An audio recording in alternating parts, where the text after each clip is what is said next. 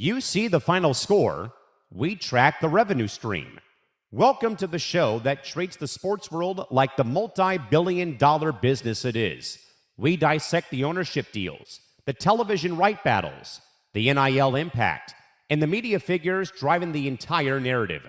From Wall Street to the locker room, we follow the money and the people who control the message. Welcome to Press Row, the business of sports, right here on the Empty the Bench Network. Now, here's your hosts, Callan McClurg and Nick Morgasen.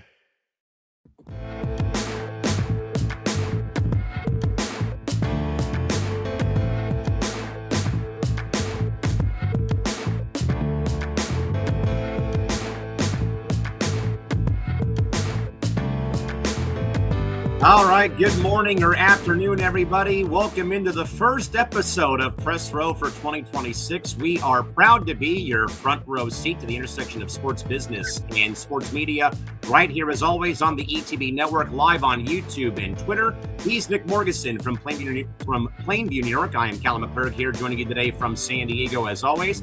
Make sure you are following us on social media. We are now on social. We're at Press Row ETB across Instagram, TikTok, and Twitter.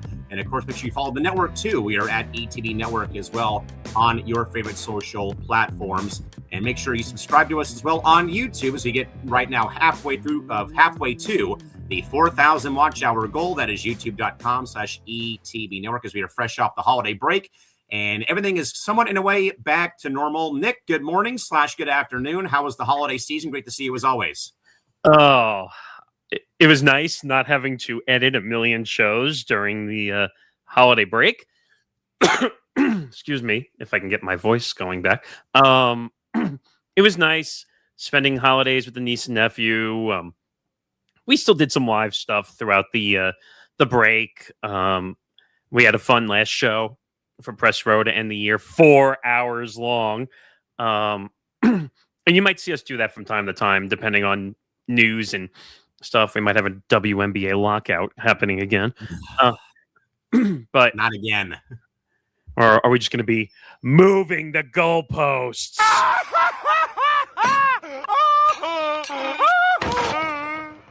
But we got a really good show for you today. We're starting off with a bang. And we have two guests. David Shepard, or is known as the Good Shepard, joins us in about a half an hour from now at 2:30 p.m. Eastern, 11:30 a.m. Pacific time, to talk about kind of what happened in the final months of Infinity Sports Network. He was there for all 13 years of the network being there. It's in the same building as WFAN, 345 Hudson Street in New York City. I was in the building, so I kind of know how the structure and the setup was. Was set up, and he's going to talk about that. He went from being a producer to a host. He did two shows on Saturday and Sunday, 2 a.m. to 6 a.m. Eastern time. Tough hours to do a show, but we'll get into the whole uniqueness of hosting a show that's on close to 300 plus affiliates around the country. You and I went off on this about, 2 weeks ago now? Yeah. How it was not really handled very professionally. What Odyssey and Cumulus and Westwood One kind of did. And he voiced his opinions. I showed you what he said on social media. Now, let's be clear. We're not looking for him to ransack and take down Westwood One Sports, which is what took over Infinity Sports Network. That's not the goal here. The goal here is kind of to just understand what happened, what's going on with the industry, and kind of just have a conversation about the business and kind of what he's up to now. He's currently a host at Sirius XM NBA Radio, so we'll get into some of that. That's at 2:30. And then hopefully Keith McPherson is going to join us at some point during the show. If you know the name, he's been on WFAN in New York. He also did social media and some other content for Jomboy Media. at some point, and he's been on MLB Network. So we're going to get into kind of the WFAN side of things and talk about New York sports media and all that stuff. So we have quite a lineup of guests to bring in the year 2026 with a bang, as you would say. And I'm already working on guests for the next couple of weeks too. So we are going to get you off to a start. I told you at the end of the year, the plan is to get people on from the industry who are sometimes even smarter than we are to make us look better on this show. Yeah, I mean, pretty much that is the plan. But again, folks, yes, David Shepard, Keith McPherson today. Again, Keith will be probably in earlier than we probably expected. Again, he's got a sick animal on the property. I mean, Sick kid. Yeah, with his kid being sick. So, but David Shepard, that was coming up at the bottom of the hour. So, Nick, let's not delay any further. And the ongoing zoo involving sports media right deals with local TV continues to spiral out of control. As once again, Nick, within the last 48 hours, Fanduel Sports Networks once again missed another scheduled rights payment to the NBA franchises they currently have, has once again re-sparked concerns about the RSN model's long-term viability. DAZN, once viewed as a potential savior or perhaps consolidator for the RSN space, is now reportedly reassessing its exposure and commitments. The story sits at the intersection of cord-cutting, ballooning right fees, and leagues quietly preparing for a post-RSN future. But of course, Nick, the NBA's tolerance, though, for missed payments is particularly notable given upcoming media right negotiations. Leagues historically protect broadcast partners at all costs, but the patience may be thinning and wavering as franchises depend heavily on guaranteed local revenue. Nick, the burning question, is the RSN collapse now basically unavoidable, or are the leagues still propping up a model they know is already dead? I mean, why are we even bothering at this rate right now, if you ask me?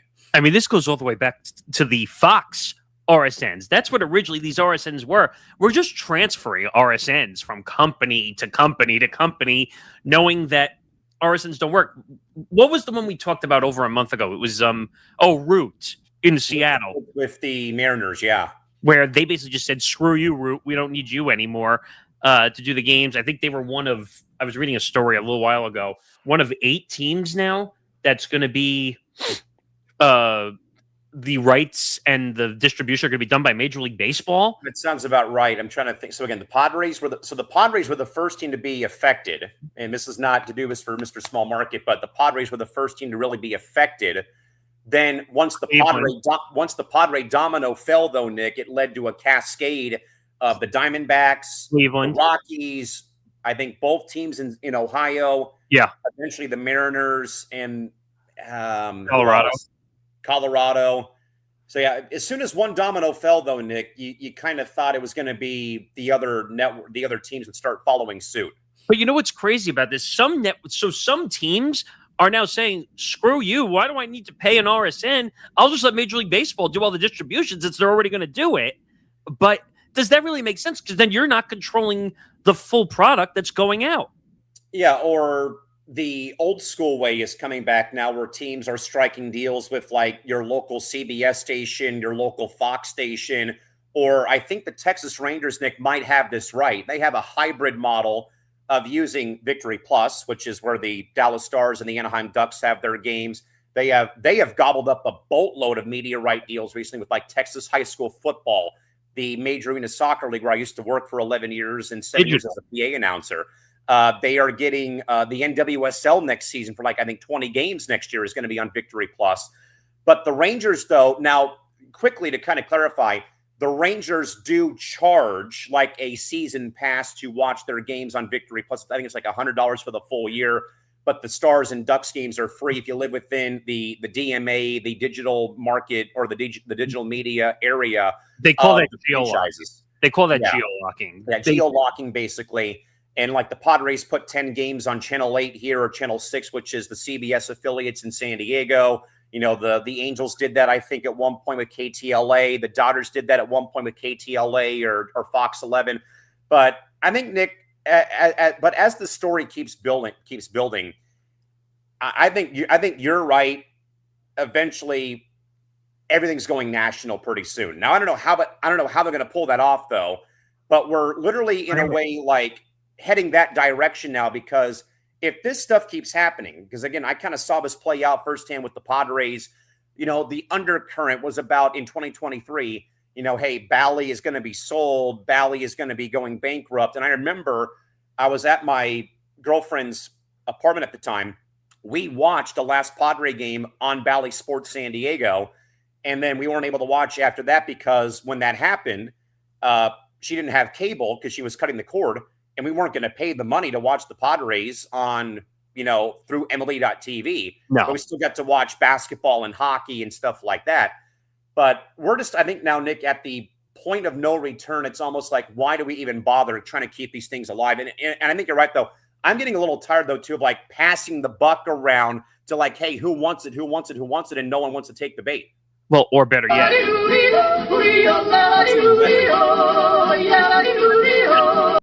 they keep climbing the mountain and eventually they're going to fall off with these RSNs. It doesn't make sense. The RSN model is dead. Where you asked in the question, is the RSN collapse now unavoidable? Or actually, you want the real answer? The answer is both, actually, in this scenario. Because is the RSN collapse now unavoidable? Yeah, it's now unavoidable. I think it's been inevitable since Major League Baseball began losing right deals. It's not just them, though. I know, but like the NBA, the NHL is going to be heading down that rabbit hole pretty soon, too. But I would also agree that the leagues are still trying to prop up the model, knowing that it's dead, because they want to dry it up for every last nickel and dime that they can get. Here's the other thing that we've discussed many times when it comes to the RSNs. So New York, LA, or not necessarily RSNs, but local channels. New York, LA, Boston. Philadelphia, Chicago. Those are going to survive because those are major markets and people are going to watch their sports. In New York, you have Yes Network and you have SNY, where people are going to watch baseball. Yes Network is never going to die. First of all, it's owned by the Yankees. It's let me take that back. It was owned by the Yankees 100%. Now, Fox and I think Amazon has a piece of it now. Yeah, because the Yankees play half their games on Prime Video now, don't they? It's not half yet, but the plan was like over the 4 years that eventually that number was going to get higher and the Yes Network games were going to go down lower, which if it gets to that point, if the Yankees are not on the Yes Network for at least a half percentage of the schedule, what's that? It's almost like, what's that telling you if the almighty Yankees are splitting games between Prime Video and adding more and more of the piece of the pie is going towards Prime Video? It makes me think that the Yes Network is not going to be worth anything because, again, and this is a dopey question, but what does Yes stand for? The Yankees Entertainment Station? Yankees Entertainment and Sports Network. Close enough. But my point is, the Yankees are the Y in Yes Network. It was made by the Yankees because they didn't want to be on a network or an RSN. Now, Nick, if I could stop you for a sec, how would you compare the Yes Network, for example, to MSG Television, where they have like every team not named base or every league not named baseball? Knicks, Rangers, Islanders, Devils, Sabres are on their platforms. Well, it's still owned by James Dolan and MSG, the Garden and all that stuff. The Garden, yes. So he owns all the rights to everything that goes on. Not the teams necessarily, but he owns the network. Remember, there was a huge fight over the rights battle, and James Dolan was the only one who voted down the huge NBA deal when it came out with Amazon and NBC and ESPN. I remember that happening. Because he's the last one in a dying breed that says, I'm not giving up my MSG games to be on Amazon or to be on NBC. Which, to be honest, I don't blame him because he owns a network that has a lot of content on it, and it was originally worth a lot of money. He should have sold it, in my opinion. But which in a way shocked me that we even had a story that the Red Sox and Dodgers actually said we would be for a shared TV model with the rest of Major League Baseball. I'm like, I don't know if I fully buy that because especially with the Dodgers.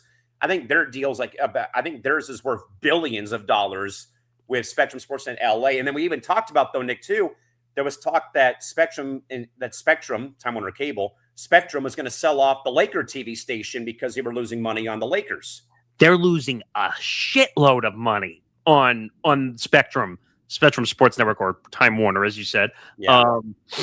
Because they were hoping that they were going to get a boatload. I mean, should the Lakers really be complaining because they just got a $10 billion valuation on their franchise, which they didn't even sell the whole thing off, by the way? They sold that part ownership of the franchise to the Dodger ownership group. Because I think by law or NBA bylaws, to be an owner, you have to own at least 15% of a franchise. So that's why they didn't sell off the entire thing.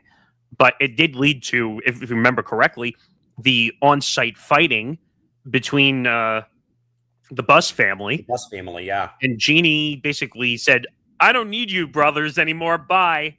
And yeah, because we were on air when we found out that the other two brothers had resigned from their position to start like their own new capital investment group in a way for sports. I don't blame them, though, because sports can be a little volatile at times when it comes to ownership in the business. Is it hot? Which by the way is a good tease. Coming up, I believe, either next month or in March, there will be a small market edition episode about families owning franchises, because I've seen it firsthand with the Padres and their ongoing battle to sell the franchise. We'll talk about the Broncos, the Texans, Padres, the Dodgers' ugly divorce with the McCourt family in 2011. Keeping the parking lot. If you remember, that was a whole lawsuit. Yes, I do remember that. Because he's like, you can take my franchise, but you can't take my parking lot. And then I think they had to work out a deal or something on. By the way, it still has a working gas station in the parking lot too at Dodger Stadium. That's kind of smart, though, if you think about it. Union 76 has sponsored that team since they came out here in 58. But that's kind of smart, though, so that cars don't break down or the inconvenience or whatever. That's especially when you got to sit in LA traffic heading home after a game's over if you leave early. That's kind of convenient if you think about it. But long story short, I think the answer is yes to both of these, because the NBA is trying to prop it up. MLB has been dying on this sword for how many years now? And who knows about the NHL? I mean, I'm kind of glad the Ducks got off of FanDuel, SoCal, and West, for the simple fact of now I can watch games on my phone for free. It's not part of the cable package. Yeah. I mean, here's the thing. What you said about Victory Plus, that's the new model for sports, where everything's going digital. You asked before, how are they going to make all these games national?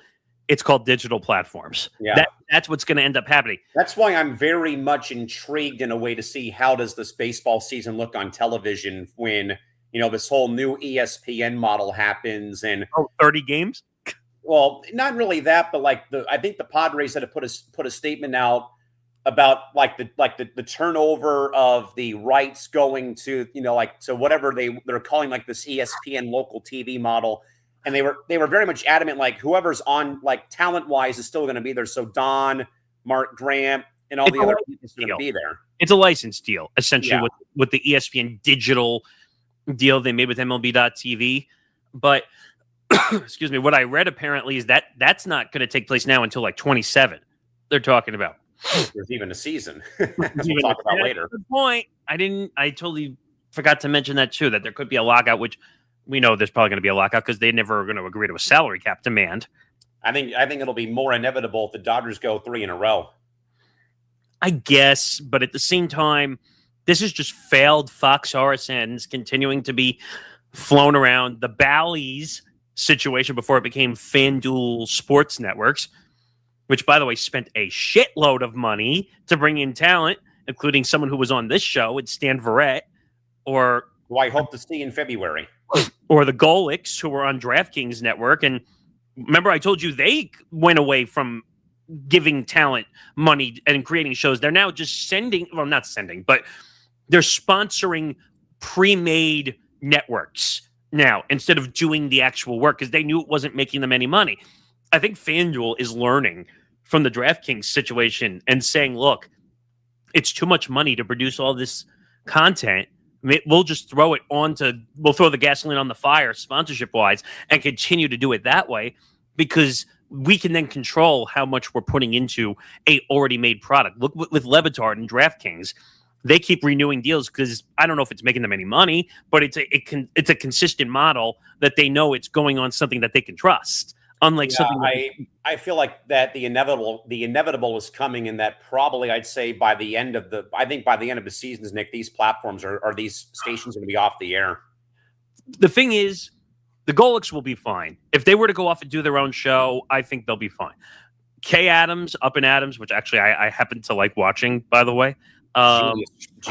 Genius show name, by the way.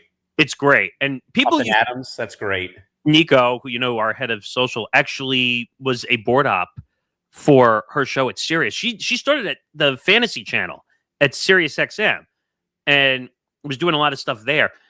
People think she's just like I hate to say this, but like a ditzy, like she doesn't know anything about sports. That was the reputation she had gotten originally. She actually knows football very well. She's very good at what she does. It's kind of like the stereotypical response to Mina Kimes being on NFL Live or Laura Rutledge being on NFL Live. Like, come on, people. And like, she gets all the big interviews, which is impressive too. She's had Kevin Durant and James Harden on the show. I don't know if it's just a football show or not. I don't know if that's the premise. I think she's more into football. I think that's why it leans that way.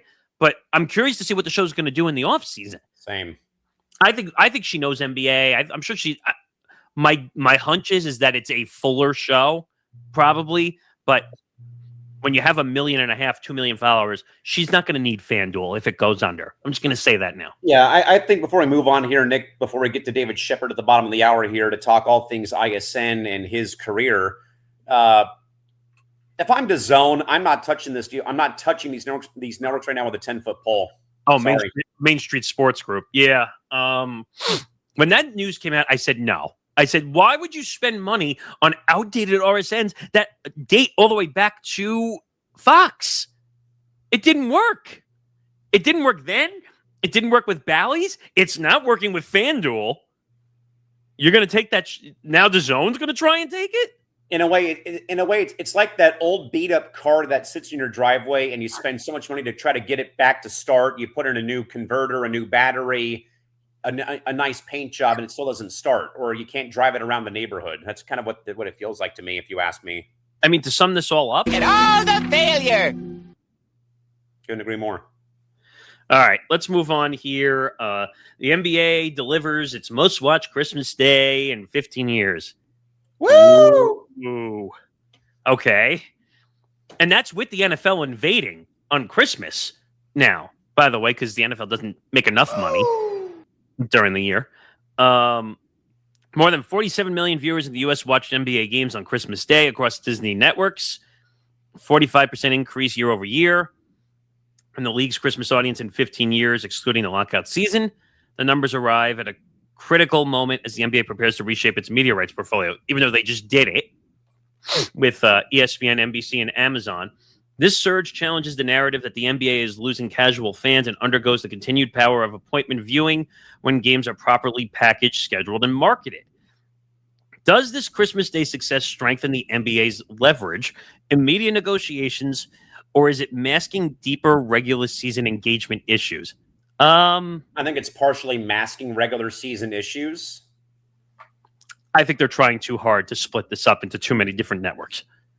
Yeah, I would agree with that too. I mean, because, I think, Nick, a lot of people usually say that they won't watch basketball. I think Johnny and Nick said this a while back on MTGP, that they don't really care for the basketball season till Christmas Day or once the calendar turns, though, for March Madness, for example, because you're consumed by the NFL, where I'm the total polar opposite of everybody on this platform and this network, where I'm, anything but the NFL is fine for me.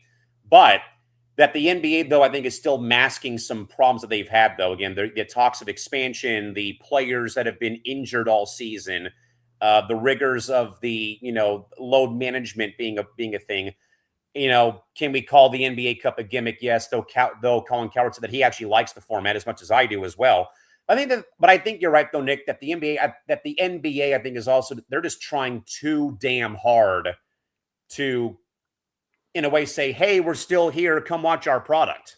I mean, the Emirates Cup situation where they tried so hard to get originally Amazon or Netflix And eventually they ended up putting it on on ESPN for the first year. Then they put it on Prime, and then they started putting, and I think every game was on Prime Video for the NBA Cup, minus I think one Tuesday night, I want to say. Now, our next guest can talk more about the NBA more than anybody since he's on NBA radio. But I'm curious to see what his thoughts are on the Emirates Cup. I can't watch it. You're a fan of it. I can't watch it. It's too confusing for me. Like, what's a cup game and what's not a cup game? I get it. I know the NBA floors, all that nonsense. But when you look at the schedule, you can't tell the difference. Yeah, I mean, you can't, other than that teams will note it in the schedule. Like, hey, they'll put like the cup logo next to it, or they'll have a different color on the schedule that it's this or it's that. Again, I personally, again, like it. I like the idea. Again, I think more about player 13, 14, two-way contract guy more than the superstar guys. And that's like that's the fine. Only, yeah. That's totally fine. Because those guys are making between $500,000 and $700,000, which, by the way, we shouldn't be sneezing about, because you and I wish we could make $500,000 to $700,000 a year. But I think those guys are more what that tournament's about, more than the Kevin Durant's and the James Hardens and the LeBron James of the world. I don't know. I still think that the NBA on Christmas Day is still special. Can LeBron and Draymond bitch and moan about having to play on it because, well, you're on two of the most well-known franchises in the NBA, either all time or recently.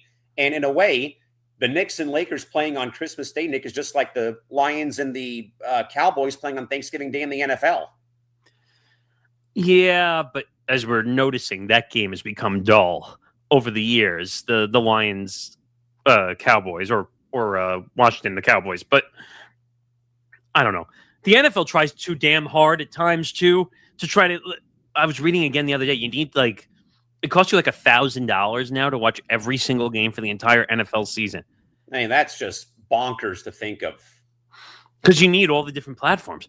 And also some of them are just on Peacock. Some of them are just on ESPN+. Some of them... correct me if I'm wrong, isn't there a game this weekend coming up only on Peacock? It's a Peacock exclusive. Where, again, that went to my point that I've had for a long time, though, about, okay, say so do we know who's playing in the Peacock game by chance? I can look that up really quick. Before we bring on David Shepard here at the bottom of the hour in a couple of minutes. Let me see if I can pull that up really quick here. Here we go. Doesn't look like there's a Peacock exclusive this weekend. Maybe the following, maybe Sunday, maybe the following week, perhaps. It might be the divisional. Oh, well, we're not going to know the divisional round yet. Well, either way, I have long believed, though, when you put a game up behind a paywall for the playoffs, and what if you go to a bar in your area and they don't have access to Peacock still? Well, Prime Video. Or even Prime Video. Bears is on Prime Video.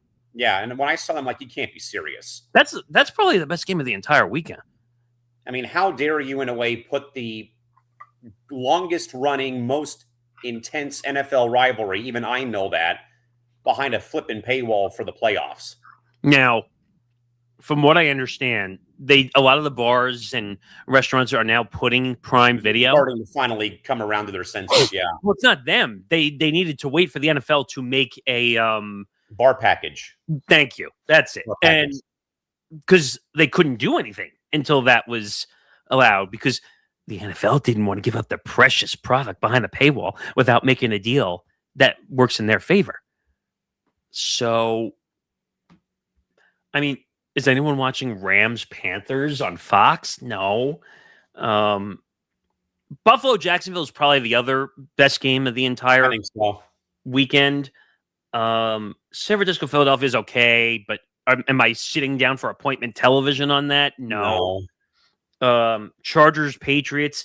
No. I'd be watching more for Drake May than anything else. If I actually cared to watch, I would be rooting for the Pats to beat the crap out of the Chargers and knock them out of the playoffs so I can laugh in Charger fan faces around town. Right. And then Monday night, which is not a bad game, Texans at the Steelers, is on ESPN and ABC. Now, a lot of times they'll boost that up for numbers' sake, but we'll kind of see what happens there. So let's take a break on that. And our guest has entered the room, which is nice. But before we bring him on, I should do proper intro so people know who he is. So David Shepard, who's about to join us, he was on Infinity Sports Network for a long time. Obviously, the network has gone down, unfortunately, and replaced. Currently a host on Sirius XM NBA Radio, which I've had the chance to listen to a lot. He's very good at it. And we're going to talk about this topic and the merger and all that stuff. But let's bring in David now. David, how are you? I'm well. Thank you, gentlemen, for having me, and I appreciate the kind words. So I guess we'll start with this. When you found out the news about ISN, what was kind of the general first reaction when you heard that ISN was going away? Yeah, it's a fair question. I was taken back. I'm still. It's been almost 2 weeks. I'm still processing this. I felt like this was us at the 11th hour, and we've been on for 13 years, and we had made a mark in this industry, and we resonated with a lot of people. And I just felt like, okay, this is someone's going to swoop in and, save the ship. Didn't happen. But I was hopeful at the time because I believe so much in what we have done, what we stand for, the kind of radio we do. And I was hoping that, someone would swoop in and save us at the 11th hour. Yeah. Yeah, David, we here at ETB used to work with a gambling partner for the latter part of a couple of months when we were on a different platform that we were able to watch games and react with fans live on the air. Sure. And obviously, ISN becomes Westwood One Sports, and then BetMGM basically comes into the fray. And Nick and I have talked a lot about the kind of the infusion recently of gambling partners coming into the sports media landscape. Again, we had a partner for a bit that left California, where I live. They left New York recently, and obviously, my state has very much handcuffs. Very iron fist style gambling laws in place when it comes to sports prediction markets and wagering. But David, probably, does it seem though, in your opinion though, that we are perhaps, or that maybe corporations, radio, TV, they're kind of in a way over-indexing gambling at the expense of traditional sports talk, like you guys did at ISN for those 13 years that you were there? It's a very valid question. It's a question that seems to be answered on their end, right? With what has trickled, what has transpired. Look, that's not my kind of radio. I'm not saying it. There's not an audience for it or a desire for it. Of course there is, and I'm not downplaying it or poo-pooing it. But I think there's room for both. When I tune into radio, this is me personally, I don't want to, and I don't know all the terminology, but I don't want to know, a prop bet. That's not what intrigues me.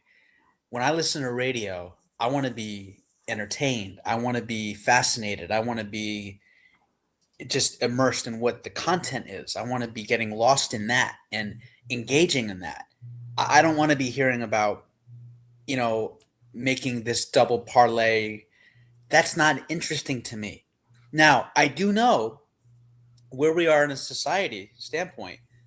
You go to any college sports team, doesn't matter what level, most of them are betting and betting on their phones. I recognize that. But I don't think we should go so far in that direction. And that's just my opinion. I definitely think there's room for both, for sure. So I want to engage the audience and talk about your show, because I was a late night listener. I watched on YouTube a lot. And appreciate you guys. Thank you. And that's a tough slot to be on from 2 a.m. to 6 a.m. on Saturday and Sunday.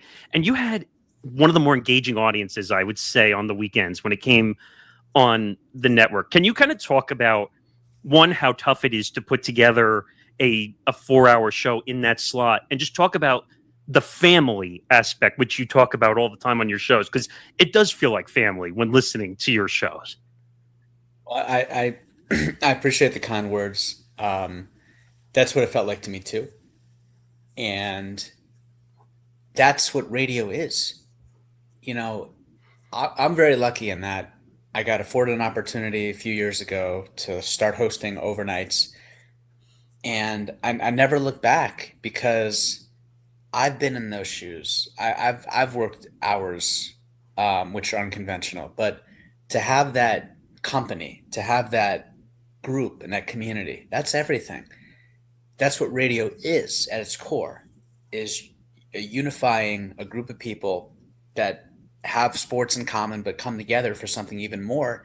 And that's friendship, right? That's connection. That's what we're all aspiring to. I don't know how much you guys are familiar with WFAN. I know you're both savants in the industry, but what Steve Summers used to do overnights, I mean, that was appointment listening because you felt instantly connected to that community. And the nice thing about 2 to 6, it's why I was happy with the time slot, was because you clear all the affiliates. So you're the only show in town. There's not, and you guys know, as the landscape is shrinking and as shows unfortunately are, being eradicated, you know, you clear so many more markets because a lot of stations don't have overnight shows. Westwood One, they don't have an overnight show. They got a show from I haven't listened to any of their content. 11 p.m. to 3 a.m. and they repeat from 3 a.m. to 6 And a.m. then they repeat. And then they repeat. Now, I'm not going to comment on their programming. That's their business. It's their right That's to fine. do what they want. For sure. But I as a listener, me personally, I want to go live. I want to hear what's the latest. That's the intimacy. That's the magic of talk radio. That's why Infinity and CBS was so special, because you knew you were never getting something on repeat. It was always live. It was always up to date. It was always fresh. It was always organic. And that's why it was a family atmosphere, because we were live 24/7. Yeah. Yeah, and I mean, out here on KWFN 97.3, the Padres flagship where I live in San Diego, Sure. I could count on the good Shepard on the weekends. I could count on Amy in the evenings after Yes. the Padres were done playing, or I'm getting off work. I work as a public address announcer at a D1 college. I work in minor league hockey. I do a lot of, other media obligations in town here in San Diego, and I could just count on that being on, count on you guys being on. But I guess, Shep, maybe if you have a chance, maybe talk a bit about what got you into the industry. Obviously everyone had, the voice that they grew up with. Mine was Ted Leitner, Padres, SDSU basketball and football for all those years. Sure. But what kind of got your motor going to pursue the, sports media and of course getting into broadcasting, or in this case, announcing in general though for sports? Yeah. So I think that for me, I always loved sports, right? I grew up on the East Coast, watching the Knicks and the Yankees and the Rangers and the Giants. And, I was a kid of the 90s. So Michael Jordan was it. He could fly. Being bald was cool. Who would have thought? Right. So there was magic to the Cowboys and 49ers. There was a pizzazz about it, Neon Dion, prime time. Sports was special, seeing and hearing Bob Costas on NBC. That was magic. And his ability to add to a broadcast and not take away from it because of histrionics or over announcing or overindulging. And I did a show in college. I didn't go to a Syracuse or a Fordham or a Northwestern. I went to a school in Bucknell that had no sports talk radio chops, and so the opening was there for me from day one. And I just was able to say things, and when you say things and people respond to it and value what you have to say, that's everything. That's everything. When you have a voice, when what you say matters, no matter how big that audience is. San Diego is an unbelievable market in sports. And Ben Woods, am I getting that right? Ben Woods is still on the morning here. Right. Yes. And then and Tony Gwynn Jr., he does a show.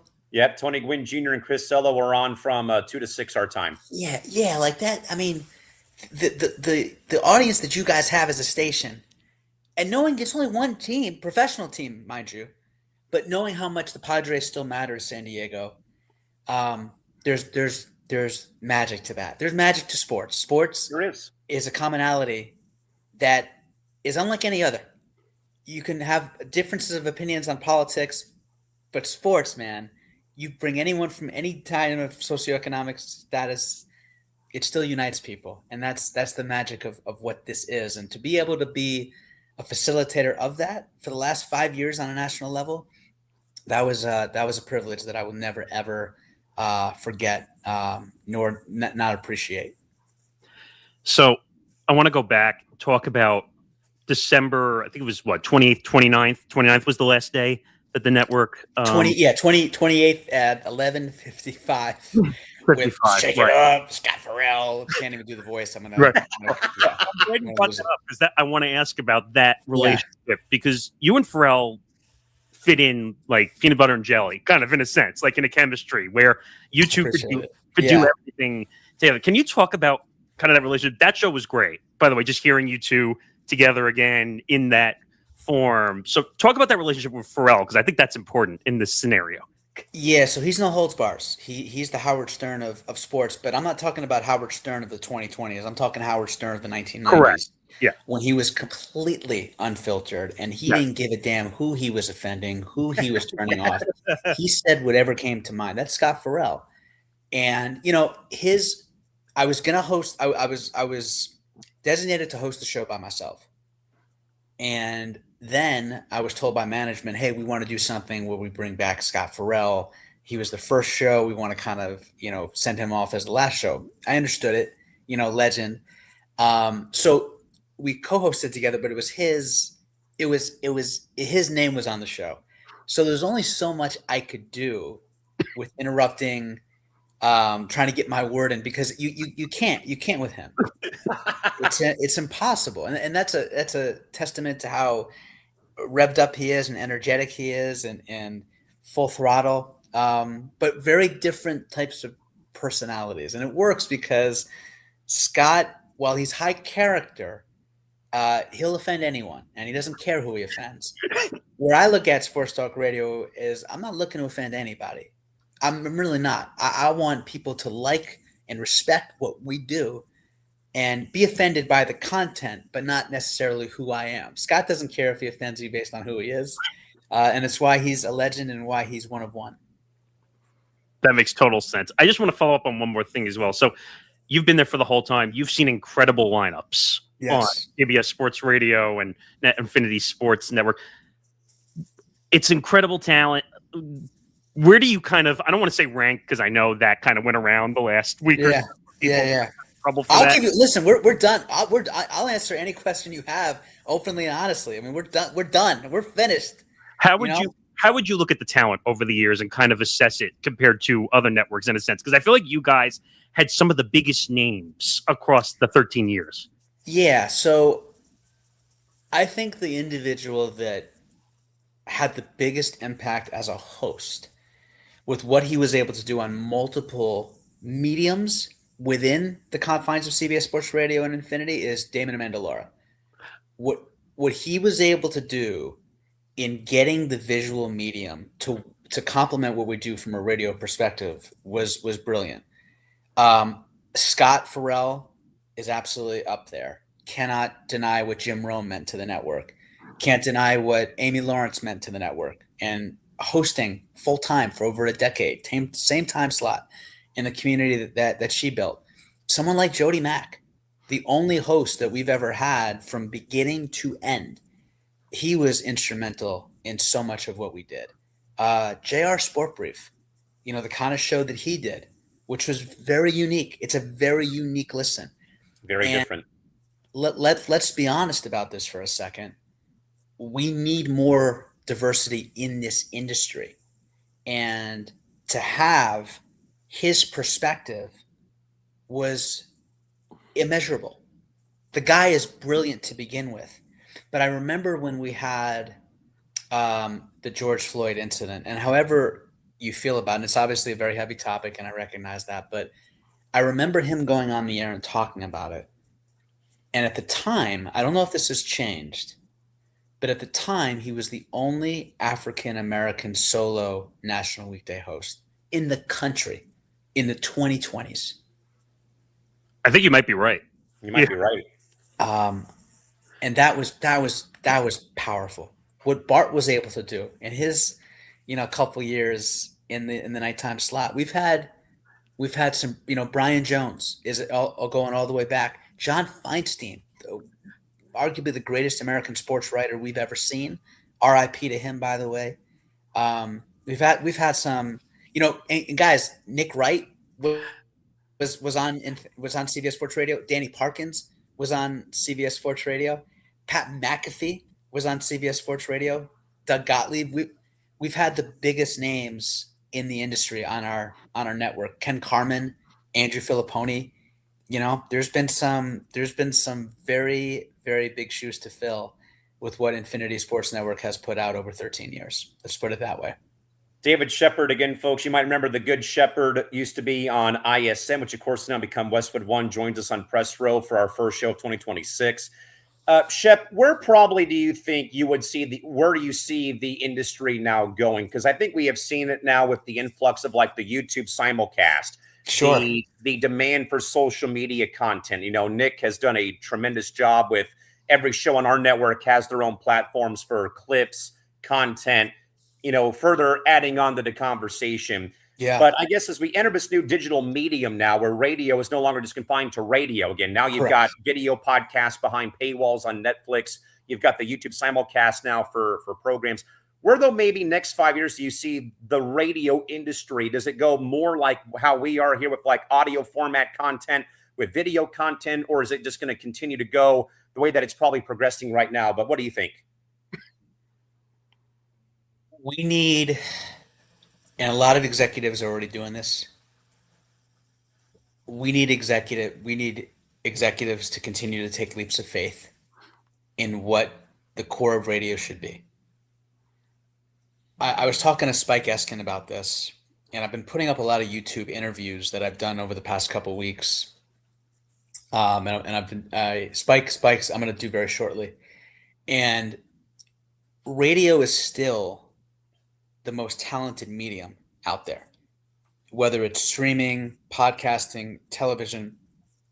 And that's not to say that there's not amazing all-time great podcasters and YouTubers and television hosts and et cetera. But radio, what you guys are doing right now, what we're doing right now, there's no script in front of us. There's no copy that we're reading from.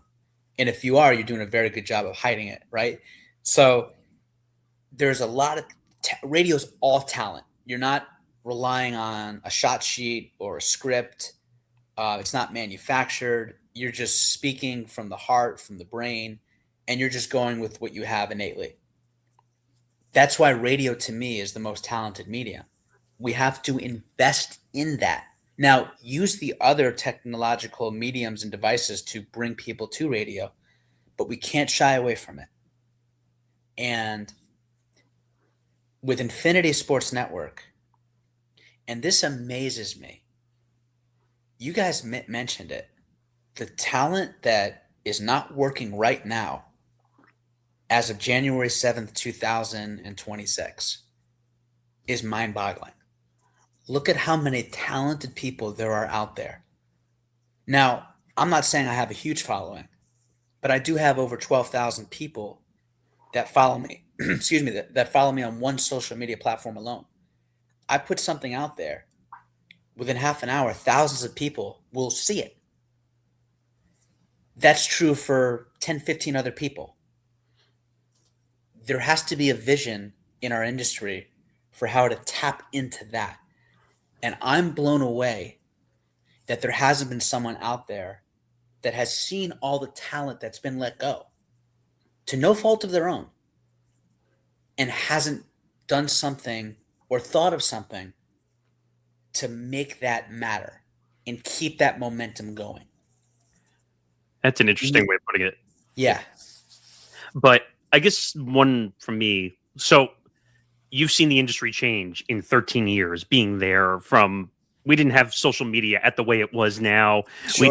We didn't have direct contact with everybody on air.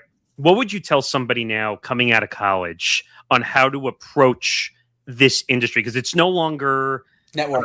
It's network. Exactly. Meet as many people as humanly possible. This is a relationship business, and it is not. There's always going to be a Bob Costas. There's always going to be a Dan Patrick, who are just immensely talented and undeniable. But so many people get their opportunities and get looks because of friendships, connections, and relationships. Network with as many people as humanly possible. Keep in touch organically, and then allow the career to take care of itself. That's an interesting way of putting it. And I saw you put a message out on social media that you're going to be doing your YouTube channel and putting stuff up there. Is the plan to continue to do like what you're doing or what you did on ISN with the show, interviews, other stuff? Because like we'll talk about for the last couple of minutes just that you're on Sirius XM NBA Radio, and we'll get to that in a minute. But what's kind of the plan there with the YouTube channel? Yeah, no, it's a good question. So every day I want to be putting out something. Every day I just want to be putting out something that's relevant. You may see some throwback interviews, you may see something, but I want to make sure that what we built at CBS Sports Radio / Infinity Sports Network doesn't dissipate and it doesn't die, because I'm very proud of what we did, and I don't want that to go all for naught. So I would encourage any host, based off what we have done over the last 13 years, seize this opportunity. Strike while the iron's hot. We still got people that are interested in what we have to say. 5 years from now, we don't do anything. That may change.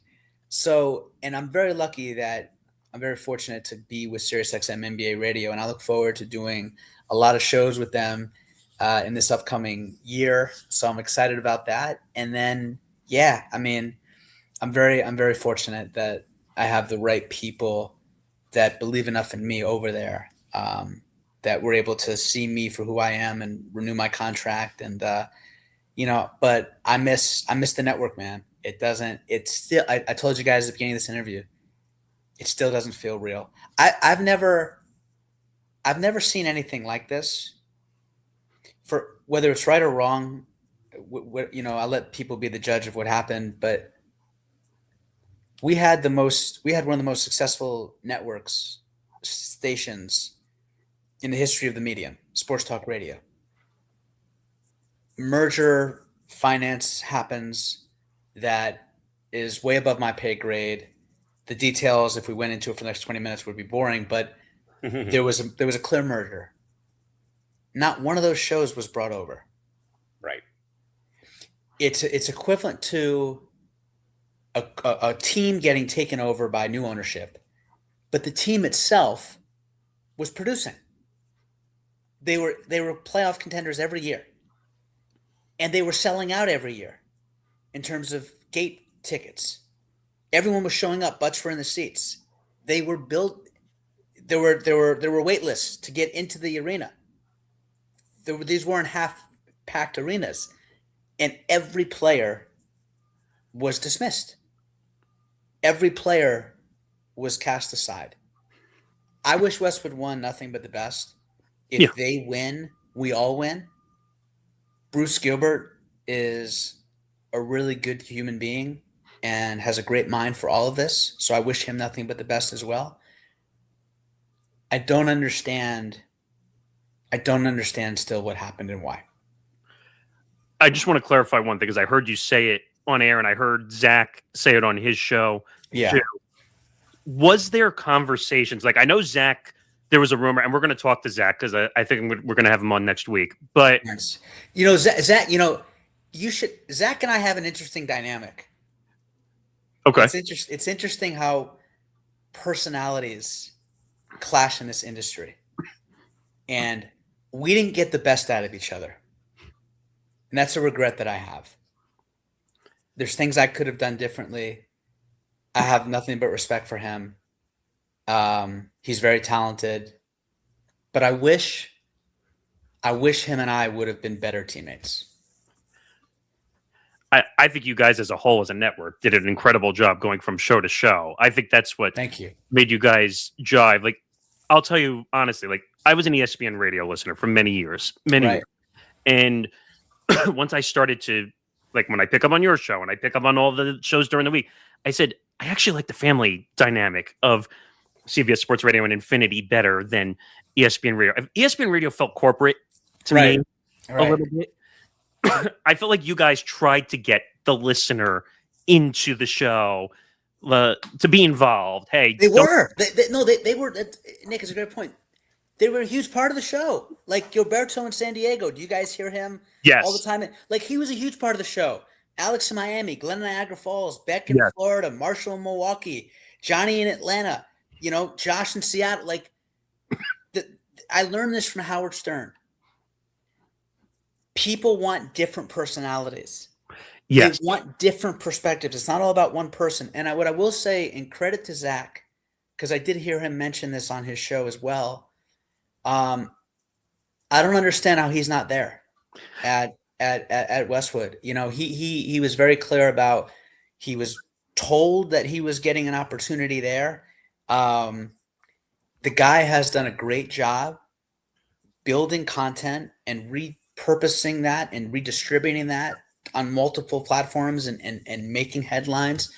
I'm honored to have been Zach's teammate and colleague. I just wish we got along better.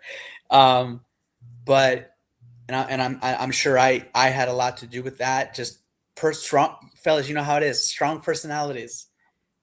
We're both very strong personalities, and but he did it. But I was honored to be his teammate, and I look forward to what he does next. And he's gonna be a great asset wherever he lands. That's for sure. The final one for me, and I'm not looking to push when I keep asking this, but how close was the conversation? Because I heard you say on air, like you said, you had a conversation with Bruce about possibly doing a show, maybe even on the weekends. Was that ever a possibility, or was that not really? Yeah. I can't speak for Bruce. My takeaway when I spoke to him was I had a good shot at a full-time weekday slot because of what I was able to do on every Saturday and Sunday, get the kind of numbers that I got. I was successful at Sirius XM NBA Radio, brought that element to the table. And I thought I had a really good shot at getting full-time. Maybe really good's a strong word. I thought I was absolutely being considered. And there was genuine interest on his part in terms of me being a finalist for a full-time role. Now, that didn't happen. And then to not get anything was surprising, because that's not how our conversations went. That's not the tone of it. That wasn't the interest level that I got from Bruce.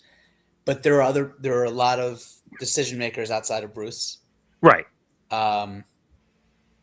Again, it's obviously disappointing, but that's the reality. They had every right to do whatever they wanted in terms of who they hired.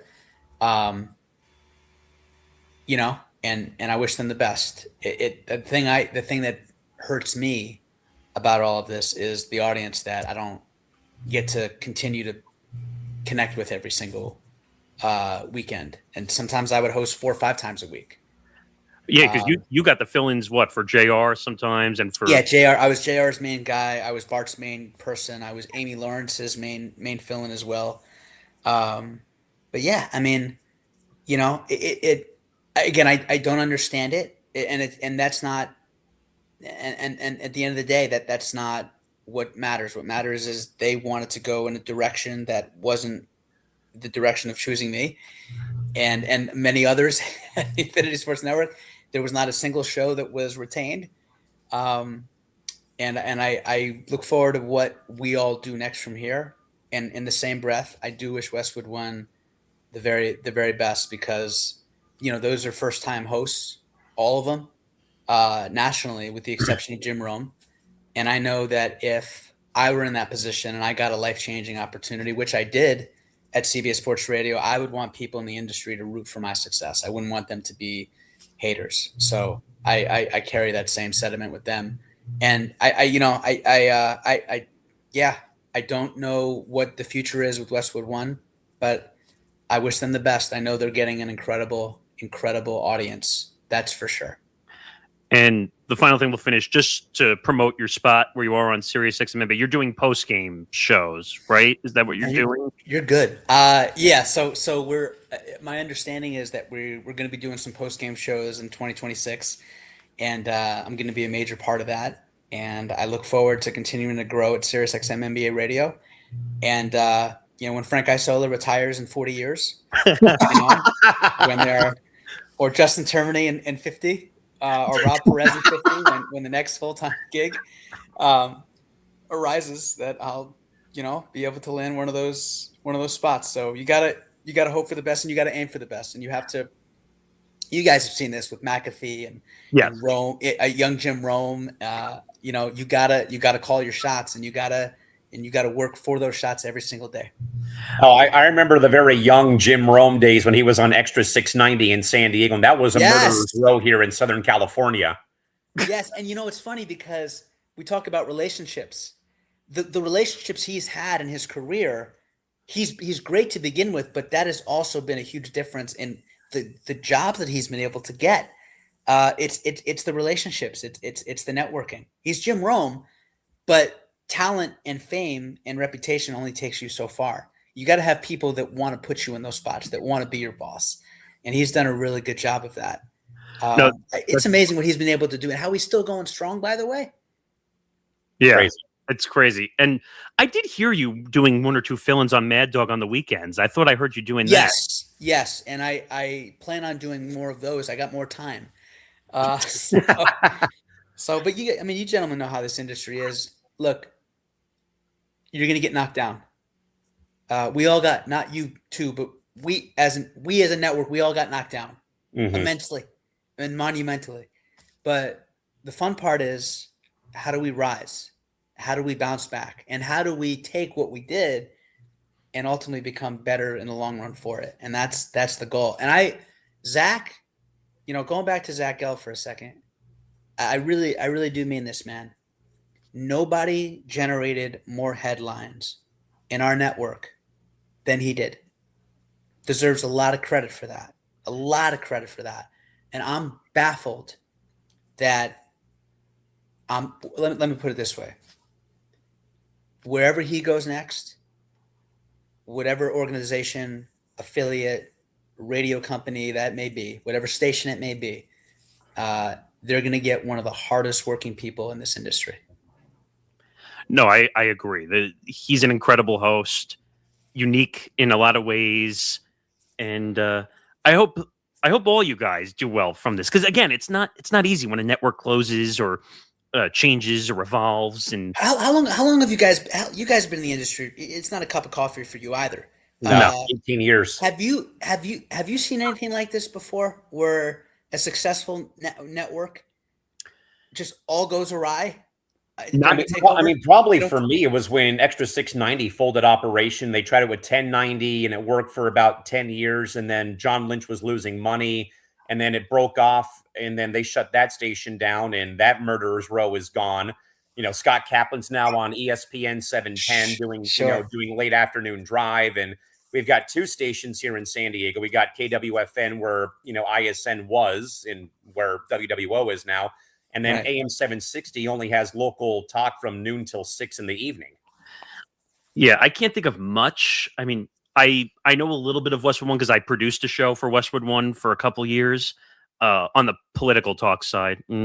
But I'm more of a sports guy, but that's how I got my foot in the business. But I can't think of anything like this where a national brand. Nationally, no, not that I can. And none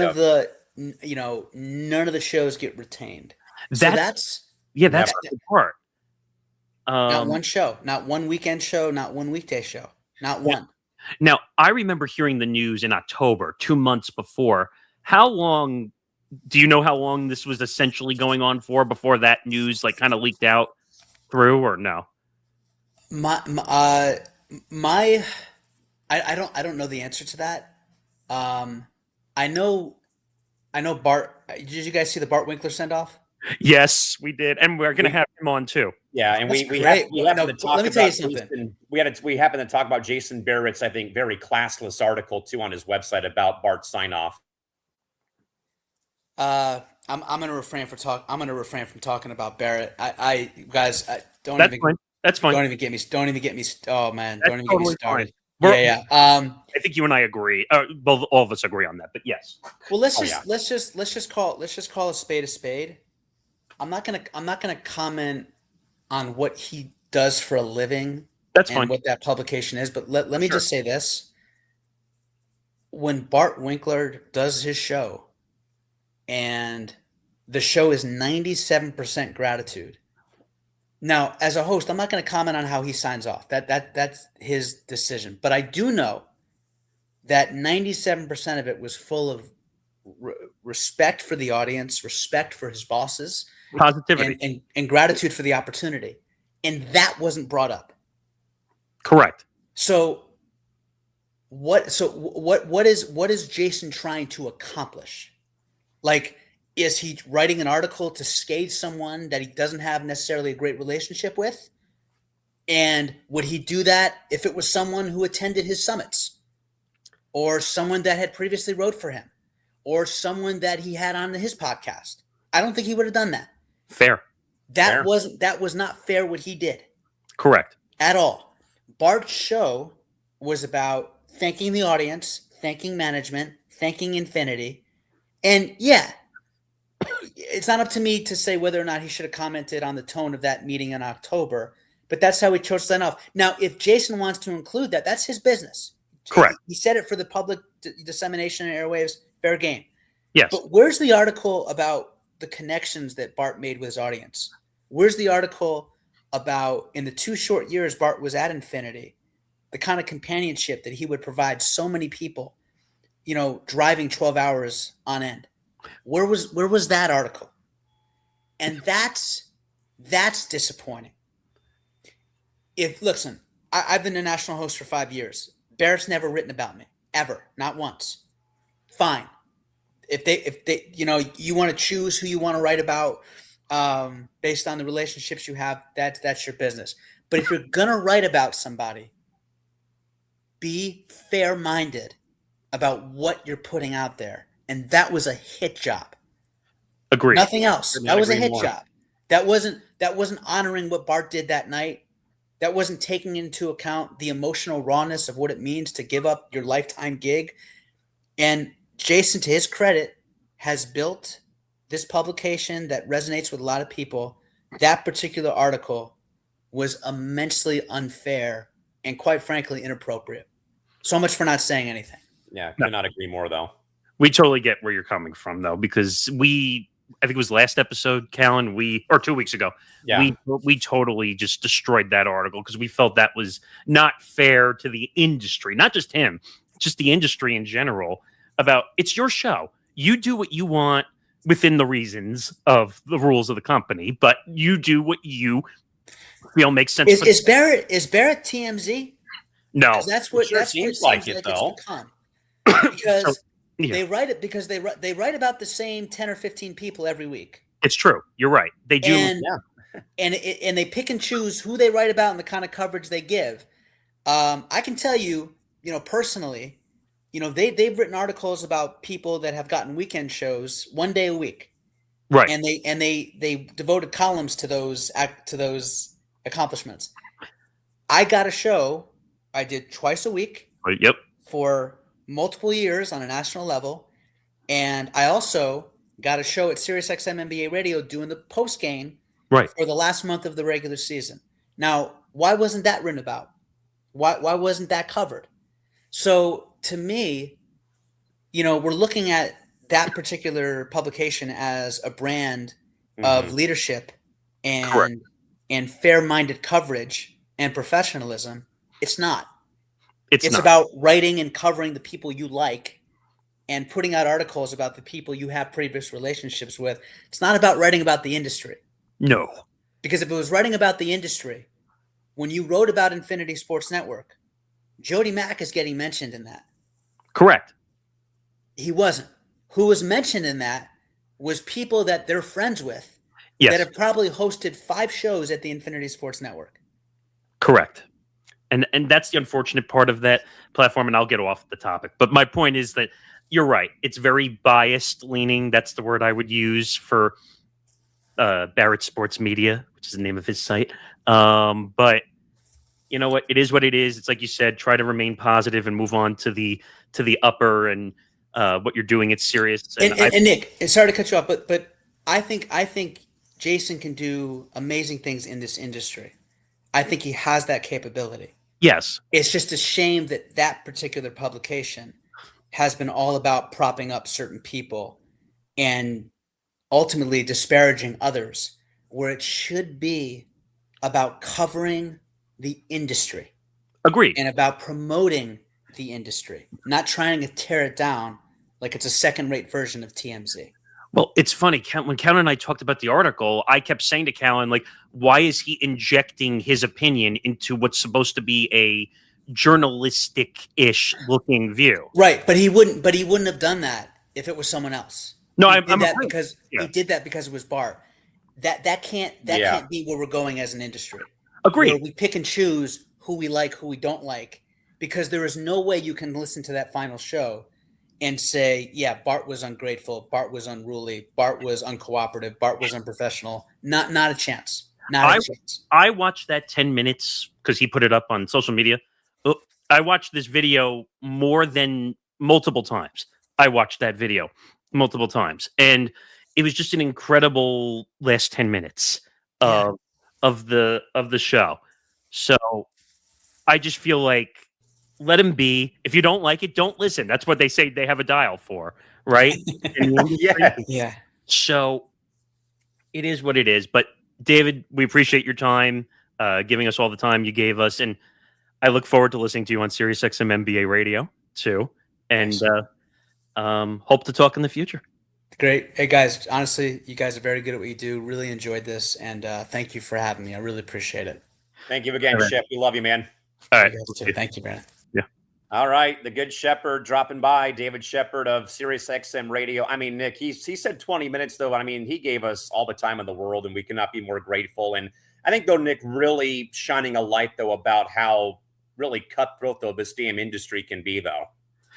No, it is. It's a tough industry to kind of live in. And you know what? We just got to work harder to be more positive in this industry, because if we don't, then we're just going to run into this part of the industry where gambling unfortunately takes over. And by the way, I think he nailed that last part to a T on not a doubt. And by the way, I just want this to be clear to the audience so that when people go back and watch the show and they say, well, you guys don't like Barrett Sports Media. Did you tell him to say all that stuff? No. We did not tell. That was passion. That was opinion. That was his thoughts on how. And by the way, I think he nailed that to a T. What he said about Bart's stuff. Yeah. Wouldn't you say? Oh, 1,000%. I mean, I don't think he stuttered. I thought the comparison to TMZ was actually pretty accurate-ish. I mean, because the article kind of came off like it was. And I think he's right, because how many articles have we seen on Colin Cowherd, on Barrett Sports Media, or because he's got a relationship with Colin, come on, because he used to work some ESPN management stuff. What are some of the articles we would see on there? Like from names that... Right one about Beadle and Smith having their issues too? Oh, Stephen A. Stephen A. is always going to be an article on that site. Always. Like, I'll quickly pull up and then we'll move on. Which, by the way, thank you to David. He gave us way more time than I expected, which is nice. We appreciate everyone who comes on this show and is willing to give us time. Like, I'm looking at the front page right now. By the way, a quick heads up. Don't forget, we will be having Keith McPherson joining us a bit later in the show, too. So don't go anywhere. We got plenty more coming up with one more guest later today. Hopefully, when I find out more, I'll let you... Oh, he said he could do 5. Can we push to 5? Sure. All right. Well, so you're going to get an extended show today. A little bit. 5 o'clock. Because I want to make sure we get this interview in. But let me just respond back to him. Okay. So overall, how would you sum up kind of his ISN journey a little bit. I mean, I would feel the same way. Like even 2 weeks post-mortem, it still doesn't feel real that you're no longer a part of the platform like he is. His journey is incredible because he's worked with many titans in this industry. CBS Sports Radio and Infinity Sports Network had some of the biggest names in the lineups. You had Jim Rome, you had Doug Gottlieb, and then from now, Zach Gelb and JR Sport Brief, who, by the way, like you heard him say, he's a unique guy in the industry. That's for sure. Working with Amy Lawrence on the overnight hours, which are tough. Him doing a show from 2 a.m. to 6 a.m. on Saturday and Sunday morning. And by the way, he pointed out something which most people, if they don't know the industry well enough, that slot sometimes is a good slot on Saturday and Sunday early morning from 2 a.m. to 6 a.m. because you clear all the affiliates. Right, as he said. And just in case people don't know what that means, CBS Sports Radio Infinity Sports Network has a list of hundreds of affiliates. And if you look at clearances, 2 a.m. to 6 a.m., for the most part around the country anymore, is not going to have a local overnight host anymore. So they're looking to fill network programming. So that, believe it or not, it actually was in his favor because he had a lot of people listening to him around the country at that point in time. I love David. I think he's going to be great. He's doing the post-game show on Sirius XM NBA Radio. I hope he does more fill-ins. I heard him on Mad Dog a few times. But he'll be fine. I'm not worried about him in the industry. He's going to do a lot of great things. All right. But yes, we will, though, folks, be having Keith McPherson later on, right after the show ends. But he'll be on at about 5 o'clock Eastern, 2 o'clock Pacific here today. But yes, Nick, we'll get back to the task at hand. This one's interesting. But, of course, Anheuser-Busch's Bud Light made a decision to use snow from the former Buffalo Bills Stadium of Highmark Stadium to create a commemorative beer for the last season this year at the original Ralph Wilson / Highmark Stadium, which is a textbook example of experimental marketing, blending nostalgia, scarcity, and regional pride, all while generating organic social media reach. It's less about the beer and more about how brands are manufacturing emotional connection in an era where traditional ads struggle to break through to the fan base. So, Nick, is this, though, a brilliant fan-first marketing activation or a gimmick that will only work once and once only? So I'm going to get my beers mixed up because, again, I'm not a big drinker like you are. Which is the one that did the mountains? That turned blue when the beer was light. Okay. So it kind of feels like that gimmick a little bit in a sense. But this is actually physically putting the beer together with the snow. Which is that, and again, not to be a physics nerd or a science nerd, but snow is water. We all know that. So they're not really using snow. They're converting snow down into water. Let's just be. But is it cool? Yeah. I'm not the biggest beer drinker, so does it really affect me as much? What do you think, Mr. Beer Drinker over there? I don't know if I would actually want to drink it. Like I would want to keep the can or the bottle, whatever they use. I would want to keep one as a collector's item and not even open it. Like, believe it or not, in our trophy case here in my living room, my dad has an unopened bottled Coca-Cola from the 1997 Super Bowl in San Diego when Green Bay played Denver here that he never opened. Wait, really? And it's got the logo of the Super Bowl that when it was here, I think it was Super Bowl 33, I want to say that was here in 97. Wait, he was there? He wasn't there, but I think all the local grocery stores in town were selling Coke bottles or like in the six-pack. Super Bowl logo on it. Okay. That had the Super Bowl. We have beer glasses that had the last game that was here in 03 that we also have in our collection from when Tampa Bay played Oakland. So like this, though, is pretty cool.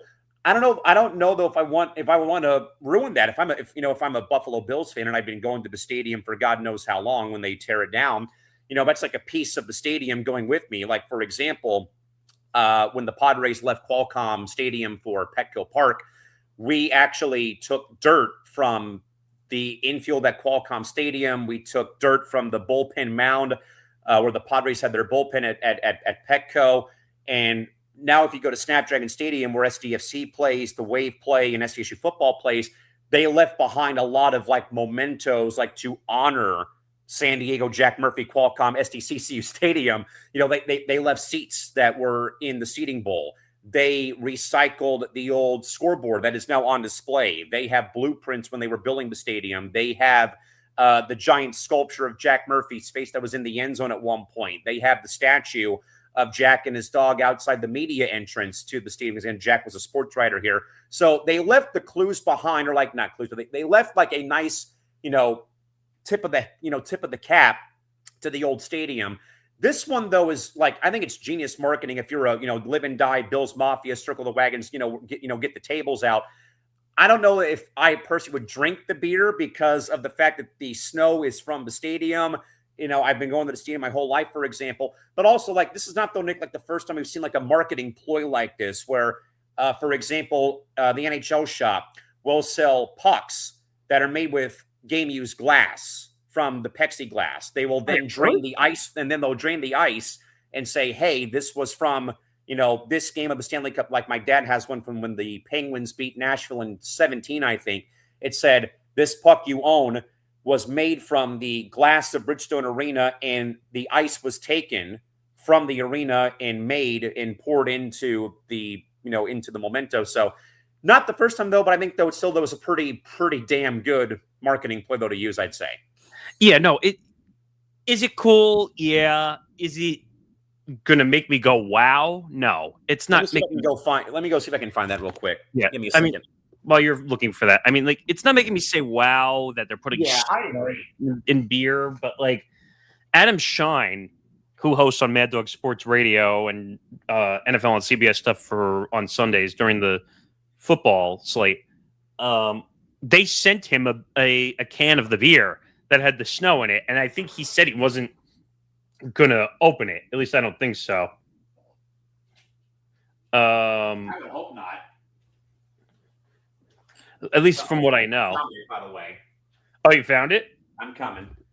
So my mom and I got this from my dad for a Christmas present about 9 years ago. So when the Penguins beat Nashville to complete their repeat of Cup victories, the league sold these pucks that actually have the water from the ice at Bridgestone Arena in Nashville when they won the Cup in Game 6. Wow. And it actually says official game-use puck, made from the glass of the arena, and then the water is the actual ice that they used at Bridgestone Arena when they won the Cup in 2017. At least they made it clear so you could see what was on the inside, too. Yeah, but that's actual water from the rink in Nashville, Tennessee, when the Penguins won the Cup in 2017. It doesn't leak or anything, does it? No, there's a stopper to it right there. Because I know, like, sometimes when you have authentic stuff, sometimes it'll leak or it'll... So imagine that this was full of snow from Highmark Stadium in your beer for Bud Light. A way. You're right. No, I'm with you. I don't know if I would drink it because I'd be a little skeeved. No, I'd rather keep it as a collector's item. Exactly. Well, no, not even that. I'd be a little skeeved to drink it because I don't know if it's actually 100% clean. But filter it, purify it. Well, that's what they do. I get that, but I don't know. Is it cool in the moment? Yeah, I'll say it's cool in the moment, but. Is it something, like I said, is it something that's going to make me say, oh my God, this is the coolest thing ever? No, of course not. It's a marketing ploy to remember Highmark Stadium for what the Bills accomplished there. Yeah. I mean, and there's four Super Bowls in the 90s, but not winning is one thing, but still. Right. And they're going to a new stadium. So obviously that's why they're doing all this stuff. But which, by the way, is not going to have a roof either, which is pretty bonkers to think, though. But it is Buffalo. That is crazy that Buffalo, of all places, where it snows and it feels like negative 25 outside, that they don't have this. All right, let's move on. DraftKings and Fanduel sue the city of Chicago. Now, if you remember a while back, we did talk about this situation where Chicago is now like charging you They're putting is it like a quarter tax on bets at the sports books? So DraftKings and FanDuel are suing the city of Chicago, claiming last-minute licensing requirements added to the 2026 budget could effectively force them out of the city. Gee, where have we heard that before? The case highlights our growing friction between municipalities eager to tax gambling revenue and operators pushing back against what they call regulatory overreach. This lawsuit could set precedent for how many cities nationwide attempt to regulate and monetize legalized sports betting. In Is this the beginning of a regulatory reckoning for legalized sports betting in major cities? Nick, who the hell knows, man? I mean, we already discussed. Yeah, I mean, we already talked enough as is about how, we brought it up, but we brought it up though, Nick, with David Shepard in our interview block, the first of two today here on PR, about how I asked him, do you believe that gambling-centric content is, fully beginning to consume the traditional sports talk ecosystem? Yes. And it is. And again, we, as we have said, had a deal with Novig for roughly 3 to 4 months before it went away because they left California. And yes, I know that my state is very much, oh, gambling. Oh, how dare you? And they then put obviously on it, as you said. And then obviously, though, that New York also was next to leave. And then we had the laughing or the yawning emoji from that dirtbag Brent Hoffman Jr. a few weeks ago, too, on Twitter after we put out our statement. You know what's funny, though? I haven't seen him say a damn thing since that's happened. But here, though, Nick, I believe that now, correct me if I'm wrong, though, didn't the Cubs build a DraftKings casino right by Wrigley Field?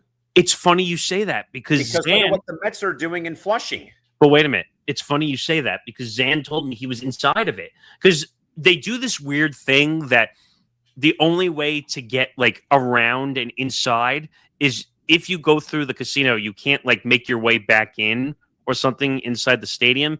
We'll have to ask him one day, but because it's technically not like full ownership by the Cubs. I think it was an arrangement deal they made. I think it was an arrangement deal between the Cubs, maybe the neighborhood, I'd say, which is Wrigleyville, and probably, and I think, and obviously the city would have to sign off on it. But he said, like, technically, if you go in the book, like, it takes you away from the stadium. Like, they're attached, but like, you can't go back or something. But now I wonder the same thing about what Steve Cohen wants to build with, the new soccer stadium going there for NYCFC, which again, they're getting out of Yankee Stadium. So you're probably like, hallelujah, no more soccer crossover. I actually like NYCFC, but I believe though, aren't the Mets though, or is Cohen also Cohen? Yeah. Isn't he also trying to build a similar type of ordeal near Citi Field or on the property? No. It's going to cause a nightmare because they're doing the thing. I forgot which team did it a couple years ago, but they're building a roundabout area around the stadium to make it one of those things. Yeah. To make it look like a almost like you don't have to leave the area to go do stuff. Yeah. And so basically they're building the casino. They want to build shops. They want to build. Oh, yes. The good old mixed-use development property. Yes.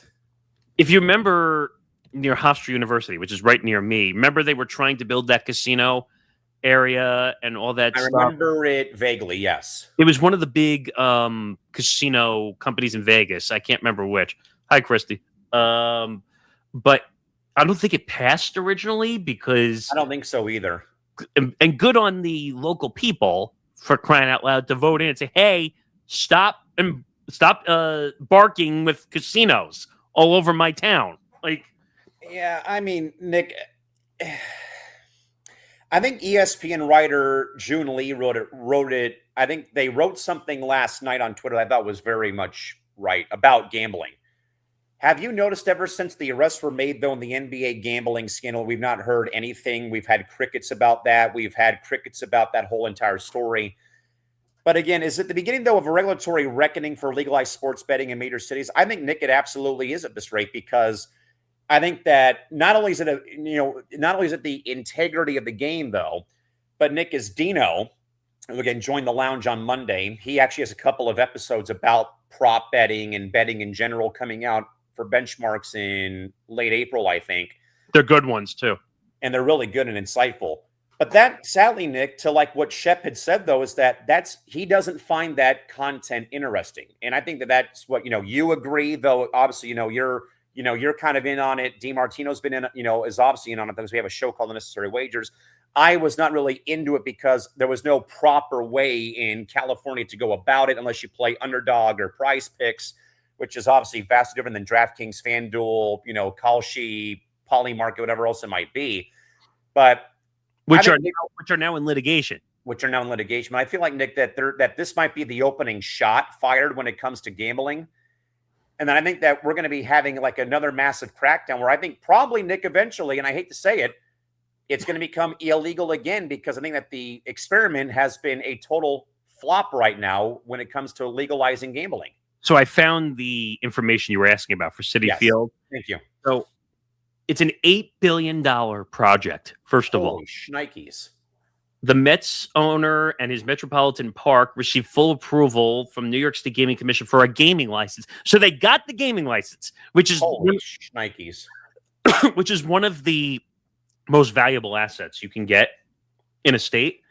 The decision paves the way for a large-scale project to be built with Hard Rock International adjacent to Citi Field. So apparently it's a deal like with Hard Rock, and they're going to have all those what's the word I'm looking for? Items and inventory. Yeah.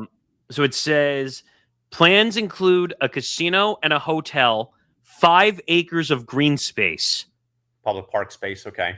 Playgrounds, a 5,000-seat indoor music venue, a rebuilt transit hub, and a locally inspired food hall, among other amenities. So in a way, real quick, there's a similar project being built in Anaheim where the Ducks play at Honda Center, the former Arrowhead Pond of Anaheim. The Samueli family who owns the Ducks, they own the Gulls, they own a bunch of rinks around Southern California. They're in the middle right now of a $4 billion project just like this, which includes a renovation of the arena to add more seats, to add escalators, better food options. But then around it, they're adding a whole entire neighborhood around the entire building.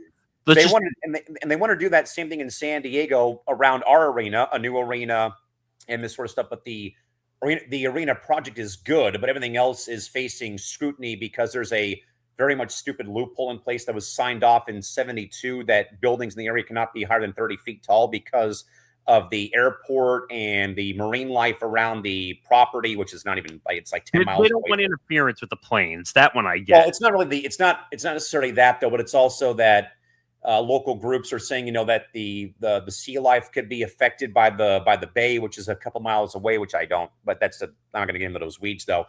But I don't know, Nick, about this whole thing, and I think that if we hear more about this, though, we may have to bring Mr. Bano back on to talk more about what it is like, though, having to go through these loopholes in Chicago. But it's not right, though. You're being charged 25 cents just to make a bet? Like, I get it. The politicians are doing this because they're going to stick their grubby little hands in so that they can get part of the action.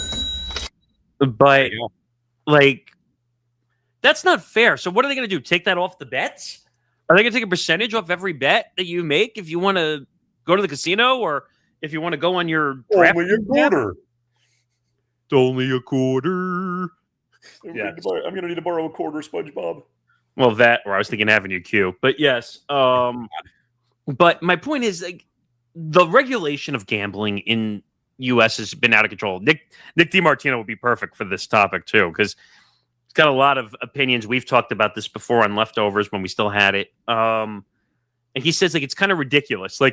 You can't gamble, but you can go drink and do all this other stuff. And people don't bat an eye to it. Like I said, in my case, it's either underdog price picks or it's tribal gaming. Or what was it? Nick D said in Florida, if you want to play roulette, you have to use gaming cards or whatever. California too. That's for roulette. It's a freaking ball spinning on a wheel. It's my favorite game, but they have. You know what they do have, and I have spent hours when I have gone to the local, the local Indian casinos. They have the table with the cards. They have a damn. You sit at a machine and it has the actual wheel and ball, and I go and make my money or lose my money there. Look at all the failure. Yeah, well, it's like I said, though, California, we're handcuffed. It's either underdog price picks or you go and play, at the local Indian, casinos out here in town. But let's move on, though. Well, go ask Will in Montana. Will Charlton, by the way, our Christy Wilson, too, who's in Montana. Right. And we have all those issues going on. I mean, come on. It's enough already with the gambling regulations. All right. Moving on.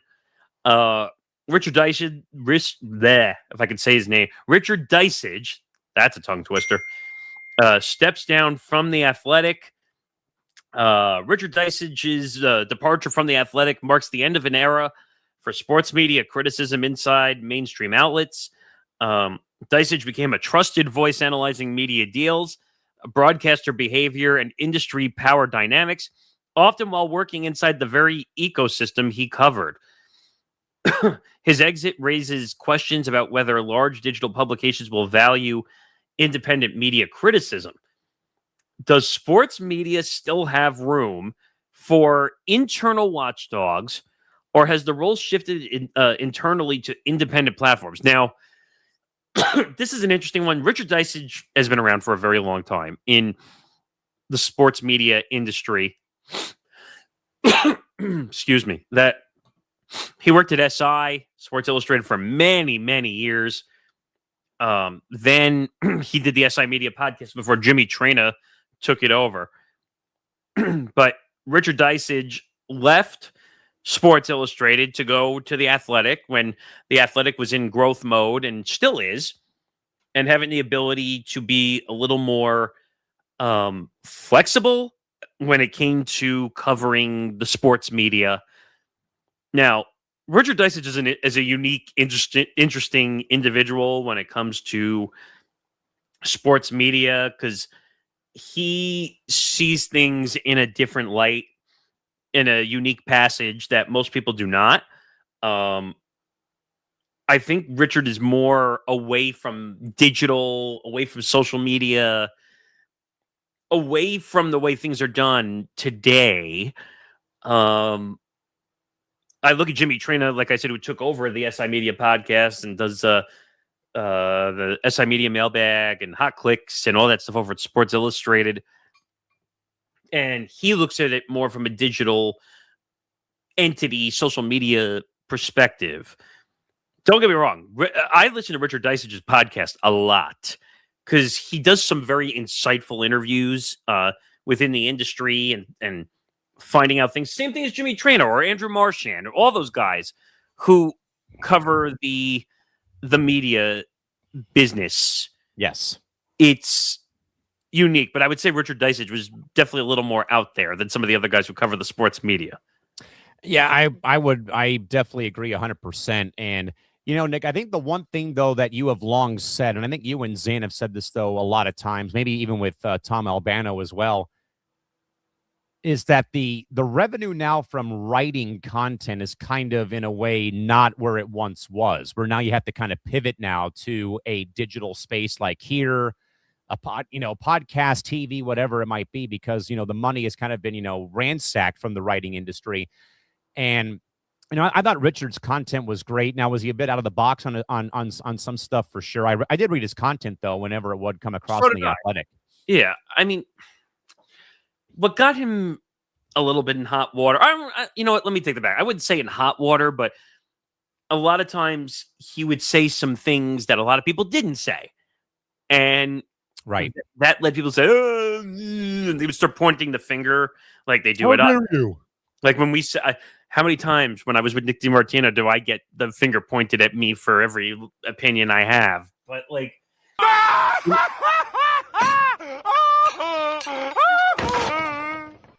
easy on that silverware. We need to keep it for the lounge. 3 days. I don't know. I think part of it is that like Jimmy Traina, Andrew Marchand, they're more social media, digital driven. And I think he just wanted to focus on covering what he wants. He's earned that right, though. He's been in this business for a very long time, working at SI, coming to the Athletic.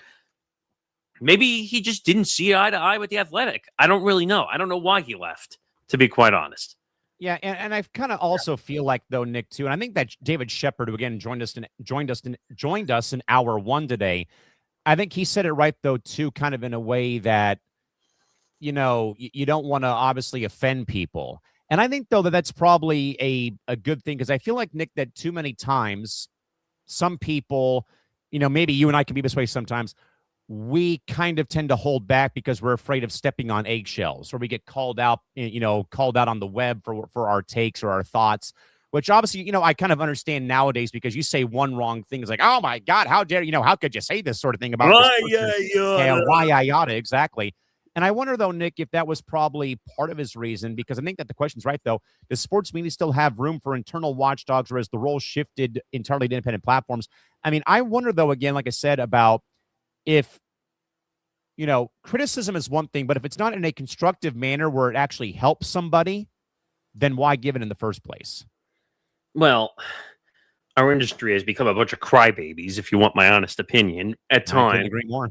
Where when you and I got in the industry, if we didn't like what we were doing, we had to make our situations better and grow on our own.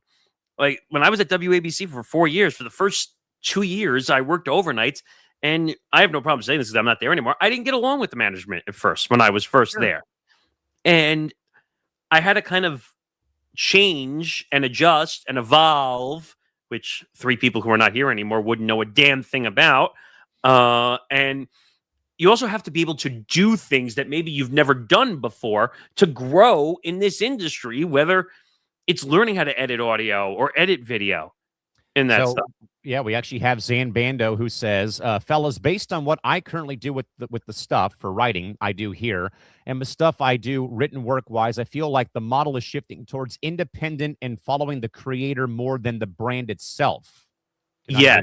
No, Zan's right. And by the way, Zan is the perfect example for this because he doesn't write for a specific, he's not a contracted, well, let me take that back. He's an independent contractor, but he's not part of a brand in exclusivity. That, first of all, that doesn't exist in this industry anymore. There's very few people, unless you're a big name, like the Callan Cowherds of the world who work for Fox Sports, iHeartRadio, but he also has the Volume, which is his own independent. Yeah, he's got the Volume. Now, I feel like that's the way the industry is going. Like you take your what's the word I'm looking for? Your confident job, the one that you will always have, and then on the side you start building your next venture so you own 100% of what you're doing in this industry. That's where the model is going. Zan is writing for a bunch of different platforms, whether it's SI Now, which is part of Sports Illustrated, or just many platforms he has written for. Sporting News, like all these different platforms. He's independent. He's literally writing work and putting it up on different platforms. But unfortunately, I think that model is broken too, because you're no longer paid for doing work. You're paid by volume, meaning you better give me 40 articles by the end of the month, or we don't pay you whatever money we agreed upon, or it's all based on words, volume of words in an article. Can you picture 10 to 15 years ago? Jeez, I don't even want to think about that.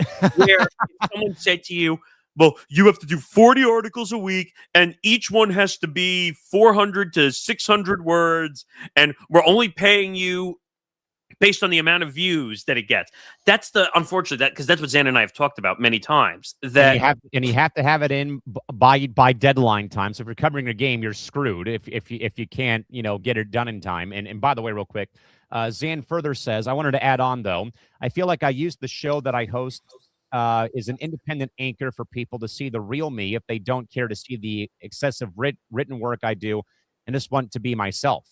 Well, yes, because on a video side, you can be more yourself. In a written side, it's sometimes hard to interpret what someone is feeling or sharing in an article, because a lot of times in journalism, unfortunately, journalism has kind of bled into opinion.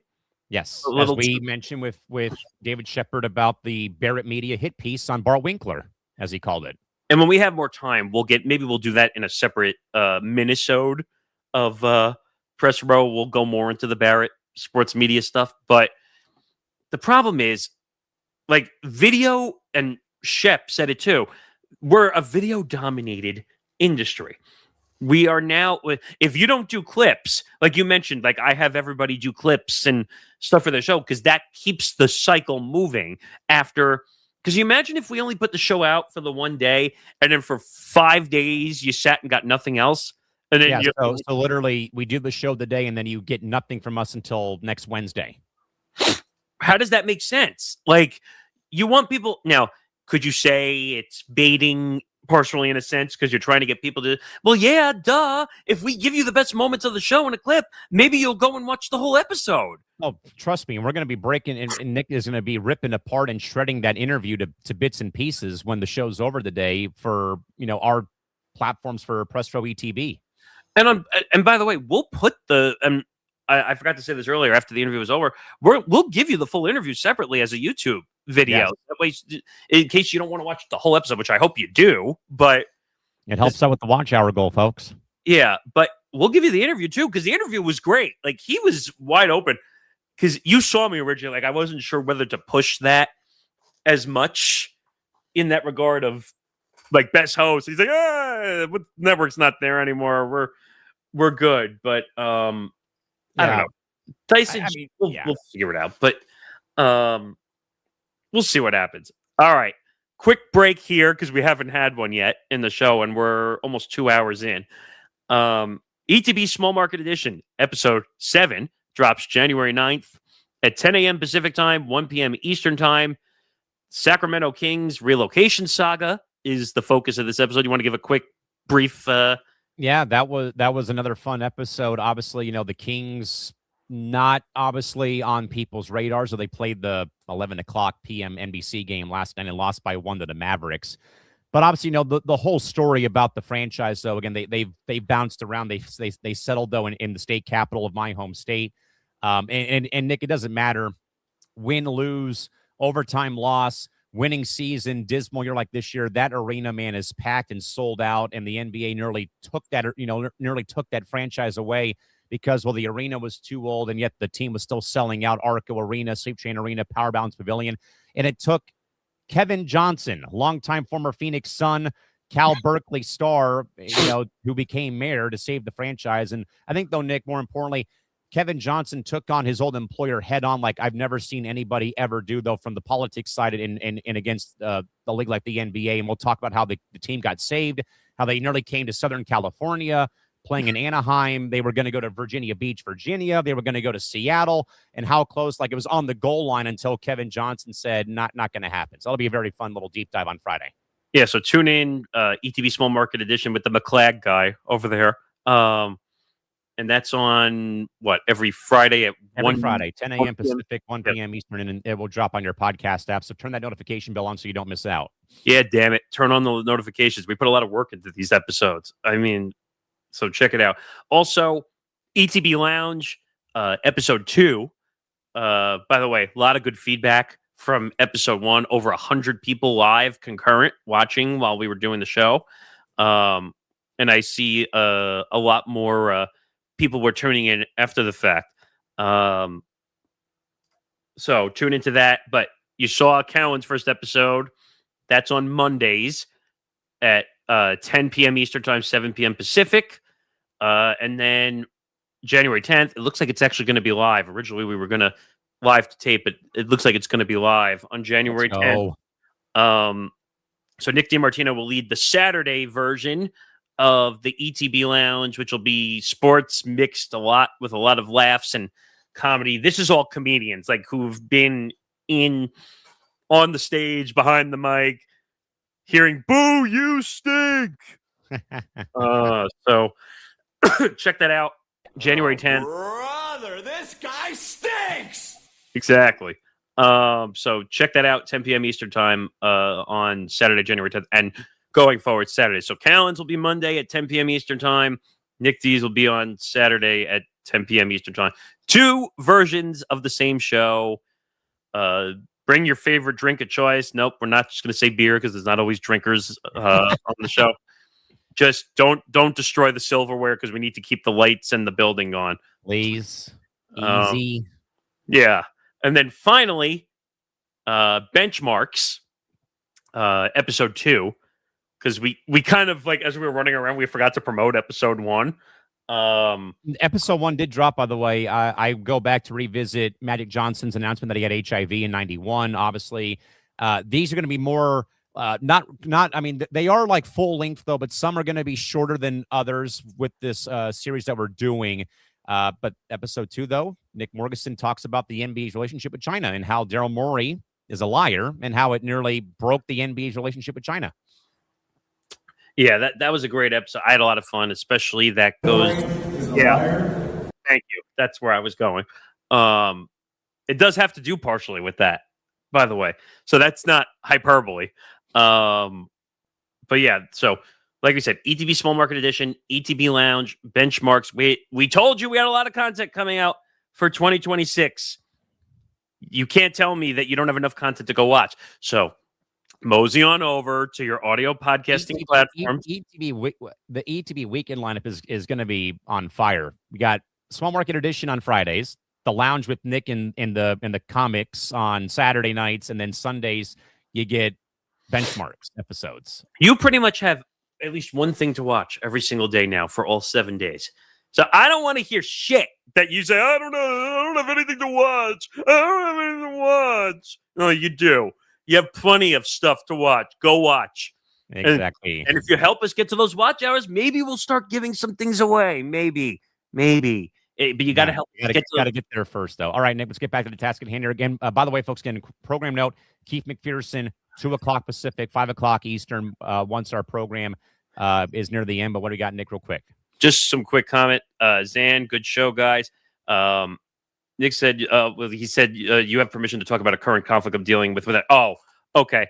So what he's talking about is, so we're trying to get a certain coach on his show, a certain school that he knows very well, which you know. And we're having an issue getting the coach on the show due to SID and politicking involved. So it's interesting. I forgot that it's interesting he brought that up because the way this industry is going, and Shep said this very well too. What I said to him, what's the best thing to tell a college student when they're coming out of school to get into business? Networking. But this is a unique situation because Zan and I have been dealing with this for a year, trying to get coach on, and they're politicking in a lot of ways. So I don't know. Quickly, what do you say about the whole politicking? Since you work in college athletics slightly, I mean, just give the guy access. Come on. They gave a national platform person the interview, but they wouldn't give the local guy who's covered the team for 5 years. Give me a break. Like, come on, man. Yeah. All right, Nick, let's get ready to wrap up hour 2 here. And let's talk about some guy named Johnny Manziel, who, per reports, Nick, has a reported partnership deal now with Kalshi, which now underscores how former athletes, especially polarizing figures like Johnny Manziel, are becoming assets in prediction markets and alternative betting adjacent platforms. Unlike regular traditional sports books, Kalshi operates in a gray area that blends finance, forecasting, and sports culture. Nick, is Johnny Football's value here about credibility, controversy, or pure attention economics for a guy that was a bust in the National Football League?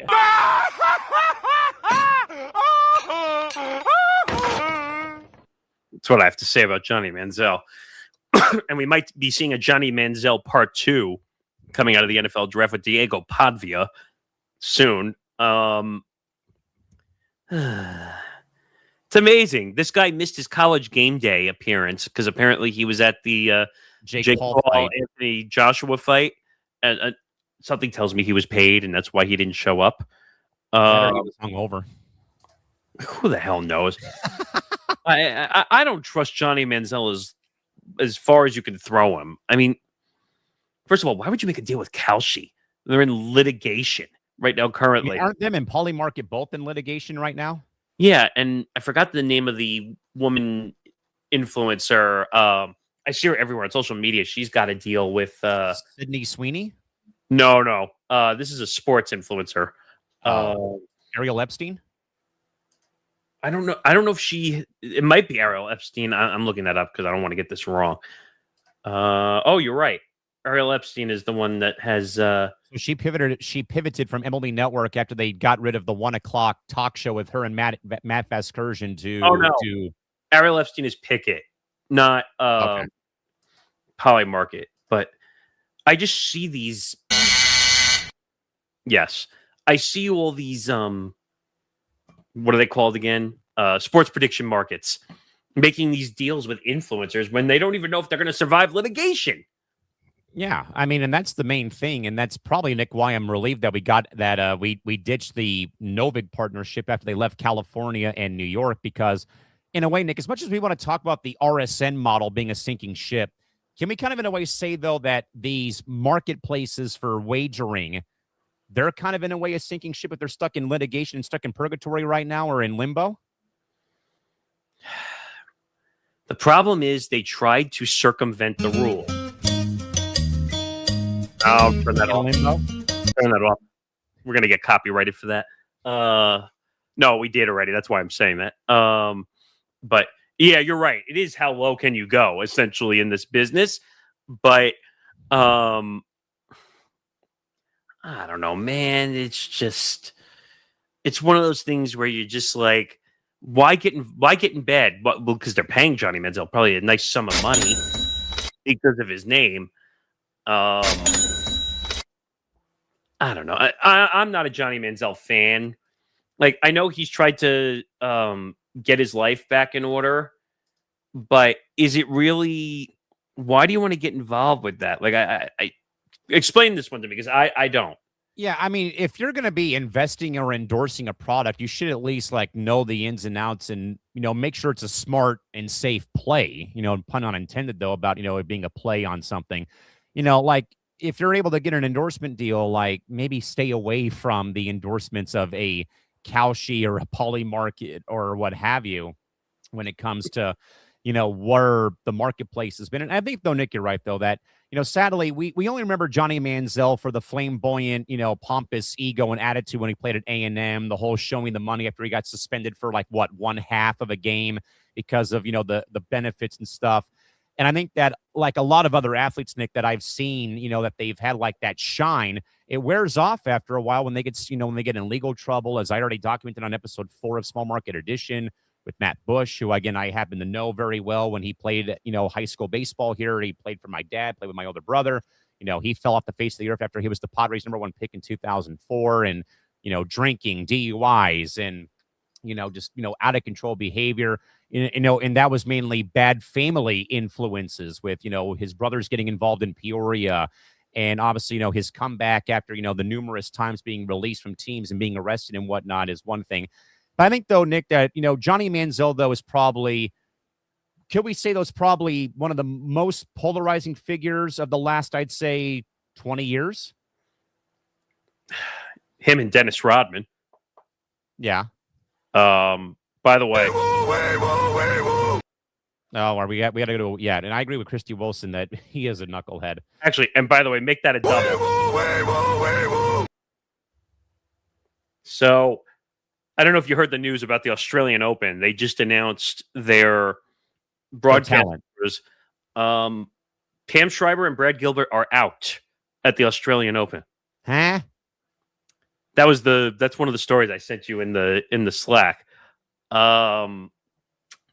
So that just broke in the last hour or two. I just want to make sure I pull up the story I sent you here. So, man. So here's the story. So Pam Schreiber and BG both tweeted out their thoughts after they heard the lineup come out. Oh, and I wonder if they didn't, and I'm sure they didn't hold back either. Pam Schreiber, thanks for the 35 plus amazing years. I recall the Australian Open of 1990. After an early round loss, working for ESPN for the first time, I was prepared for more, but was told it was time to streamline. Meanwhile, my thoughts are with Eaton and Palisades fire victims on a tough 1-year anniversary.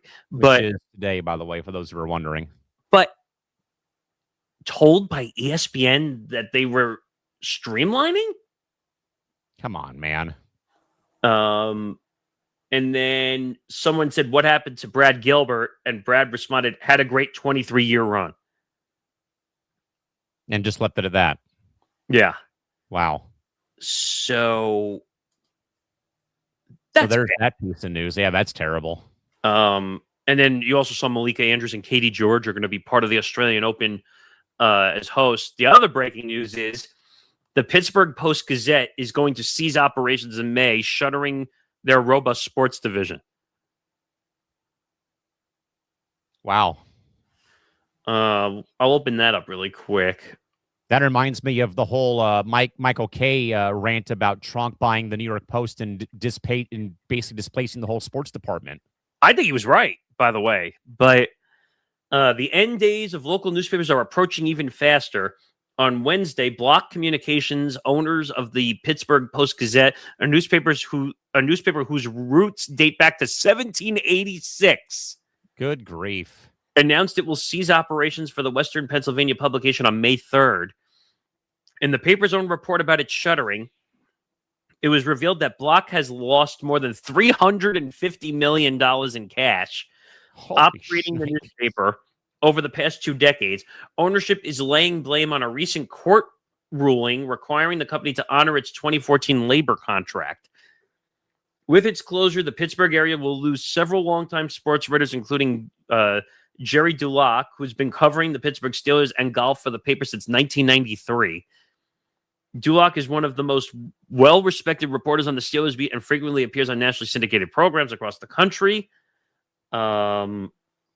Other names in the paper's sports division include columnist Joe Starkey, Pitt reporter Christopher Carter, editor Rob Josbury, Penguins and Pirates reporter Jason Mackey, Enterprise reporter Noah Hiles, and several others. Despite clear signs of the paper's decline, such as ending daily print publication in 2018 and later cutting down to just 2 print editions per week, the Post-Gazette kept a robust sports division as seen by the number of prominent names listed above. It makes sense. Pittsburgh is a sports crazed town. Its sports coverage is likely one of the primary topics keeping readership afloat for all these years. So, another one bites the dust. Doon. But are we really that surprised, though? No. Oh, what do you got? A couple of NBA stories have come out from Yahoo Sports involving the ongoing soap opera with Trae Young in Atlanta. Okay. Trae Young, per reports within the last hour by Mark Stein, says that Young was reportedly interested in being dealt to the Brooklyn Nets. Wait, say that again? There was reportedly interest by Trae Young to be dealt to the Brooklyn Nets or the Minnesota Timberwolves, but the feeling was not mutual, per Mark Stein. Furthermore, within the hour, Trae Young has the Washington Wizards as his top preferred trade destination, per Shams Charania. The Hawks are working to move Young, who has a $49 million player option this offseason that would make him playing on an expiring contract. And just coming out, New York Liberty guard Breanna Stewart was asked about the upcoming deadline on Friday for the CBA deal. She said, she says in part, "I am very confident that we will get a deal done. It's kind of unfortunate that it's taken this long," open and close quote. We'll talk more about that in a bit, though. Yeah. I don't know how to feel about that currently, but you know what it is time to talk about, though, right? What? WNBA CBA drama. Oh, how ironic. So, obviously, the WNBA CBA standoff nears January 9th deadline. The WNBA and the WNBPA are nearing a critical deadline, with the union pushing for roughly 30% of gross revenue. Yes. Hey, what a surprise. And a projected $10.5 million salary cap. The league claims the proposal would result in $700 million in losses, a figure the union strongly disputes. Gee, the WNBA lying about numbers? What else is new? This dispute highlights the growing pains of league experiencing rapid growth but still navigating fragile economics. Is this a true financial impasse or a classic negotiating brinkmanship moment? No, this is a financial impasse. Stop moving the damn goalpost already. Like, make it stop. Like, guys, and by the way, you're now in the unrivaled season, so you now have no leverage anymore in this scenario. Like, come on, man. Like, make it stop. Like, hello. Like, can we flush this down the drain already?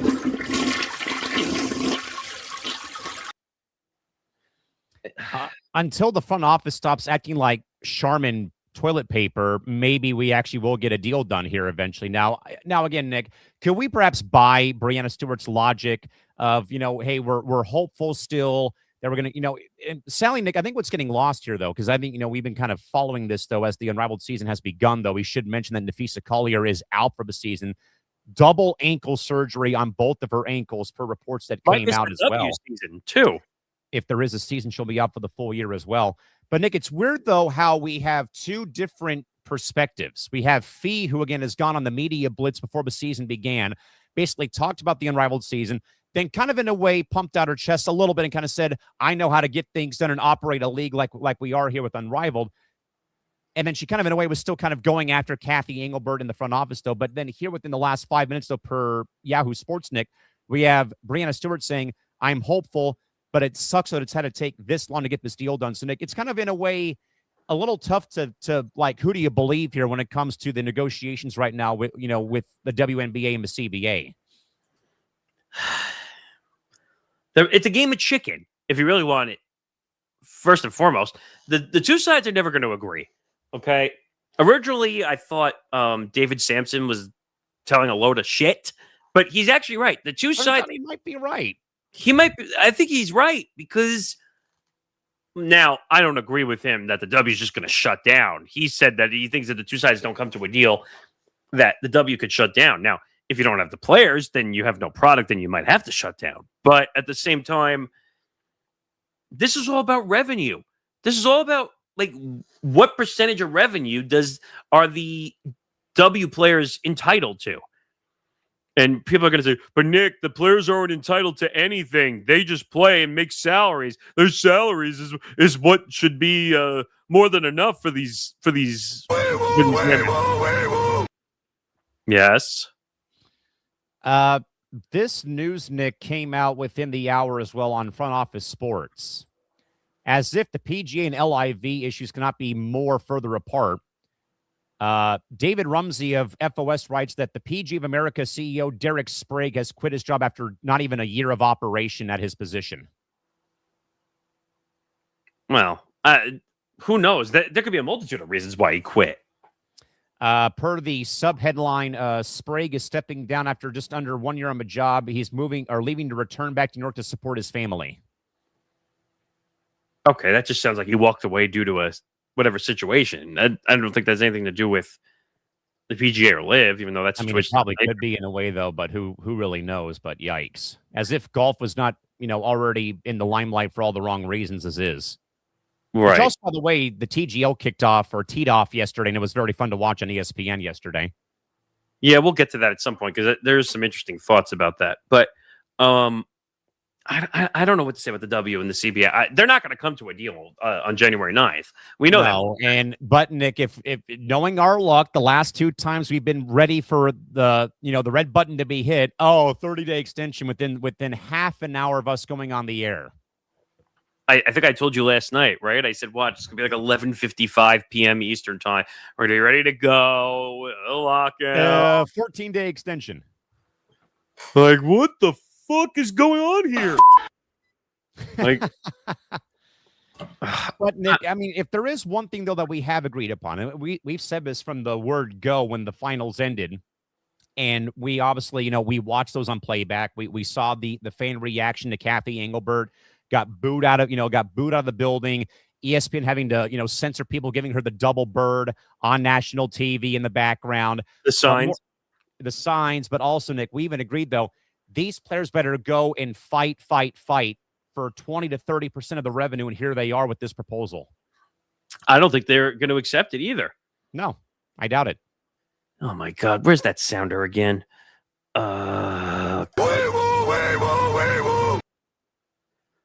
Another Darren Cahill could be out now after 20 years at the Australian Open. The native Aussie won't be covering the Australian Open for ESPN. His future assignments are TBD currently. What is going on here with the Australian Open? I did see a lot of new names on the ESPN roster.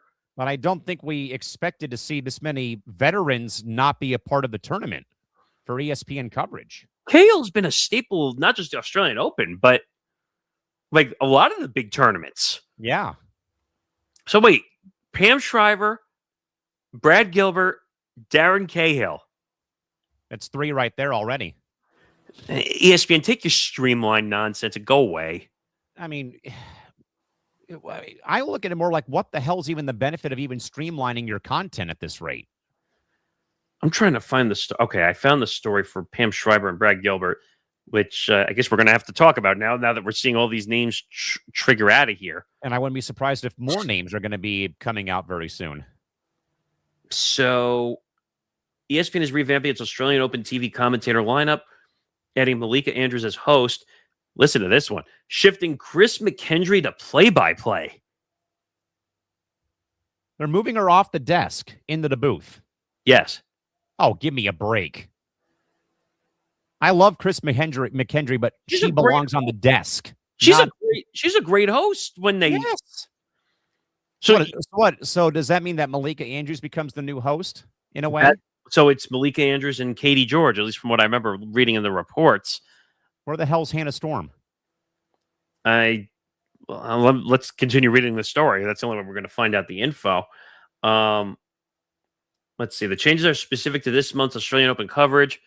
An ESPN spokesman told Front Office Sports on Wednesday the network is finalizing its announcer lineups for other Grand Slam events. So this right now, this is just for the Australian Open. Australian Open. We regularly evolve on our on-air teams. Talent assignments vary by event and year. Oh, give me a break with that nonsense, please. Yeah, that's so vague and such an easy way out. Like, stop. You're not fooling anybody. This year's Australian Open lineup reflects the specific coverage approach. We are still working on lineups for Wimbledon. Oh, stop it. The ESPN spokesman confirmed the departures of the veterans Shriver and Gilbert, who has served as a tennis analyst at ESPN since 1990, even though she continued her playing career through 1996. Gilbert, 64, joined in 2004.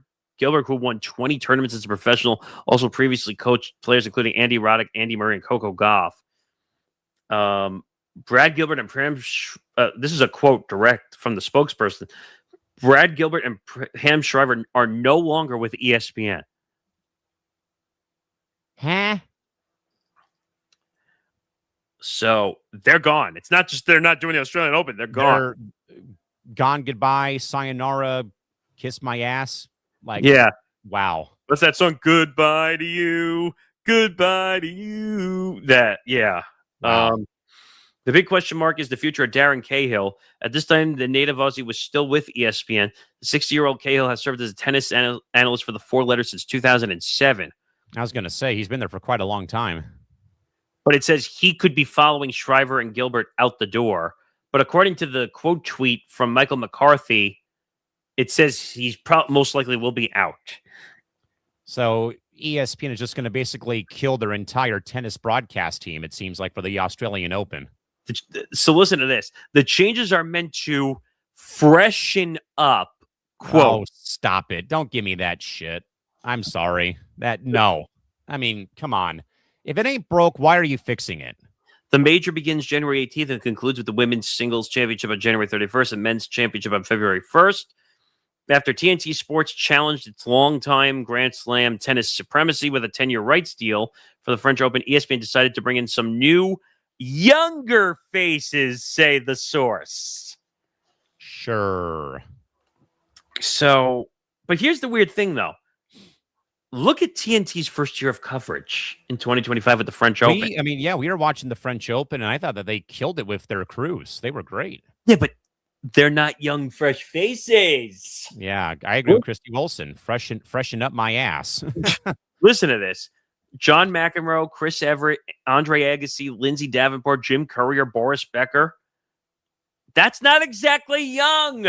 No, it's not. But last time I checked, oh, wait, there's more. We're not done yet. It's like that weird commercial where they're selling you the item and they say, oh, wait, there's more. Hi, Billy Mays here for OxyClean. Yes.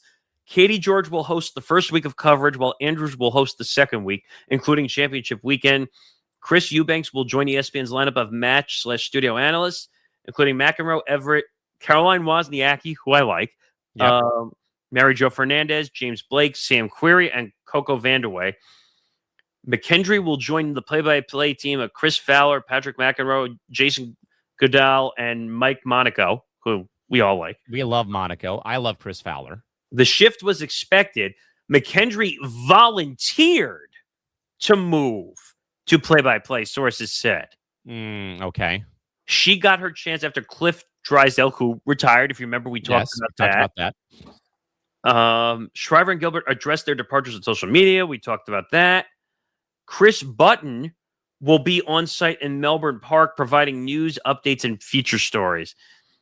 So this is ESPN trying to, if it's not broke, don't fix it scenario. Like, why? Like, why are we doing this? Now, my main question for to get back on track here is, when does the tournament actually start? January 18th.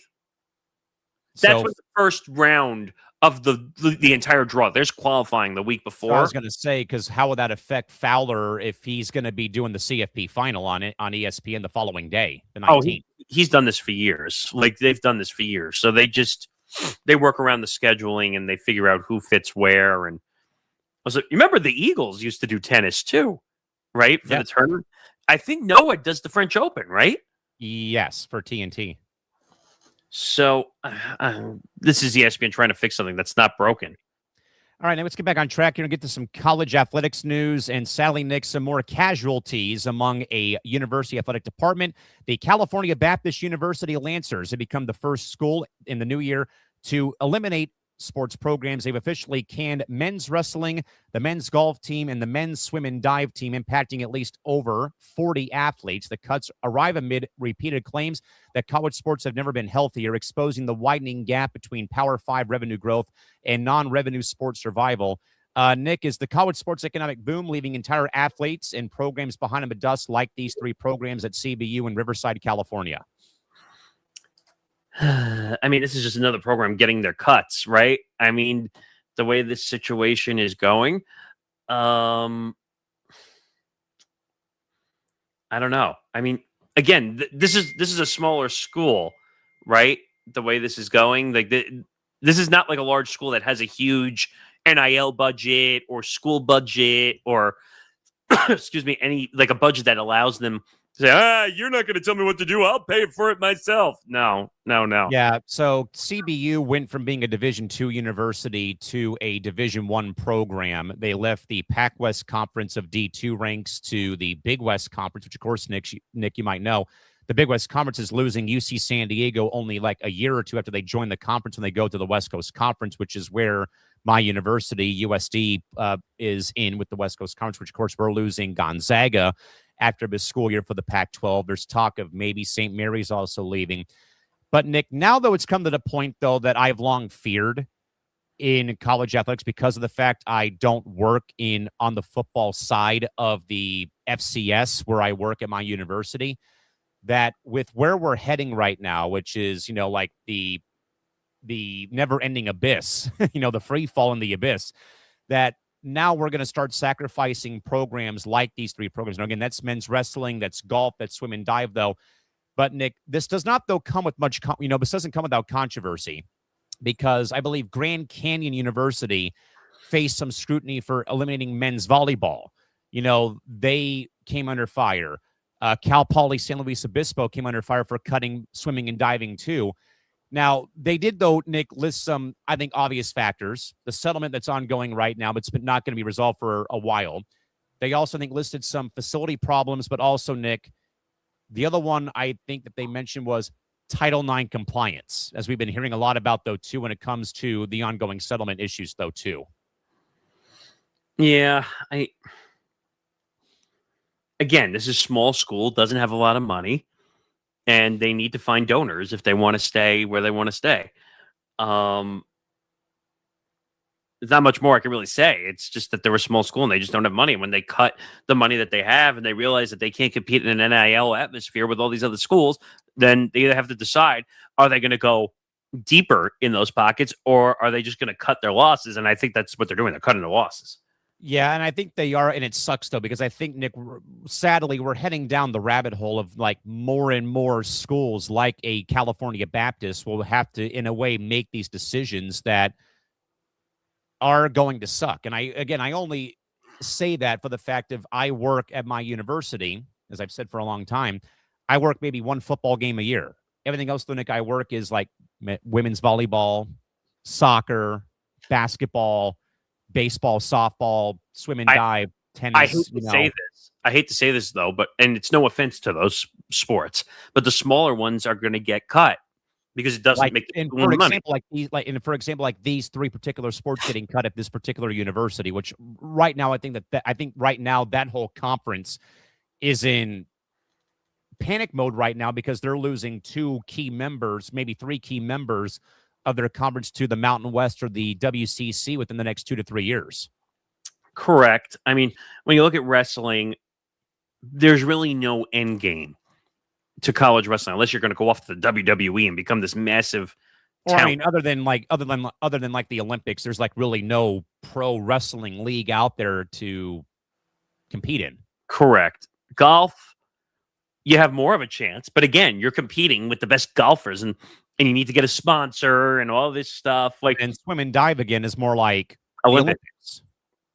I can't think of anything where there's professional swimming or anything. Is there anything like that? Like, I know they've got not that I know of. I mean, if it is, it's not on NBC, for example, or not on national television. Right. I mean, like we've seen, like now we're going to have a professional softball league, which we've talked about. Women's pro baseball is launching this spring, which is awesome. Right. So we'll have to see if we can get someone on from that because I want to know more about that. I think Monet Davis, right, was part of Monet that. Davis, Kelsey Whitmore, a girl that actually played with my dad's travel organization in town. She went to USC and began an all-women's club baseball league for Southern California schools. She got picked by the team in New York, so we'll be watching her play, obviously, whenever that happens. Kelsey, obviously, is from San Diego as well, and she got picked number 1 by San Francisco. So, there are, I think, Nick, that there's more outlets now for certain sports. But it is, though, still a bit wonky, though, when some schools, even some of the big names, though, they choose to cut certain programs. But again, this is mainly being done, though, for reasons I already mentioned, though, and we'll see where it does take us from here. Nick, over in tennis, in your neck of the woods, though, this one, though, was very much interesting over the past couple days.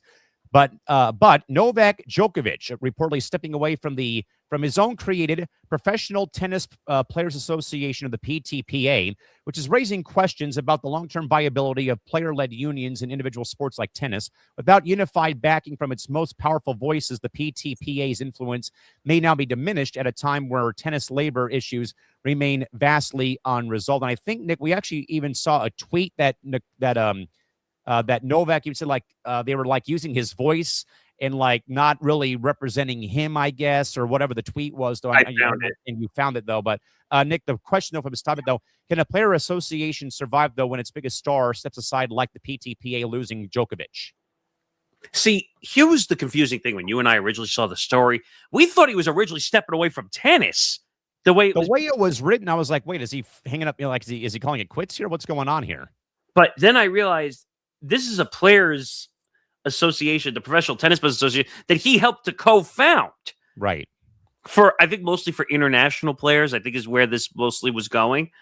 I'll read you the thread because he had to write it in 3 tweets in a thread to get it out. Yikes. After careful consideration, I've decided to step away completely from the Professional Tennis Players Association. This decision comes after ongoing concerns regarding transparency, governance, and the way my voice and image have been represented. I am proud of the vision that Vasek and I shared. That's the other player.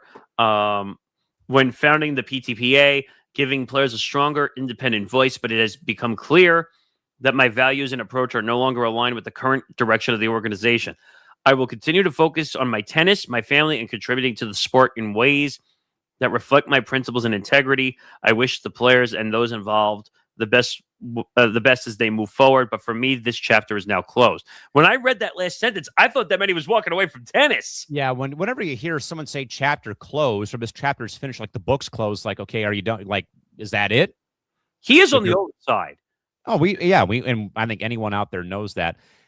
But also, Nick, I also want to kind of get your thoughts again, as you being someone who played tennis, during your time, on the side or in college or whatever.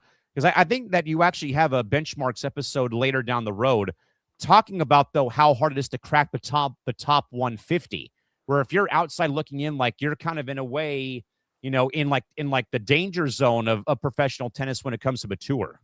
We did a few of those. We did one on if you're not, well, it doesn't exist anymore. If you were not in the top 150 10 to 15 years ago, you weren't making any money.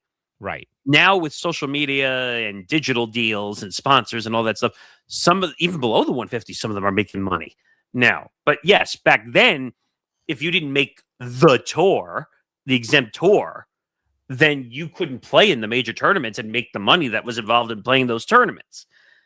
But then I had the other benchmarks one where I talk about the core four.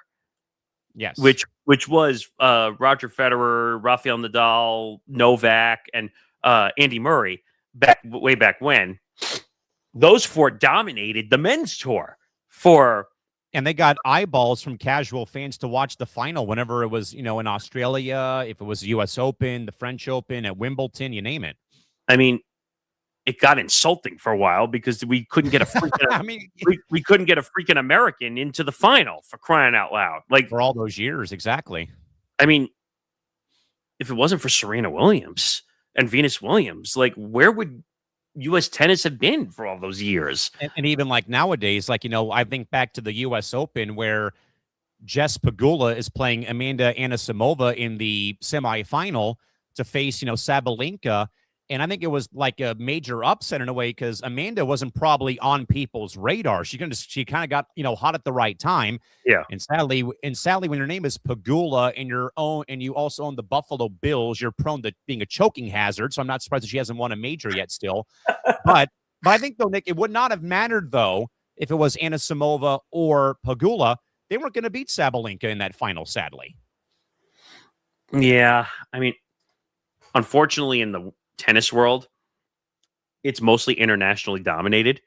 Don't get me wrong, we have a lot more fun up-and-coming star U.S.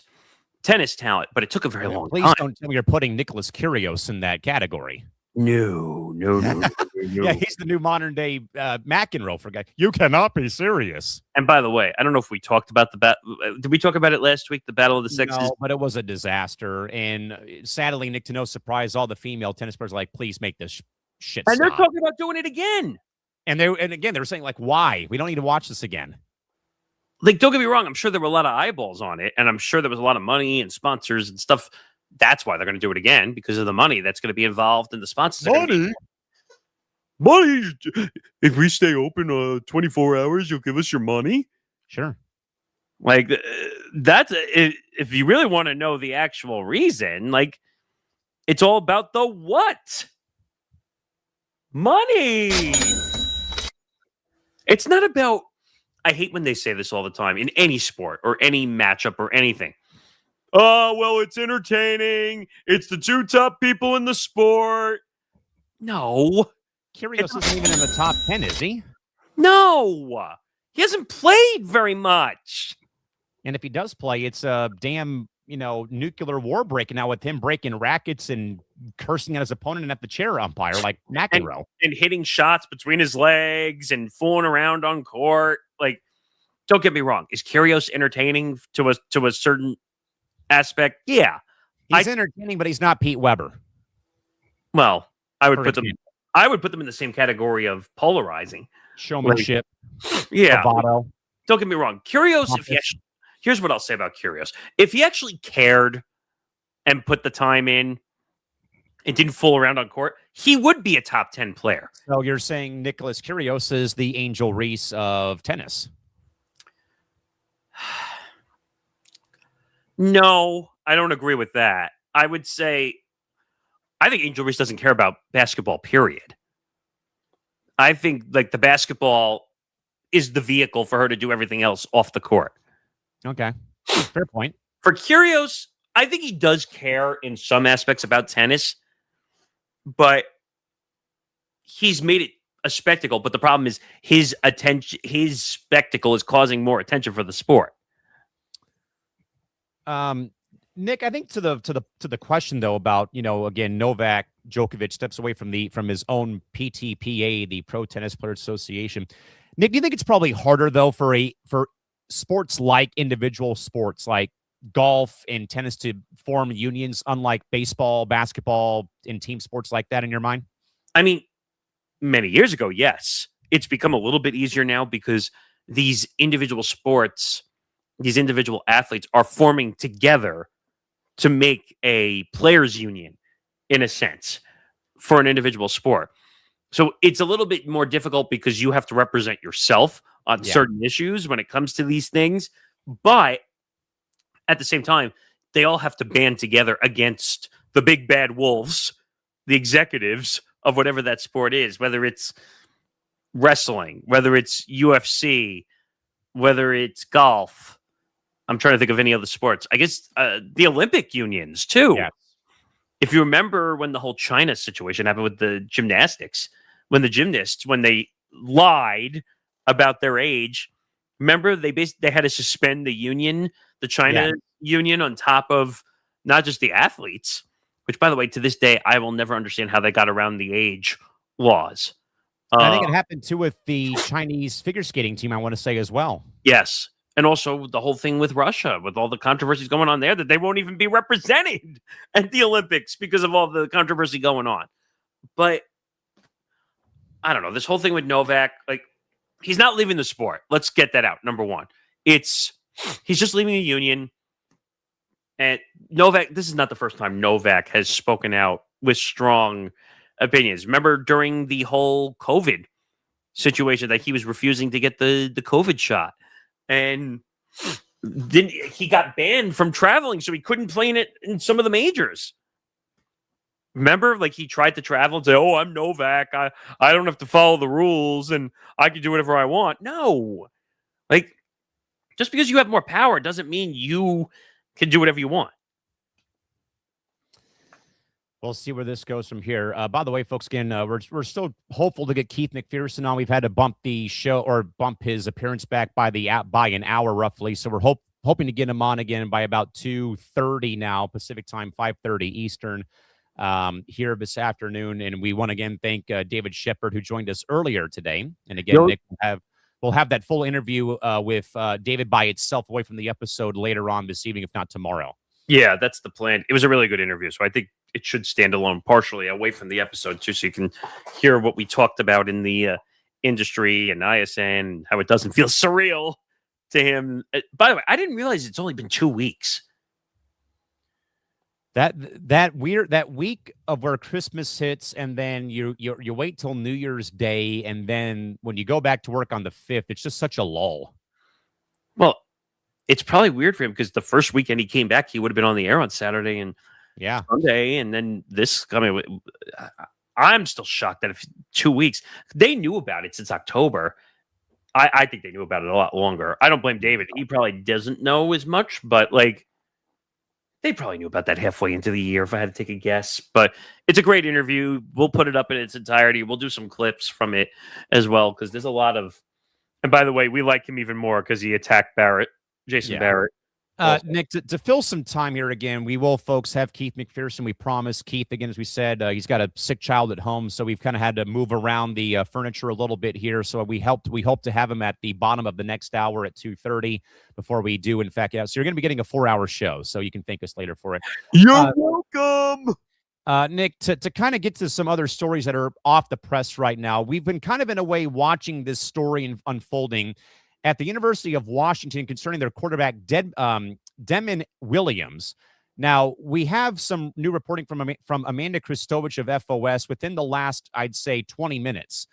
But Washington Huskies quarterback Demon Williams announced he would enter the transfer portal just a few days after signing a revenue-sharing and NIL contract with Washington football. But now the school, as of today, is now considering legal action. A source familiar with the matter told FOS, confirming multiple reports. The source also specified that Washington's goal would be to hold Williams accountable for certain provisions in his contract, signed just a few days ago, that requires some sort of buyout since he is leaving before the agreement actually expires.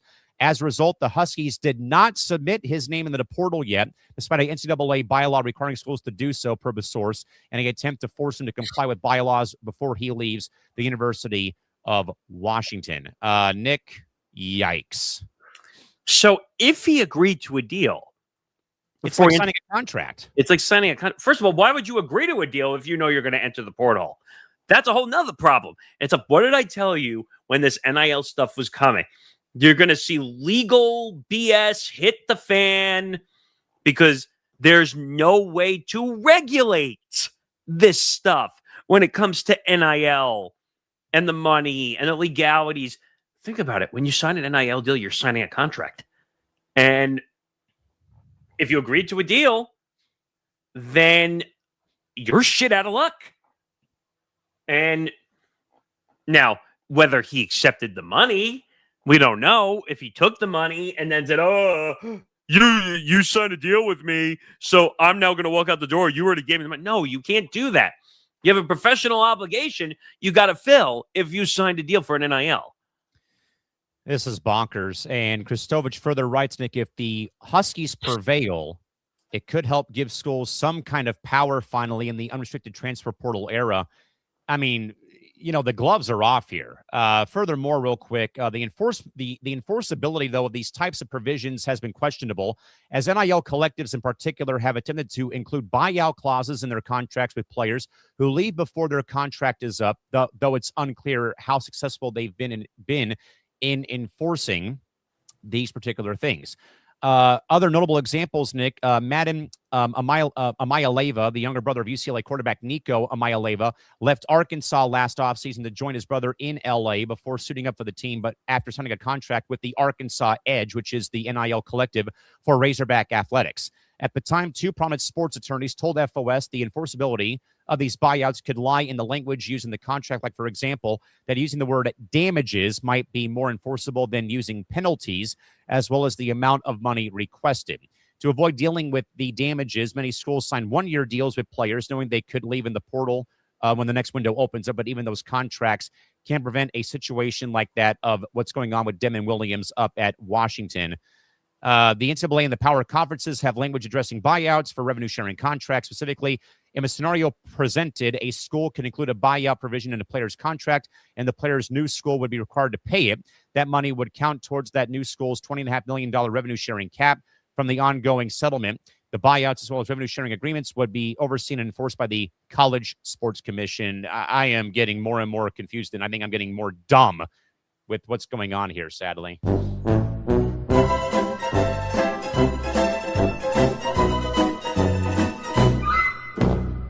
I want to pull my hair out on these agreements because I don't know how to react. Like, first of all, if you sign a deal, you have to honor the deal you sign.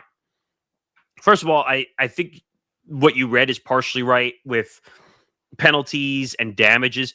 Penalties just means you pay whatever percentage penalty to get out of a deal and you can walk away. A penalty is a buyout. Let's just admit a spade. But damages, like say you just walk across the hall to the competitor, there could be real damages to another team if they're expecting one thing and ticket sales are based off it, or other revenue sources are affected by it. That's damages. If you walk to a competitor to just say, oh, I'm out of here, see ya. So you are right in that effect, reading that penalties, you pay it off, you leave. Damages can really affect a franchise or an organization. Yeah, so there's one breaking story, Nick. Andy Costaball, Nick, on FOS has another update to the already mentioned WNBA story.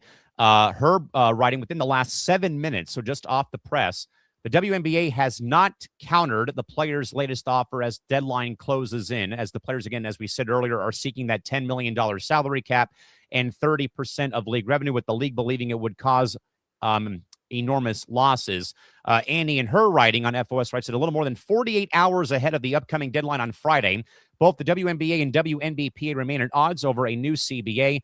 Per sources familiar with the situation at hand, the union was still awaiting a response from the league to the proposal they submitted roughly 2 weeks ago as of Wednesday afternoon, within the last literally 10 minutes. And that proposal is we're going on strike. I still don't know what strike means, but we're going on a strike.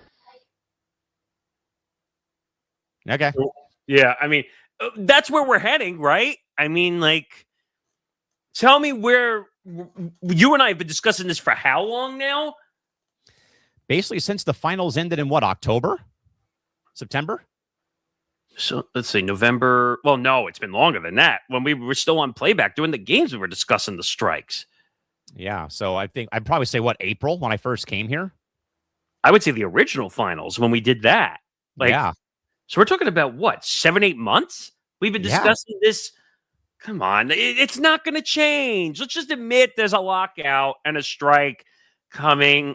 Now, it all depends how. Remember, the WNBPA did authorize a strike based on what the players voted on. Andy further says, Nick, real quick, and actually the numbers came out, by the way. Both sides agreed to a second extension hours before the CBA was set to expire in November, as we were literally half an hour away from being on air to break the news. Last month, the WNBPA authorized the strike in a vote that included 93% participation from the players, and 98% voted to allow the union's executive committee to call for a strike when necessary, as long as they gave the 2 days notice. Wait, 2 days? Or I thought it was a week. I think they had to tell the league we're going on strike within 2 days notice. You realize that's like no time at all, right? Yeah. Which actually that's a good point, because if they were going on a lockout or strike, we would have had to know today. Yeah, today it would have had to been today, 2 days. Now, there's still, at least on the eastern side. We hope, but knowing our luck, they're going to move the goalpost one more time for a third time. So on the eastern time zone, which I'm in, that leaves us, 7 hours and 20 minutes? Yeah. It could happen. We might find out later tonight that we have to scramble for everything. But there might be 2 live shows on Friday, the way this is going and looking. But I don't know. Both sides are assholes. I'm just going to admit it now. Both sides are acting like assholes. And don't get me wrong, the players deserve to be fairly compensated. But now it's become a game of chicken where both sides are basically interrogating the other side. Do you know what I'm saying? Yeah, I mean, this has been a lengthy game of chicken, Nick. It's been sleazy. It's been ugly. Where's Maury Povich? Where's Jerry Springer? Where is Steve Wilkos to break up? Where's Dr. Phil? Where's Oprah Winfrey? Because I am the father. I don't know about that. But, I mean, either way, my goodness. So we'll see what happens. I'm sure we'll have to probably be here on Friday ready to go, just in case that the strike is authorized. Maybe later tonight. Who really knows? But we'll see what comes out of it with that. Nick, also, to go back to another basketball story we talked about, I think, last show, where the NBA again has tried their best to curb tanking. But less than 3 weeks after the NBA floated new rule changes to curb tanking, 2 of their apparent culprits have begun to climb out of the cellar. Both the Wizards and your beloved Brooklyn Nets, expected to be the 2 worst teams in the league this year coming into the season, as neither have a star player, which the NBA defies as a player who has made an all-star or all-NBA team in the last 3 seasons. They opened the year with both 1-11 records, while the Pacers contributed to the worst collective starts, though, in NBA history. But now the Wizards have won 6 of their last 10 games, including 5 of their last 7, to move out of the league's bottom 3. The Wizards won their 10th game of the season on Tuesday, which it took until late February to do so last season. The Nets are right above the Wizards in the standings and have won 7 of their last 12 games, including wins over both the Sixers and the Raptors. The bottom standings right now are the Pacers, Pelicans, Kings, Wizards, Nets, Jazz, Hornets, Clippers, and the Mavericks. Of course, Nick, the NBA reportedly was looking to perhaps curb tanking further by adding new rule changes about how it happened. But this year's changes, though, also come amid the ongoing gambling scandals. We talked about, Nick, about the teams not being allowed to pick in the top 4 for consecutive seasons.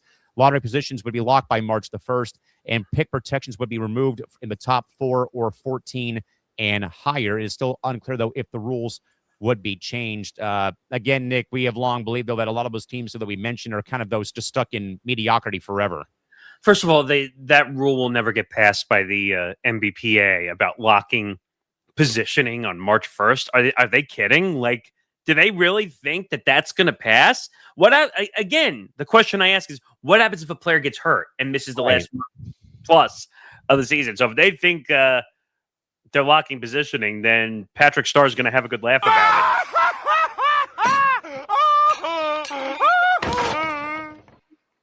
So I don't know. It's just, how do they fix this? I have no idea. Nick, the other story we wanted to talk about too also broke within the past couple days, but this one was very much really kind of out of control. Disney is now Disney is illegally abusing ESPN's dominance in live sports. A smaller rival claimed in a recent court filing. Dish Network said via an antitrust counterclaims court in New York federal court on Friday, in response to a lawsuit filed back in August from Disney. They said that Disney is far more powerful than the cute mouse logo suggests, though. Dish claims that Disney requires it to pay hundreds of millions of dollars every year in excess fees for content that Dish customers do not even watch. The counterclaims, which contain 12 counts, including a attempted monopolization and unreasonable restraint of trade, allege that Disney is using ESPN's popularity to force distributors into bloated, expensive channel bundles while blocking them from offering cheaper sports-focused alternatives. Of course, Nick, you were basically, though, affected by the ongoing issues that, of course, happened with YouTube TV. Thoughts about this now happening with Dish Network now is countersuing Disney for 12 counts of perhaps being a monopoly over sports? This is going to be a massive problem going forward because of all the digital streaming rights that we have with all these platforms, whether it's Amazon or Netflix or Peacock or name your platform. We might have 10 new ones by the time we grow old and have gray hair. But my point is, I'm starting to lose mine partially from all this. But my point is, there's no way to stop this with all the streaming platforms that are coming up and are gaining more exclusivity to streaming rights. You're going to get companies that feel, oh, it's my content. No, it's my content. No, they're playing tug of war with streaming content. So there's really no way to fix this situation. If ESPN has the contracts, they have the right to do whatever they want. Exactly. With the content. It's not strong arming. If they made the deals and paid the money, they can do whatever they want. If Dish doesn't like it, then ESPN will go somewhere else. Look what happened with YouTube TV. For the longest time. Now, I think that was a dog and pony show, if you want my honest opinion of it. Well, I mean, you were without ESPN for what, 3 weeks? Something like that. Yeah. And you know what? I think that one was more of just, all right, just pay the damn price, or let's just come in the middle and agree to a price and move on. But if you think about it, everyone would say, oh, Google has the power, they control. No, they don't. It's, if you don't like the ESPN price, then they'll go somewhere else and they'll find another platform to put it on. But it used to be way back when, well, ESPN was the only sports entity, and there was very few television proprietor places to put stuff. But now that you have all these digital streaming networks, like I said, Netflix, Amazon, Peacock, you don't have to worry about these anymore. They're just going to go on Netflix. Look what happened with Major League Baseball. Their opening day is on Netflix next year, and that they're putting the Home Run Derby, aka no one cares about. But if you think about it, these streaming platforms are making it harder for the Cablevision, the Optimum, Verizon Fios, Fubo, Charter, Fubo, YouTube TV, because these leagues are just going to say, well, F you, I don't need you anymore. I'm just going to go to Netflix and Amazon and I'll be fine. And I might make more money doing that. Nick, speaking of MLB media rights, on Wednesday, two writers, both Evan Drielich and Katie Wu of The Athletics, published a piece detailing the uncertainty that 9 Major League Baseball teams face regarding their local rights as Main Street sports groups continues to struggle. Including in the report was a nugget regarding the future of the 8 teams whose local rights the league controls, which are expected to ultimately land on ESPN's DTC streaming service by way of the worldwide leader's acquisition of MLB.TV. Per reports, it will not happen until at least 2027, per Evan and Katie's reporting. We started to talk about this earlier, that originally it was because the local RSNs, and really it's not RSNs, it depends on which market you're in, their local channels were just saying, well, we can't afford to pay the team rights anymore. So these teams were being left out in the scrap heap with no local channel to go to. But what's really happening now is these teams are saying, because they're seeing what all these other teams are dealing with, you know what? Maybe we should just leave our local affiliate and let Major League Baseball distribute, because then at least we know we're fully covered by the league and we don't have to worry about what we're dealing with anymore. I think so. I mean, we're of the belief though that very, very soon though that all of the RSN National model is it's going to be all national within the next few I'd say months, by the time the NBA and NHL is officially done with their seasons. The NBA's already the NBA is already there. Think about it in a sense where you have Amazon. Look at the national. Remember we saw that tweet of the NBA national calendar? Yes. That Sunday through Saturday, they have at least one national game, whether it's national TV or national streaming. I mean, so what do they have? They have ESPN, ABC, Peacock, NBC, Amazon. Video. They cover all 7 days of the week. They do. The NBA has a national game in technicality every single day of the week. I'm surprised Major League Baseball is not there yet, considering what's going on with all the local channels with some of these teams. The NFL doesn't even do anything local anymore. They never have, really, except for radio.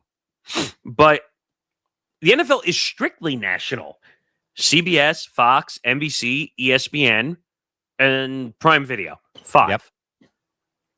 And then if you want to include ESPN Plus and Peacock, which is subsidiary. But at the same point, everything is national in the NFL. And what does it make it easier for fans to do? They can see the games and more of them. And if you want to include Red Zone also, which again is coming back, but it's going to be an ESPN property very soon in the next year or two. But everything is national. NFL Network, if you want to throw them in there, but NFL Network is going to be an ESPN property on top.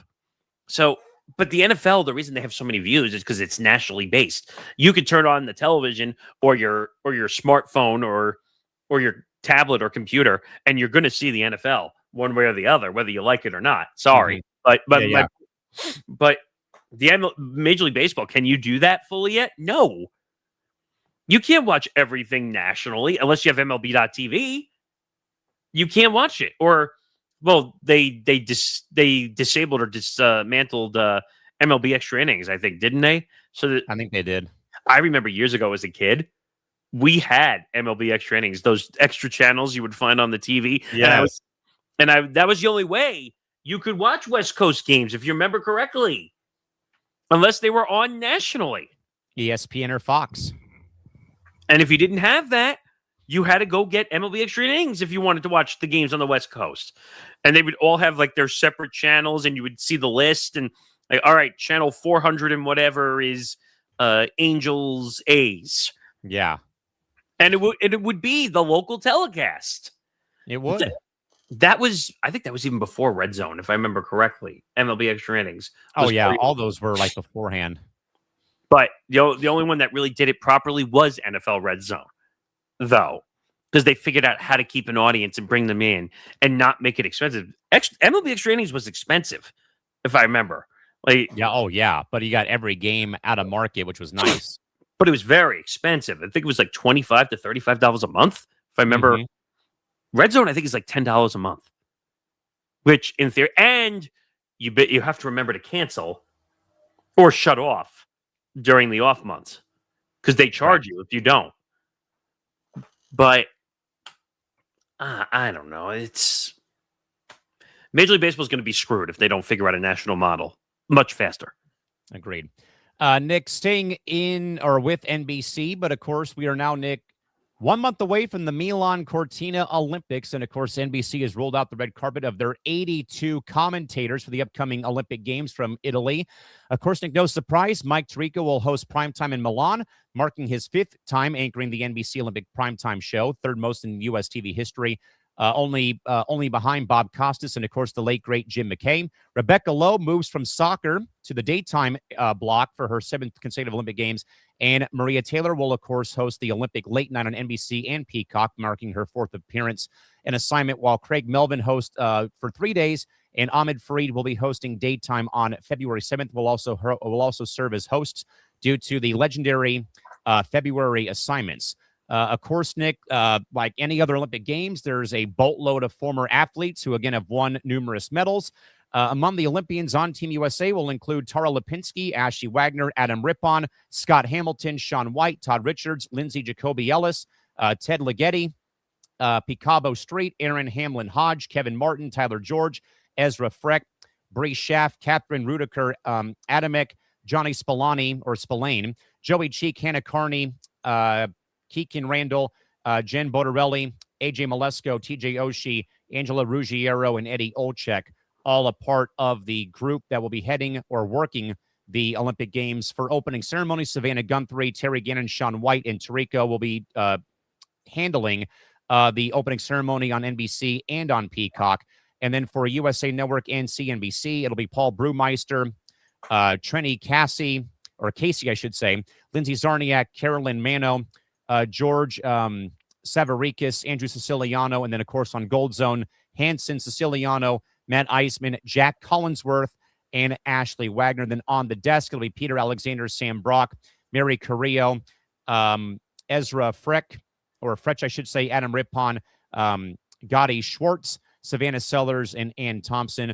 And, of course, Snoop Dogg, Stanley Tucci, and Scott Hamilton will also, in fact, be a part of the correspondent group and whatnot going forward. Nick, no surprise with the Olympic Games. You got so many events to cover, and you got to have, as many, A-teamers, but, of course, people to come in off the bench, in a way, to come and help out the cause here. No surprise. Man, how did I know you were not going to say that phrase? I don't know. It's a lot of people, but you need a lot of people to cover the Olympics to get by. And also, a lot of these are special experts for different sports. Shaun White, who I like. I think he's got a great personality. I love the Snoop Dogg thing. I think that he's carved out himself. Like, he was on an NBA on NBC broadcast the other day while a fight was breaking out or Steve Kerr was getting ejected. Yeah, the Clippers and the Warriors game, yes. So he's probably making them a gold mine right now, him being on NBC. Whatever they're paying him is probably not enough either. If they're paying him, I'm assuming they're probably paying him. Got to pay for that gin and juice contract, baby. Wasn't that one of the that was the sponsor of the bowl game in Arizona that he was at. Oh, presented by Gin and it was the Snoop Dogg Bowl or something. Presented by it was the Snoop Dogg Arizona Bowl presented by Gin and Juice by Dre and Snoop. Oh my God, that's his brand too, right? His drink brand or whatever. Yes. Don't get me wrong. The Olympics is great. By the way, if you are a fan of any NBC program or USA Network or anything, get ready for your television to be invaded if you're looking for any of that programming. Or if you're an AGT fan or any of those reality shows, yeah, you're about to be invaded by the Olympics. But I love watching the Olympics and watching the different events, and we'll do some Olympic coverage and break down whatever the media and all that stuff is going down, or if there's any controversial moments, or if we get a Bob Costas pink eye moment where he's hosting the Olympics fully with pink eye.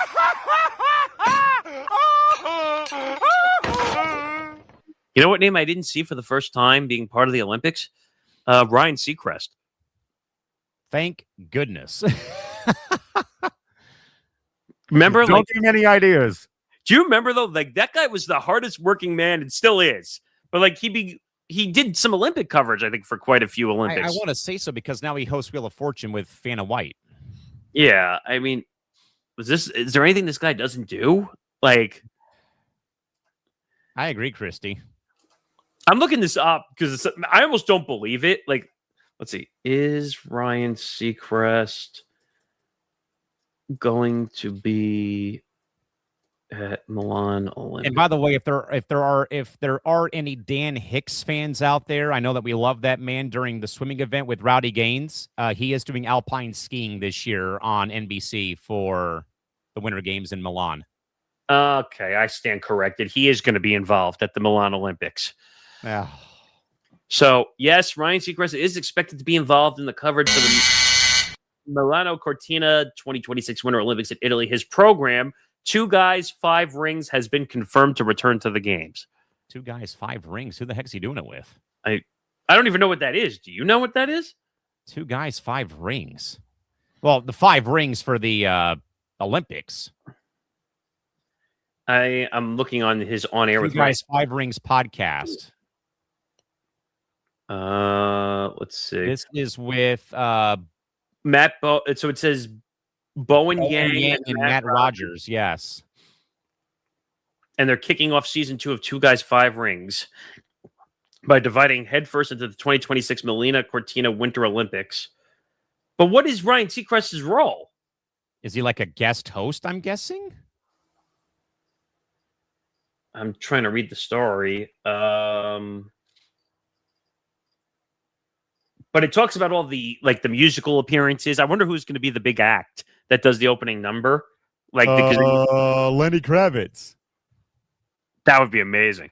That'd be sick. I did see a teaser of the NBA on NBC opening because they showed it on TV of him doing the open. I was like, whoa. But Lady Gaga did the opening at Paris, if you remember. Yes.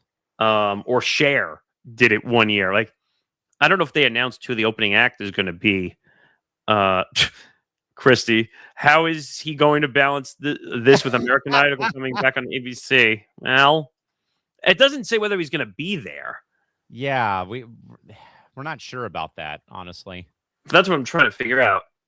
It just says he's expected to be involved in the coverage.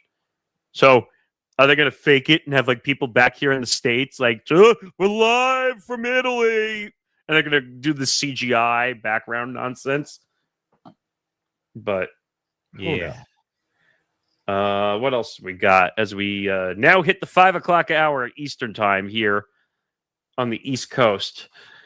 Nick, we do have a story that came out yesterday from Sportico's Kurt Bonenhausen that NASCAR Commissioner Steve Phelps resigned in wake of the ongoing lawsuit involving Michael Jordan's race team.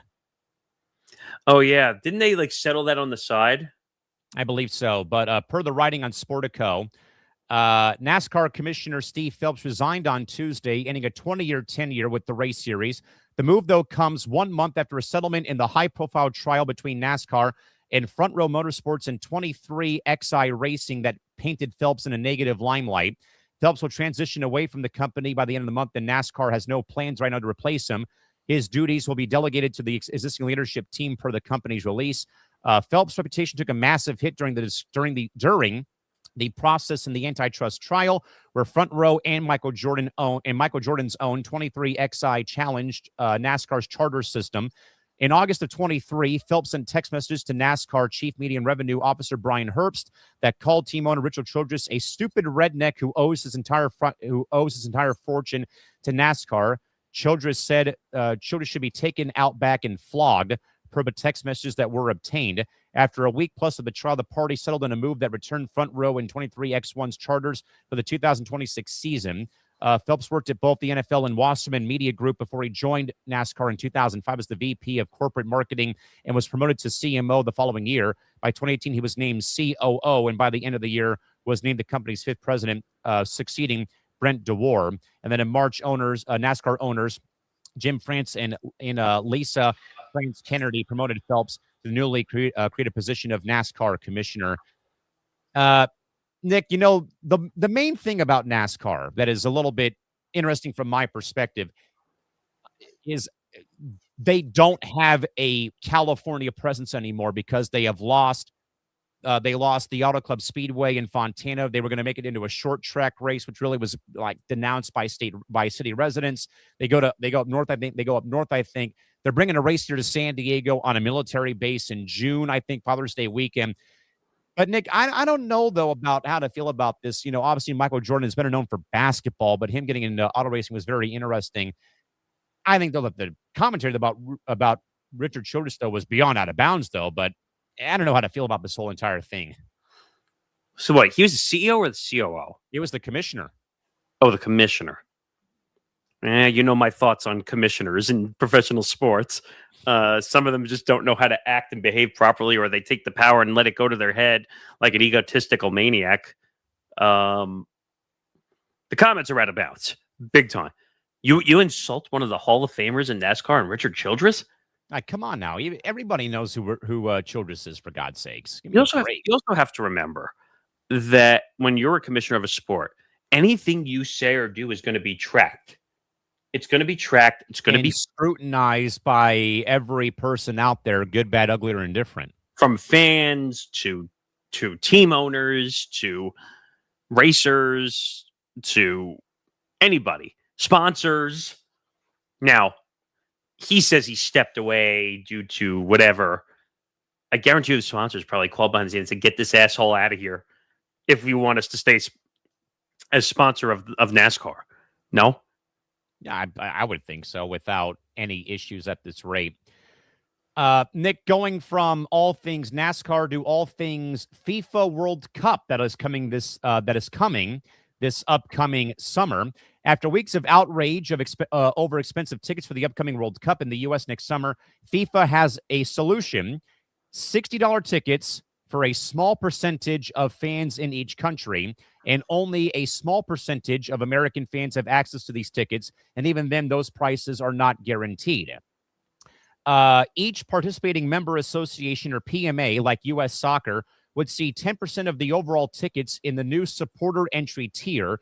That means each team's fans would get about 500 of the $60 tickets for the matches their country is playing in.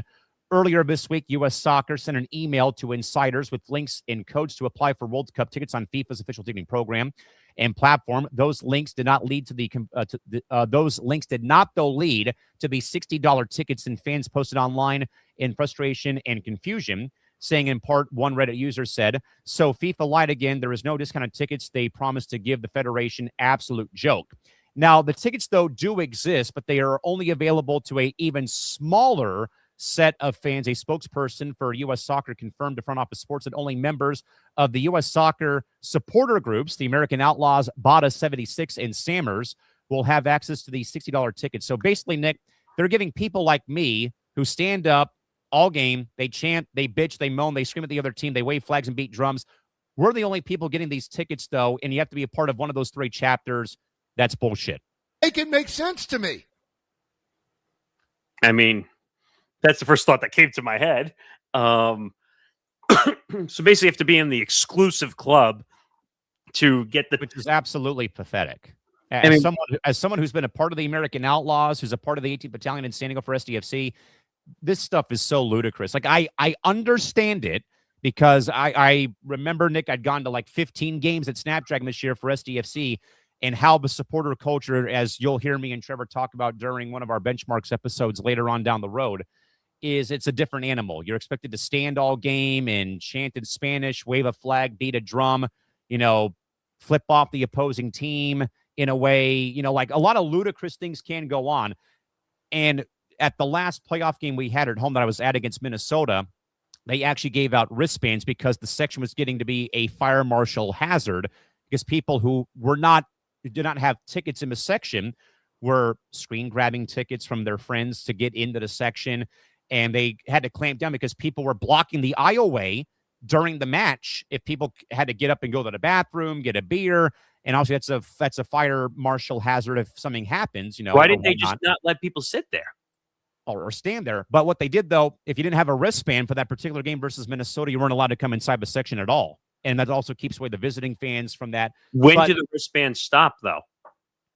You would get one when you would walk. If you don't come in through the gate that you have to go in for with the supporter ticket, no wristband, you're not getting in, regardless. Okay, so then it should be common sense. Why would there be an overabundance of people? Because the games before against Portland, they were out of control. I complained. Other fans complained about, hey, there's people in my... Now, we don't have seats again because we're standing. The seats are locked, and it's built to look like you're standing, you're just standing up. But you're inclined to at least like stand in a area in front of a seat like you're sitting in it. But, drunk people are coming in and bopping, they're entering your area where you're confined to. I had two drunk women in my lap, basically, for the first playoff game versus Portland. me and my friend are looking at each other like, what the hell is this here? So they tried to clamp down, and so security really didn't do a whole lot, sadly, because it's whatever, but that's been a issue with the whole stadium, not just during soccer matches. So you're telling me, based on this, don't they have one of those things that helps them? I mean, they should. They really should. If you ask what me, I'm talking about the little pitch counter, like the little you punch it. Yeah. So it tells them, okay, I hit my number. That's it. Closed. Like, you can't come in here. Like, and I think that our stadium, for our supporter groups, all 8 of us, we have, I think, 3,000 standing spots. And then we have 3,000 standing spots. And then we have one section for families that are a part of the groups, but they can't partake because they got their young kids with them. And I think we have another row of seated seats above us. So maybe you have like 4,000, 5,000 more. But anyway, though, this still right here feels like it is borderline entitlement. If you're a member like I am of the American Outlaws or Barra 76 or Basamers, that only you're the only people allowed to buy those tickets that are $60. If you're the common man like yourself, for example, when you go to Shit Life Stadium, you can't pay that because you're not a part of the groups. Like, in a way, it's like entitlement / dare I say it, discrimination. It's politicking. I'm going to say this again. It's just a different form of it, where politicking determines whether you can pay this price or that price or whatever price. If a ticket is a price, then you got to leave it as a price. It's not fair to say to somebody else, well, you're in the group, you get the discount. And if you're not in the group, you don't get the discount. That's not how most, and soccer is a little bit different from what I'm understanding. And to piggyback off your thought, that is a thing with my group and our chapter of supporters with SDFC. We do get discounted regular season tickets, and occasionally we'll get a couple bucks off a playoff ticket, but that's here nor there. We know that we're going to be playing games, every season. Unlike the World Cup, we're going to say once in a lifetime experience for a lot of people. Well, that's a whole different issue because you have a security issue with the World Cup and controversy, and that you want to talk about a fire hazard, the World Cup. Yeah. Because of the amount of people that are going to, all the international fans also coming in. You have warnings there. I mean, I'm surprised. Oh, what?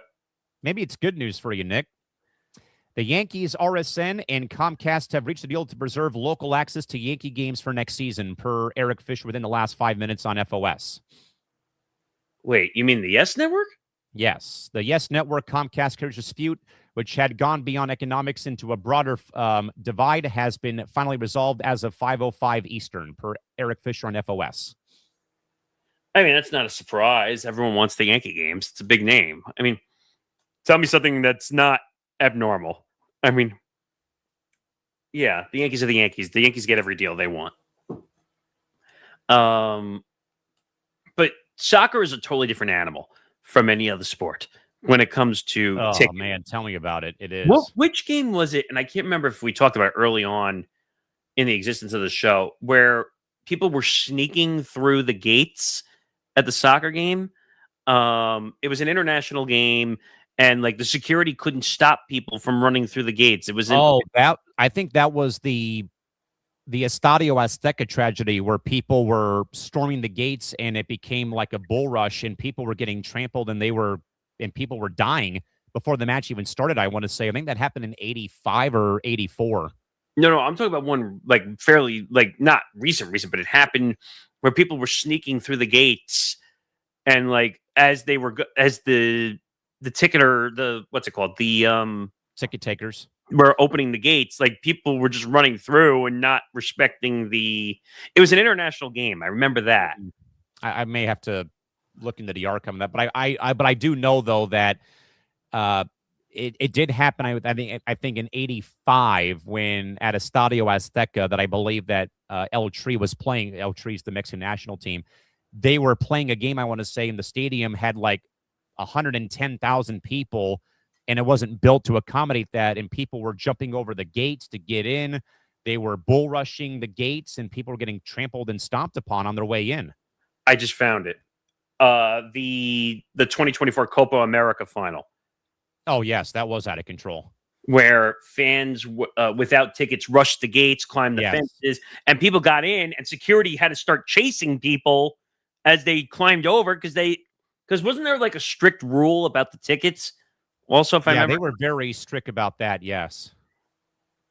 Thousands of fans, many without tickets, overwhelmed security with some breaking through turnstiles and other climbing into vents. Because that was in Miami Gardens at Hard Rock Stadium, which Lionel Messi in Argentina plays for Inter Miami. They won the championship in MLS this past season. People were sneaking in through the air conditioning vents. Yeah, to get into the stadium, over the gates, under the gates, through the the player rampways. And again, people were literally climbing through the air conditioning vents to get into the stadium without a ticket that night. I remember it very, very, very. That's what this reminded me of slightly. That like stadium personnel locked down the gates, leading to chaos, and the game was delayed by over 75 minutes.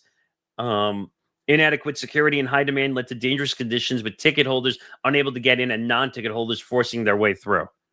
So during the final between Argentina and Colombia, thousands of ticketless fans rushed the stadium gates amidst major crowd congestion, resulting in CONMEBOL, which is the governing body of South American soccer, delaying the game 3 different times by 30-minute to 50-minute intervals. And finally, the game kicked off at 9:22 Eastern. The families of several Argentinian players found themselves delayed at the gate. For example, the mother of Alex McAllister said via an interview that, quote, he was worried and called us constantly to check on us, saying he would stay at the gate until we could get in. Many of the areas and equipment, such as escalators, were damaged. Some fans were seen entering the stadium via ventilation systems, and some people suffered medical issues from the heat and the crowd crush. Many ticketed fans were prevented from entering the stadium, and leading to some seeking refunds that I don't know, Nick, if they even got from CONMEBOL or from the tournament. I just remember that being a huge story. I remember when it happened, and it was a whole big deal when it caused a ruckus and injuries. I don't know if it caused any deaths, but it caused a lot of damage though to the stadium. Like people had broken they put off, they threw off the AC vents. They had damaged the escalators. They may have, I think they tagged some of the walls around the stadium. True. By the way, it looks like we got some coaching news. Todd Bowles is back officially with the Tampa Bay Bucks for the 2026 season. A little surprised at that. I thought a lot of people were going to say he was going to get fired. I mean, it's not really his fault why they missed the playoffs. Tampa Bay did not play their best football when it mattered the most. Simple as that. Yeah, but what did the SVP say? By rules, someone has to win the NFC South? Yes. So, it's like I said, though, on the lounge on Monday, Nick, every sport in some way has that one division that always seems to nap on the job, like the AL Central or the NFC South. Or if you want to go back to years ago, the Eastern Conference of the NBA. I mean, and kind of in a way, the NHL specific division is that way. Everybody is like barely skating by right now, and there's like a 3-way tie for third place with 45 points. Yeah, so, I mean, he's not a bad coach. He's just not the best coach. The John Harbaugh situation is more than one I'm looking forward to knowing, because like you said, I think last night, if the Giants were smart, they would hire him. Yes, if the Giants would be brilliant if they somehow managed to get him in the building, and they would win more than 4 games for the first time in a couple of years. Yeah, easier said than done, right? Yeah, just looking around to see if anything else that's breaking or developing right now that we got to get to.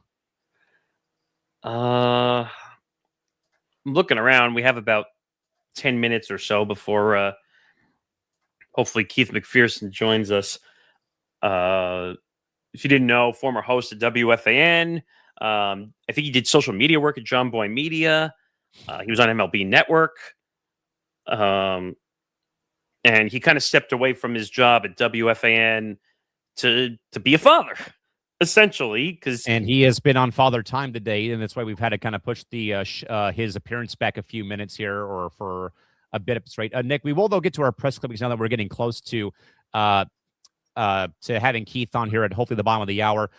Nick, there's a follow-up, though, to this first story, though, but we heard, though, about Jason Benetti being the top candidate for MLB on NBC play-by-play for baseball. But, though, Nick, one more name is entered the rumor mill. Orioles announcer Kevin Brown. Yes. Yes.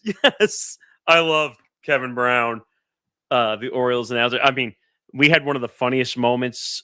What was it on a playback? Oh God, yes. Was it on a playback stream? Yes, the Cowsers. Cowsers. About Colton Cowser and having a fan section named after his last name, and it was like all about mooing and cows. And he couldn't control himself from laughing. It was. I have to look this up. And I think Jim Palmer just kept like egging them on, like you can do it, you can do it, you can do it. But yes, Benetti and Kevin Brown have been named the top 2 candidates for NBC's baseball play-by-play role. Yeah, I'd be fine with either one, to be quite honest. Benetti is great. I don't know, but he's got so many other gigs though. He's got Fox nationally. Yeah, doesn't he have like college football, college basketball, and then he's got Tigers baseball, and then he's got MLB duty? Well, if he's going to take on the MLB national gig, I doubt he's going to do the Tigers anymore. Because the national stuff takes more travel than Tigers. I mean, who knows? Maybe he does it all. I doubt it. Or maybe he cuts down the Tigers games maybe to less. But I'm assuming if he's going to be a national voice, but like a certain somebody that you don't like on the Dodgers side. He's doing national baseball. He's doing the Dodgers. He's doing the NFL. Does he do anything else? Has he dove into college football yet? I don't think so. I don't think so. No. But I guess it's possible to do local, but he's not doing as much as Benetti's doing. No, but Benetti's got a whole freaking buffet. I like Kevin Brown, though. I'd love to see him get a full... Like, he does the playoffs, right? When they need the extra voices for Major League Baseball. Like, I think so. He'll do... Like, him and Michael Kay will do, like, the first rounds of, the wild card round. Yeah. Kevin Brown is great. And, by the way, he handled... If you remember this situation, remember we covered the Kevin Brown situation with... what was the guy's name? Ben McDonald, which, by the way, screw you. Kevin McDonald. I mean, holy crap, the way he handled that situation. I don't think you're ever going to see him on a playoff game again. I don't think. No way, no how. The way that situation went. But why was I bringing that? Oh, I think Kevin Brown would be great. I think they should pick him, but I wouldn't be offended if they pick Benetti either. I don't know. Yeah, I mean, either one is a good bet. I mean, I love Benetti as well. By the way, Oi, what? Don't worry, it's good news. Is it? The American Hockey League and the Professional Hockey Players Association have reached a tentative agreement on a new CBA. The agreement is currently tentative and subject to ratification by the AHL Board of Governors and the PHPA's AHL membership. Of course, when we talk about the East Coast Hockey League, they went on a one-day strike and came back to the table and signed the deal within 1 day after we had the code read about them going on strike. But now my league has a brand new deal in place per reports on the AHL website within the last 10 minutes. Wow. See, that's how you handle labor. Hey, WNBA, maybe you should learn a thing or two. Yeah. So that's where we're at with that. Nick, next one, though, of course, WWE's Monday Night Raw did a crossover night this past Monday. Involving Raw with Stranger Things after their season finale wrapped up. And, of course, Nick L. Duncan, who we know was swayed away from ESPN to go to Netflix, was seen at the event holding up a custom Stranger Things-inspired WWE title belt. Nick, this is just the first step, I think, of Netflix really starting to fully take over the sports entertainment landscape, as they already have. This just sounds like a desperate attempt for attention. Like, I mean, it's not... WWE doesn't need... Stranger Things. I mean, they're both on Netflix, so I guess that you know what they need? What? More Cam Scatterbo appearances. Oh God, please don't get me started with that, please. More Diego Pavia appearances. You're welcome. I'll have a lot to say on that Raw episode on BTR. Yes, I know you will. I don't know. Is it really that necessary? No. Is it good for their attention and their numbers and their social media numbers and clicks? Yeah, it is. But does it really matter? I don't really know. And then, Nick, our last press clipping here for the day. Look at all the failure. Oh, no. The Athletics were denied trademarks for the Las Vegas Athletics and Vegas Athletics team name that they have held since they left Philadelphia, Kansas City, and Oakland. Due to the fact that they're not actually in Las Vegas yet, but still, John Fisher. Look at all the failure. Or better yet.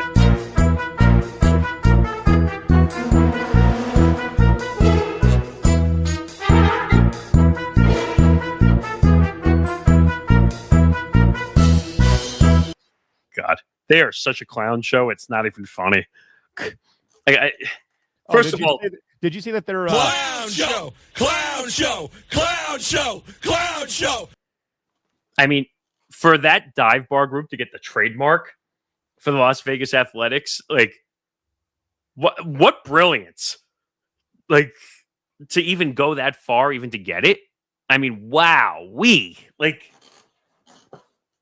I don't know, John Fisher, you suck, you jackass. Oh my goodness, man! I mean, just when you think the A's cannot embarrass themselves any further, Emotional damage.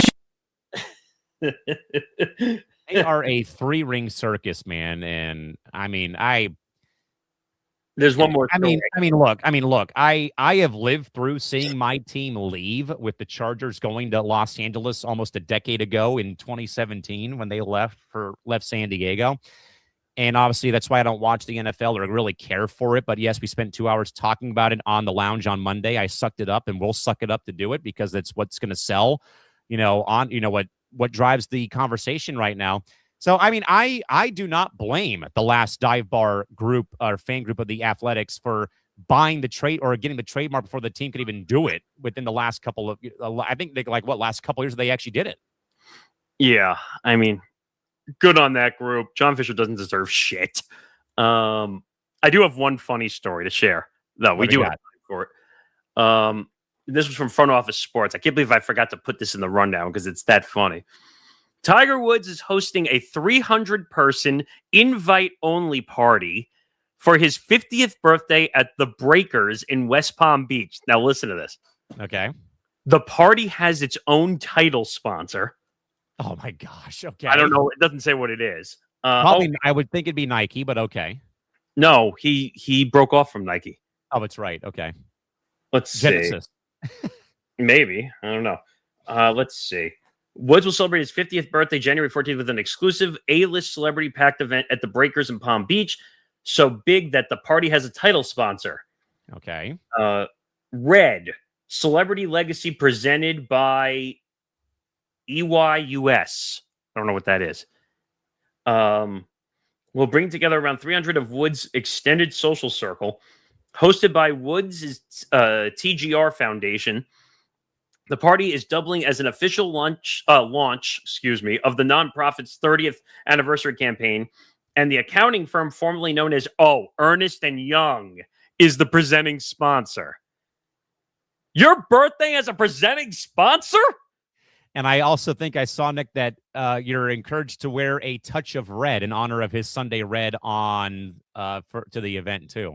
Wait a minute. Your birthday has a presenting sponsor. What? The guy can afford it. If I could get DoorDash or Taco Bell sponsor my 32nd birthday on May 18th, where do I sign up? You don't think that's a little odd?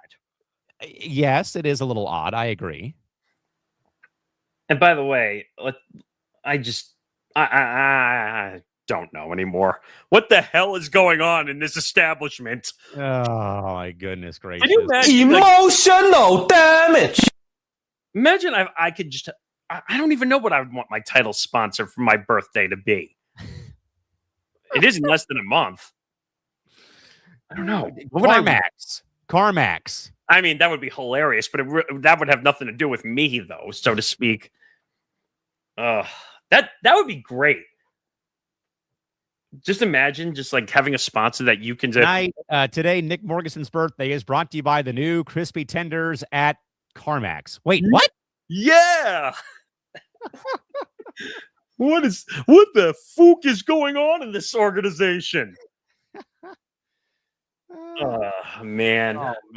What have we gotten ourselves into? That would be funny.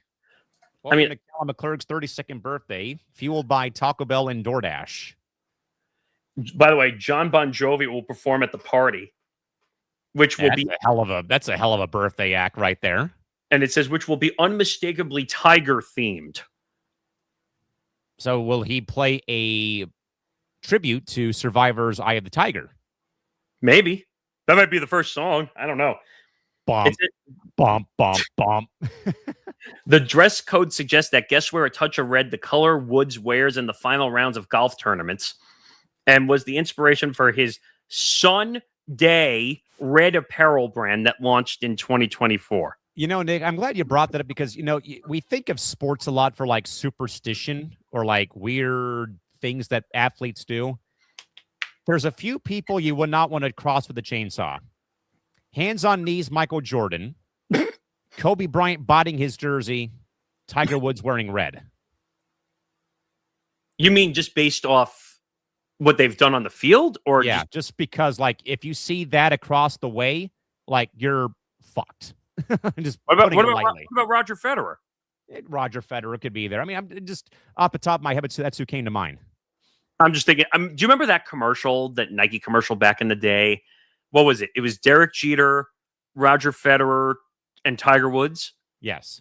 Was there a fourth one, or was it just those three? I think just those three, I want to say. There was a Nike commercial. Didn't they also do a shaving commercial together also? Oh, maybe. I thought they did, but the Nike one, I thought... Now I got to look this up as we wait for... speaking of, here we go. Man. Our final guest for the day, little intro before we let him on here. Keith McPherson, if I can say his name right, Keith McPherson, has been on WFAN. He did the 7 to 12 slot for a while, stepped away for a little while to be with family and to look at some other opportunities. But you ready to talk to Keith? Let's do it, baby. Hi, Keith. How are you? Yo, what's up, guys? Thanks for giving me an hour of grace. Took a while for me to get home and get some things in place, but I didn't want to cancel. I appreciate you guys reaching out to schedule this. So what's up? How's it going? Good, man. Great to see you, man. Thanks for hopping on. We appreciate you. Yeah, no problem. So let's get into first stepping away from the fan. I saw your stream while you stepped away. You wanted to be more with the family in that sense, right? That was more of kind of stepping away from the full-time gig. Yeah, I won't even say it like that. I'll say, I'm a first-time father, and when I took the role in 2021, I wasn't a father at all, and doing nights was something that I thought I would be able to do for a long time. I did it for 4 years. I did 2.5 years once my son was born, but it just became too challenging. It created too much chaos in my life, and, every day was a battle between, leaving the house at 5:30 for a 7 p.m. show, and then I'm leaving when my wife and my son are coming home, or the morning if I do a show till 2 and I got to sleep. You might be able to hear my son right on the other side of this room. My son is bigger now. I don't know if you have kids, but when I signed my contract and when I was doing this, I never envisioned my son saying, I want daddy in the morning at, 7 a.m. and I didn't go to sleep till 4 a.m. So it just, there was, a lot of things going on that made it hard to do the time slot. Now, I never had a problem doing the show. And the thing about WFAN is there was no opportunity for me during the day. I was a hired gun, just a straight up radio host, right? I never produced. So it wasn't like they could say, okay, we'll put you on and be a producer. Like some of the guys on WFAN that kind of went through that traditional intern, board op, producer, and then got to the mic. I just came in and they told me to shoot. So with no other opportunity being present for me, in like October, November, I stepped down. And I stepped down before I knew the changes were coming. So what I'll say is I don't regret the decision. It has been great to go to sleep at night and wake up with my wife and my son and put the family first. And what is even greater is the blessing that comes when people know you're a free agent. And I'm not even a free agent. Like I try to tell people in my video, I'm still under contract for some time. And I'll be back to do some fill-in spots like I just did. But man, the amount of people that reached out to say, hey, what's going on? Can we, bring you in? Or, what are you doing next? Or how can we work with you? I'm like, wow, you do 4 years of radio in New York City at a place like WFAN. There's a lot of people that hear you and respect you. And, Yeah, I have no doubts about where I'm going next or where I'm going to land. I'd like to stay a part of the WFAN family forever, but those seats are tough. Those seats are tough. Boomer and Gio been up there in the morning for 19 years. Shout out to BT and Sal, who actually did get let go, and they thought they were going to be doing that for 10, 15 years. Evan and Tiki, who, their show came together, and Tiki was a 10-year partner with BT, and now they're doing the midday. And here Craig Carton comes back for a third stint, and Chris McMonagle, who's been in there 18 years, doing every single thing possible and was really killing it in the overnight. Now he gets the afternoon drive. Maybe that's the lineup for, and then let me not forget Tommy Lugauer, who's doing, my time slot with the after hours. Maybe that's the lineup for the next 5 to 10 years. Keith, I'm very glad you brought, though, about the personal grind. Nick lived through it. I lived through it. At one point, I literally went to college and worked as a producer, disc jockey for 2 years. Nick worked at WABC for a long time. And I'm glad you brought the personal pivot, though, Keith, because I live in San Diego. We just had one of our afternoon drive guys, Jim Russell, move to Philadelphia from KGB AM 760, which was an iHeart media station, because his family is, his wife's family is there, and his wife miscarried, and they were obviously shattered. So I totally understand the pivot, though. As you're saying, you have a young son now, or a son, and by the time when you signed the contract, though. But I guess, though, Keith, how difficult was it maybe to step away from that full-time role in, an industry that is such a, a grind 5 days a week, though, filling those time slots as you were? It was not something I was willing to do, and I champed it out for 2.5 years, not sleeping, getting up mornings to help my wife and help, change my son's diaper or help get them out the door, or nights I would cut it really close with New York traffic where, I'd be on at 7 o'clock. Sometimes I'm not walking into the building until 6:45, cutting it that close because I stayed at home. It's tough. No one wants to give up a solo New York radio show. And I remember that's one of the first things I said to my bosses. I looked them all in the eyes and said, I don't want to give up my show. But to sacrifice your at-home life and your family situation is tough. And it just kind of got to the crossroads where, all things considered and the sum of all things, I'm like, this is what needs to happen for us to move forward. And like I said, I made that decision and I made that announcement on my own social channels, and the amount of people that reached out to me, I was like, okay, this was destiny. This is what God, wanted for me. This is the universe never unconnects. Like this was always my path, right? Shout out to Steve Summers, who did the nights for so long. I talked to him recently in the building, and I was like, man, I'm sleeping again. I'm like, just the first couple of weeks, I was having headaches, and I was having a tough time adjusting, to a regular sleep schedule. I'm like, did you ever deal with that? He's like, no. He's like, I don't sleep regular now. I'm like, it's crazy to think about radio, because radio is on all the time.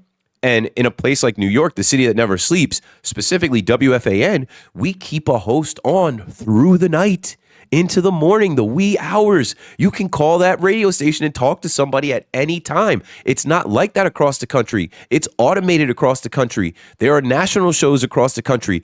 Not the case in New York, but it's hard to find the people with the talent, with the know-how, and the schedule that can make that work. And I just grew into a person that could no longer do nighttime radio for the sake of my family.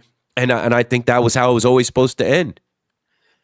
I'm curious because I saw your final video, and I see a lot of people have speculation about what happened, of whether you were fired, which we all know you weren't. I knew you. Yeah, weren't. I would say it. I don't know. You guys know how the internet is. Yeah, the lie is always better than the truth if it's salacious, if it's scandalous. But I'm like, I try to be so honest and transparent. I'm like, listen, if I was fired, I would come out and I would put a video out and say, hey, I was let go today.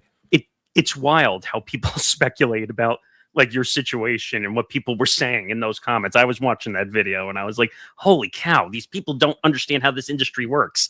Right. That too. They do. Think they do. What did I do to get fired? Exactly. I'm like, wait a minute. I've been a good soldier these last 4 years. And also, who's pushing me out? And all respect to Tommy Lugauer, who is now doing my spot. There was never any conversation about pushing me out for Tommy, because Tommy was with Evan and Tiki. So, Yeah, no, I don't know. People rather, and I thought that was kind of weird too, was right around Thanksgiving and the holidays. I'm like, you people rather come up with that I was kicked to the curb, fired before the holidays. Like WFAN wouldn't do that to me. I've sacrificed too much time and energy and put, so much sweat equity into that brand and that station. They weren't kicking me to the curb the week of Thanksgiving. No. The other question I want to ask too is 5 hours is a long time on any station, regardless of New York or any station around the country. Can you kind of tell the audience like what it's like putting together a 5-hour show and sometimes not knowing exactly when you're going to be on because you're on in that slot where games are on constantly? The first thing is you've got to change your mentality. And, when Steve Summers did it, they called it the marathon. And I remember them telling me, hey, we're going to wait your first show. We're going to give you the marathon. And so I went in saying, keep McPherson here for the 5-hour marathon. And I had a friend, shout out to Andrew Levy, who was like, you're not a marathon runner, you're a sprinter. And he's like, make it, make it not seem so grueling. And so I started calling it a 5-hour sprint. So my mentality was, we're going to run through the tape. We're going to run through every hour. And then even when I would do my show, I'd count down the hours. I'd be like, inside the 10 o'clock hour. And, I kind of cue up the 11 o'clock hour. And the 11 o'clock hour, open mic time. Whatever you guys want to talk about that we haven't talked about, we'll hit in the last hour. So it's like, it's basically structuring. Like that first hour, I never took any guests in that first hour. 7 o'clock, I'm just going to come out of the gate firing. John Harbaugh, he's out here. The Giants got to go get him. If he wants Joe Shane out of there, he gets to say that. Like you come out with your hot takes and your thoughts and you get right to it for 15 to 20 minutes of the open. You go to break. Then you come back and there should be a full rack of calls if you did your job right and you start to talk to the people. And then you take another break. And then when you come back, there's the last minutes of the hour, which is probably like 7:40 to 7:54. And you can kind of start to tease what you're going to do the rest of the show, the 8 o'clock hour. Then sometimes I would schedule guests. I would always schedule my guests on about 10 minutes to a quarter after the hour. So, maybe in my open, I'll say, at 8:15, we've got Pat Leonard from the New York Giants. At 9:15, we've got John Heyman from the New York Post. At 10:15, we've got Antoine Staley from the New York Daily News to talk Giants, Mets, and Jets. And so like that way, I kind of had that in my mind too, that like, okay, if we hit the Giants in the first hour, we'll talk to that reporter. But when we're done with that, we're done with that. When I come back, we're going to talk Jets and then, or we're going to talk Mets and then we'll talk to that reporter about it. And then we're done with that. And then we come back, we'll talk Jets. And like, it's about being prepared to talk about all of the different teams with the topics of the day and the news stories, but then also being able to interview someone and have a couple questions lined up and some off the cuff things to ask the person that you're interviewing. That's the expert on the teams. And then when you spoke about there being games on, that might be while the Knicks are on. And you say, hey, we're going to do a ride along. I'll keep you updated on the Knicks score and what's going on. Jalen Brunson just left the game in the third quarter with an ankle injury, but the Knicks are up right now 88-75. We'll get back to the calls at 888-808-1019, and I'll keep you posted on that. Got it. Yeah, Keith, more importantly, I think nowadays, and this was something, though, that they tried on MLB Network, obviously, but also your time at Jomboy Media that kind of led, though, to perhaps the role with MLB Network at one point with the Off Base show. Before I talk about MLB Network, though, Keith, let's talk about Jomboy Media. Obviously, they're great. The content there is great. All of the different angles that they come at the sports world for. The breakdowns, the bad lip reading, whatever. Keith, though, what do you believe that legacy radio or TV executives still don't quite understand about this is how the younger demographic of sports fans consumes their content, is not with, a radio or TV, but via a smartphone or a tablet scrolling through social media nowadays, as you probably know very well from your time at Jomboy? Oh, yeah. What I'll say that Jomboy knew, and some of these radio stations are still trying to figure out, and linear television stations. Like I worked at MTV and I ended up leaving there because they didn't get it. I remember telling them at MTV they wanted to bring back TRL. And my phrase that I used was, these kids aren't running home to watch TV. They've got the TV in their pocket. They can turn the TV on at any time. Yeah. So what Jomboy did was attack that TV in your pocket, flood the internet with content his YouTube channel, there was something going live every couple hours. And he created this whole Jomboy universe where they rented out a warehouse and did the warehouse games. You know, they were doing trivia. They watched old game shows, old baseball games. Of course they did Talkin' Yanks, Yankee baseball podcast, but there's 100 of those. Of course they did Talkin' baseball podcast, but there's 1,000 of those. They also were there early. Like, they've been doing podcasts since 2017. A lot of people are just getting hip to the game now. And not only were they doing podcast, there was a vodcast. Like, there's a video to go along with it, not just audio only. I don't think they did much audio only. They were smart video. And I specifically worked with Jomboy during the pandemic, where you literally had a captive audience. There were no games going on. There was nowhere to go. You couldn't go to the movies or a concert. People were stuck at home. And what I always tell people about Jomboy, whether he meant to do it or not, the first office that we had was at 930 Grand Concourse, right up the street from Yankee Stadium, and it was in a residential apartment building. So when the pandemic closed all the commercial buildings, you can't close a residence where people are coming in and out that live. So we were allowed to come in and out of that place. And even though I didn't go in as much, and some of the other employees didn't go that much, Jomboy, Jake, and a couple of those other guys, they went in there every day and did their thing. And so they were able to grow during the pandemic, that when things got back up and running, I mean, they were strong, and look at them now, you know. So, you know, props to Jomboy and Jake for taking social media and what I was calling fan-made media and kind of forcing their way into traditional media. So then I guess that leads me to my other part of my two-pronged question, though, Keith. Then you get asked to come on to MLB Network during the course of the past couple seasons.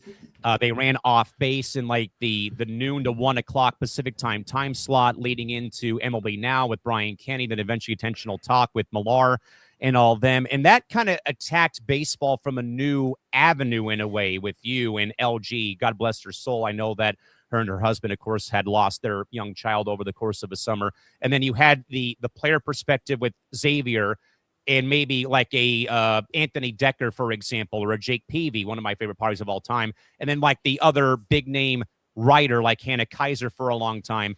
Keith, what probably in your mind, though, did you guys try to accomplish an off base, but also do you think that your program, which I know got relegated to a podcast now on Sundays with X and LG, but with what the show tried to encapsulate, though, like kind of like the fashion of the game and the guys kind of showing their personalities a bit more. I know that you guys were very big, as I am because of my organization in San Diego, about the guys pimping the home runs and having fun with the game and stuff. But do you believe, though, that the off-base era that you guys had helped baseball media kind of loosen like the tradition purist or the gatekeeping tendencies around Major League Baseball when it comes to how the game should be covered?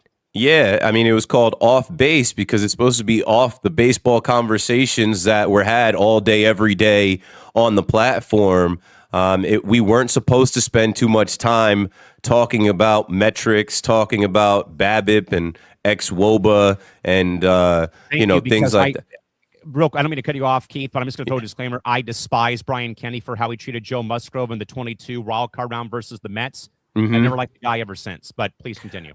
BK, I didn't have too many interactions with BK, but BK is BK, and that's the thing about baseball. There's a lot of really smart baseball people that do kind of gatekeep and act like, hey, if you don't talk baseball at this level, you're not at our level. Okay, that's fine. Not all of us want to be. Like, when you broke down the people that were in there, Xavier Scruggs is there because he's a former player. He can share that experience. LG is a trained television professional that is going to bring us in and out of the commercials and give us that credibility. Hannah Kaiser is a writer, and she's super smart. Like, she knows history. She knows ins and outs of what's going on right there. And then here comes Keith McPherson, a radio host who is on the fan, talking to fans, and is a fan himself. When he leaves this set, he's going to drive to Yankee Stadium and sit in the middle of the bleachers. So that combination was to give people a different perspective And we were going to talk about what the guys are wearing, what walk-up songs they're playing, what they're posting on their social media,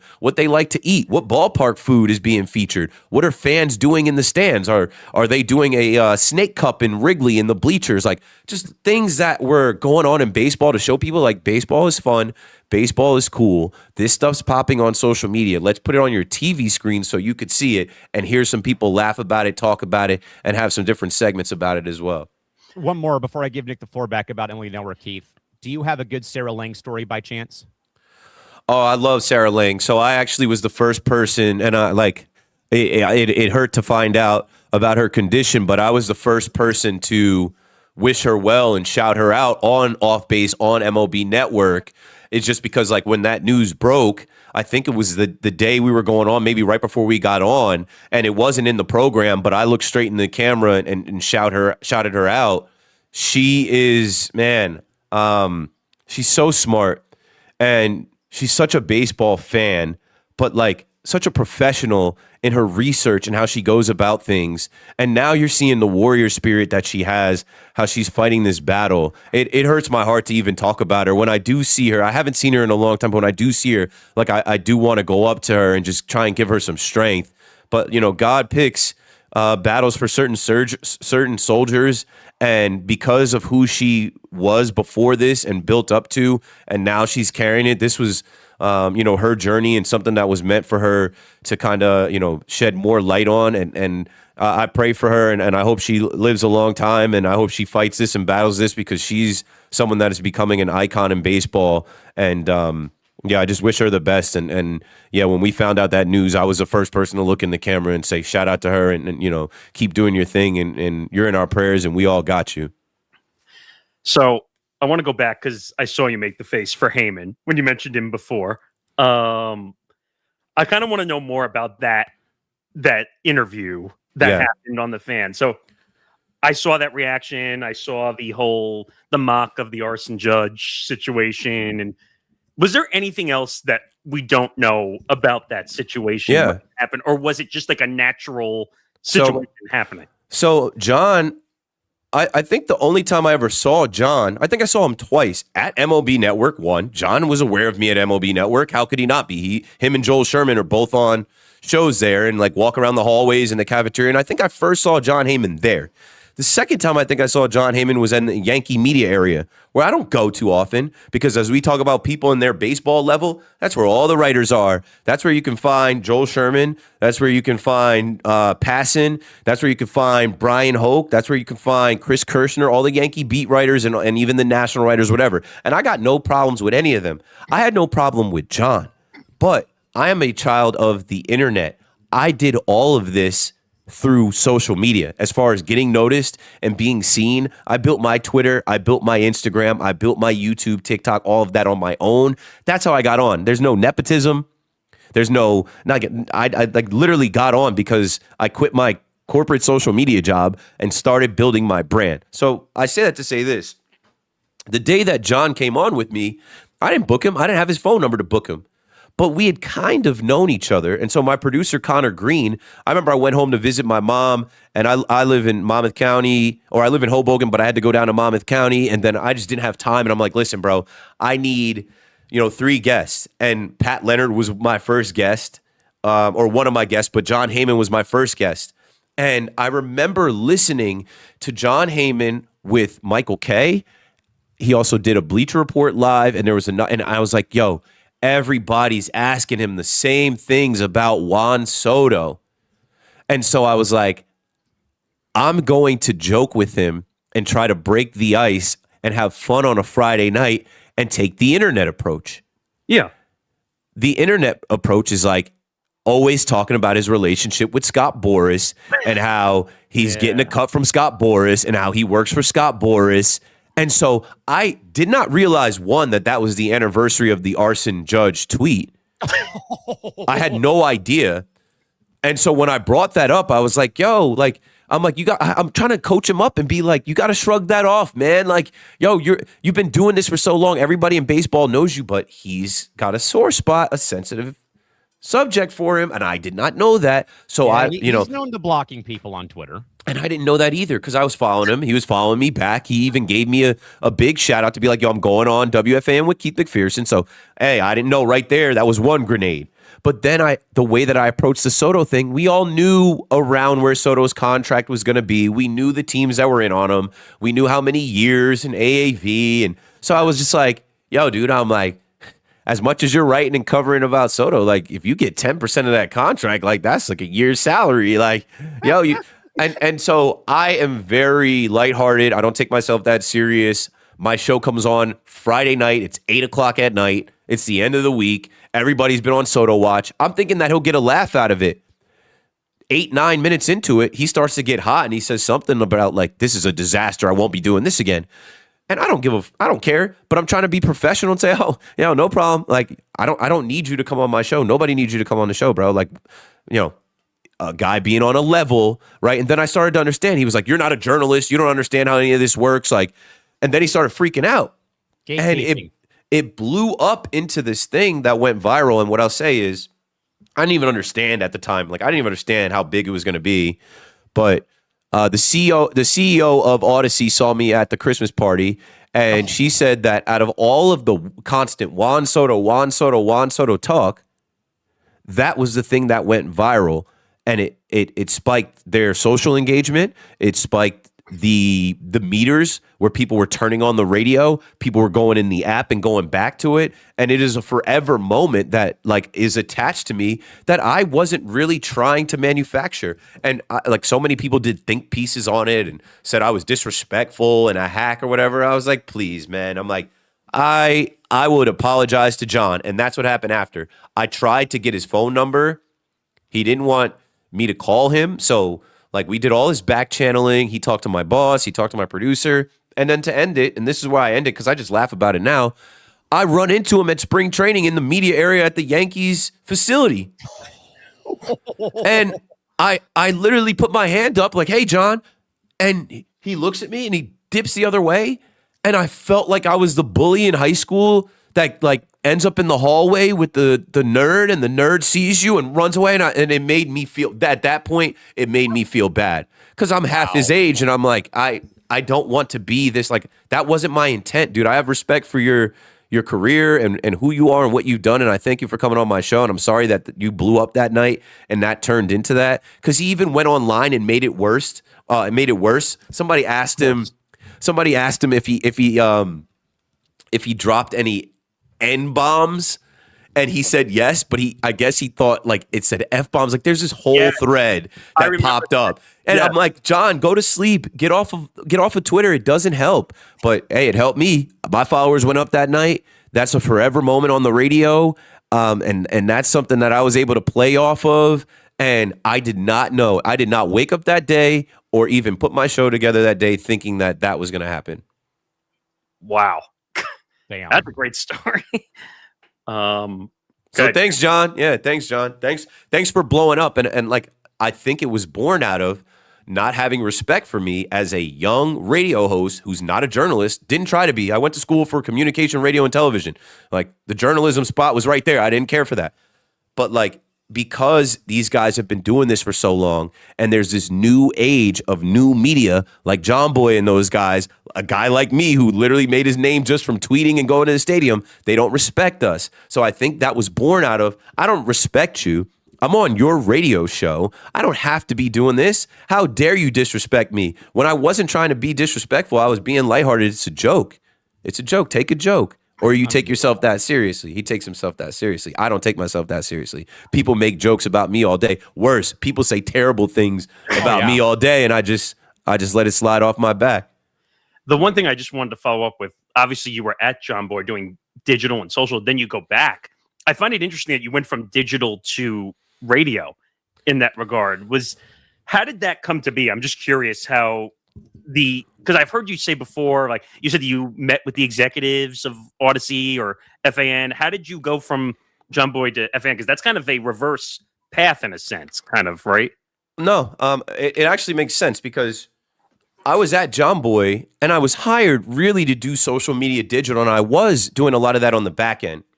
But as the company started to grow and we found people that were specifically just digital people that didn't do any on-camera stuff, I started to delegate responsibilities where I knew I was doing the Talkin' Nets podcast. I needed to be more involved there. I was doing Pinstripe Strong with Joe's McFly. I needed to be more involved there. And that honestly started to fracture some of my relationship with Jimmy and Jake because they're like, we hired you to build our stuff and not your stuff. And I'm like, sorry, guys. Like, if my name is on a podcast or a brand, I'm going to put effort into my name's sake, and I'm going to make sure you guys are covered as well. But look at how that led me to WFAN. WFAN airs the Yankees games and the Nets games. And through doing the Talkin' Nets podcast, which was one of the top Nets podcasts, and the Pinstripe Strong podcast, which was out there too, Spike Eskin came in looking for a younger, more diverse digital presence for the next nighttime host, because Steve Summers at the time was 74. Here I come, where I'm already in the space of the two teams that are broadcasted on the station. I didn't do a Giants podcast, but I played college football, so I obviously have football knowledge. And I started to have a little bit of buzz. I did my audition in August, and their social media spiked as far as how many people were tweeting and adding and talking about WFAN that night, and the rest is history. They're like, this is the guy. This is clearly the guy. If we're trying to get more digital, if we're trying to reach these fan bases, if we're trying to get younger, if we're trying to get more diverse, he's a black guy. Here we go. So it all kind of helped itself. Now I think there are people in radio that spent the last 15 to 20 years only doing radio and not taking social media serious, and they're trying to figure out social media now, and they're behind. I was doing it all at the same time. Interesting. So what do you make of all the YouTube simulcasts? Like I've seen your show on FAN being on YouTube simulcast, all of that, everyone making a big deal of the video simulcast. Now we're going to see a bunch of the sports podcasts going behind the Netflix paywall and all that stuff. What do you make of that? Like the video side, I love it, of the podcasting being more of a big deal than it ever was before. I love it because it's not going to end, and they're going to keep looking for the next guy and the next group and the next podcast, and it should give people this place to shoot for. That hey, you could start in your room doing a video podcast, and the next thing you get a set, and then the next thing you're on Netflix. So I just think what they want is to own these shows and take them off YouTube, where they're seeing these millions of views on YouTube for Pardon My Take. No, now we want that. And so who's making the next Pardon My Take? That's interesting. That's an interesting way to think of it. And I guess one of the final ones I'll ask you, what do you make for a college student coming out of school now, obviously with the business being way different? Because I remember growing up with, you have to do all the video editing, you have to know how to do all this stuff. Now it's a lot of self-made, a lot of doing a lot of this stuff. What would you tell somebody who's coming out of college? What's the best way to approach this business? Yeah, I tell all these kids now, the older guys in this business they're trying to glue themselves to these chairs. And you younger guys trying to get in the business that want so badly to work at WFAN or ESPN Radio or Sirius XM or wherever, Fox, NBC, traditional media is looking to new media for their next stars. So if you're good enough, they will come find you. Put yourself out there. There are no gatekeepers on TikTok, Twitter, YouTube, Instagram. So build your podcast, build your channel, put out your takes, build your brand, put out your content. And if it gets good enough, big enough, they're gonna come get you. That's it. It's that. And get little jobs that you can get.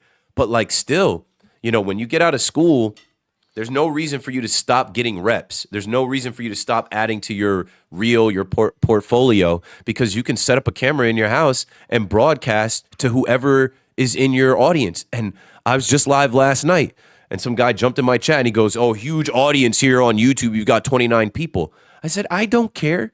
When I started doing this, I had 0. I had 4. And I've done 4 years of New York City radio that reached hundreds of thousands of people. I would do this whether there was 5 people watching or 500,000. It's an interesting way. I mean, look at BT with his channel, with BT Unleashed. I mean, I look at it the same way. Rocket ship. And I had no idea that he was planning on doing that or it would take that fast. But I'm impressed and I'm happy for him because BT is 51 with a house and 2 kids. He's got to go after it. And I'm glad to see he's got that support. Me, I don't have to take off on a rocket ship on YouTube. I've got a long career ahead of me. There are multiple people interested in me with built platforms. Like, I'm good. Well, that's what I was actually, I'm glad you brought that up. So is the plan to be like your own YouTube presence? Are you looking to get back? But you need one. Like, you should have one. You should own your IP. Like, if all else fails, like, you should still be able to go live in your own apartment. And so, like, I had this built before I knew I was going to leave WFAN. So it was nothing to just turn it back on. But no, and I was saying last night on the stream, just stay tuned. Give me some time. I still want to do shows on WFAN. I've been on TV. I'm going to be back on TV. I'm young in the game. You know, there's guys 30 years older than me in this game. This is not it for me. Please just don't rush me into what you want. Like, I'm still evolving and becoming and growing out here in New York City. I made it in New York. I'm not done making it. I give you a lot of credit also on the air because I've heard lots of comments come at you during shows. Some good, some not so good, some derogatory, like you were saying before. Tell me how you let that stuff roll off your back, because that's tough in the business doing these shows.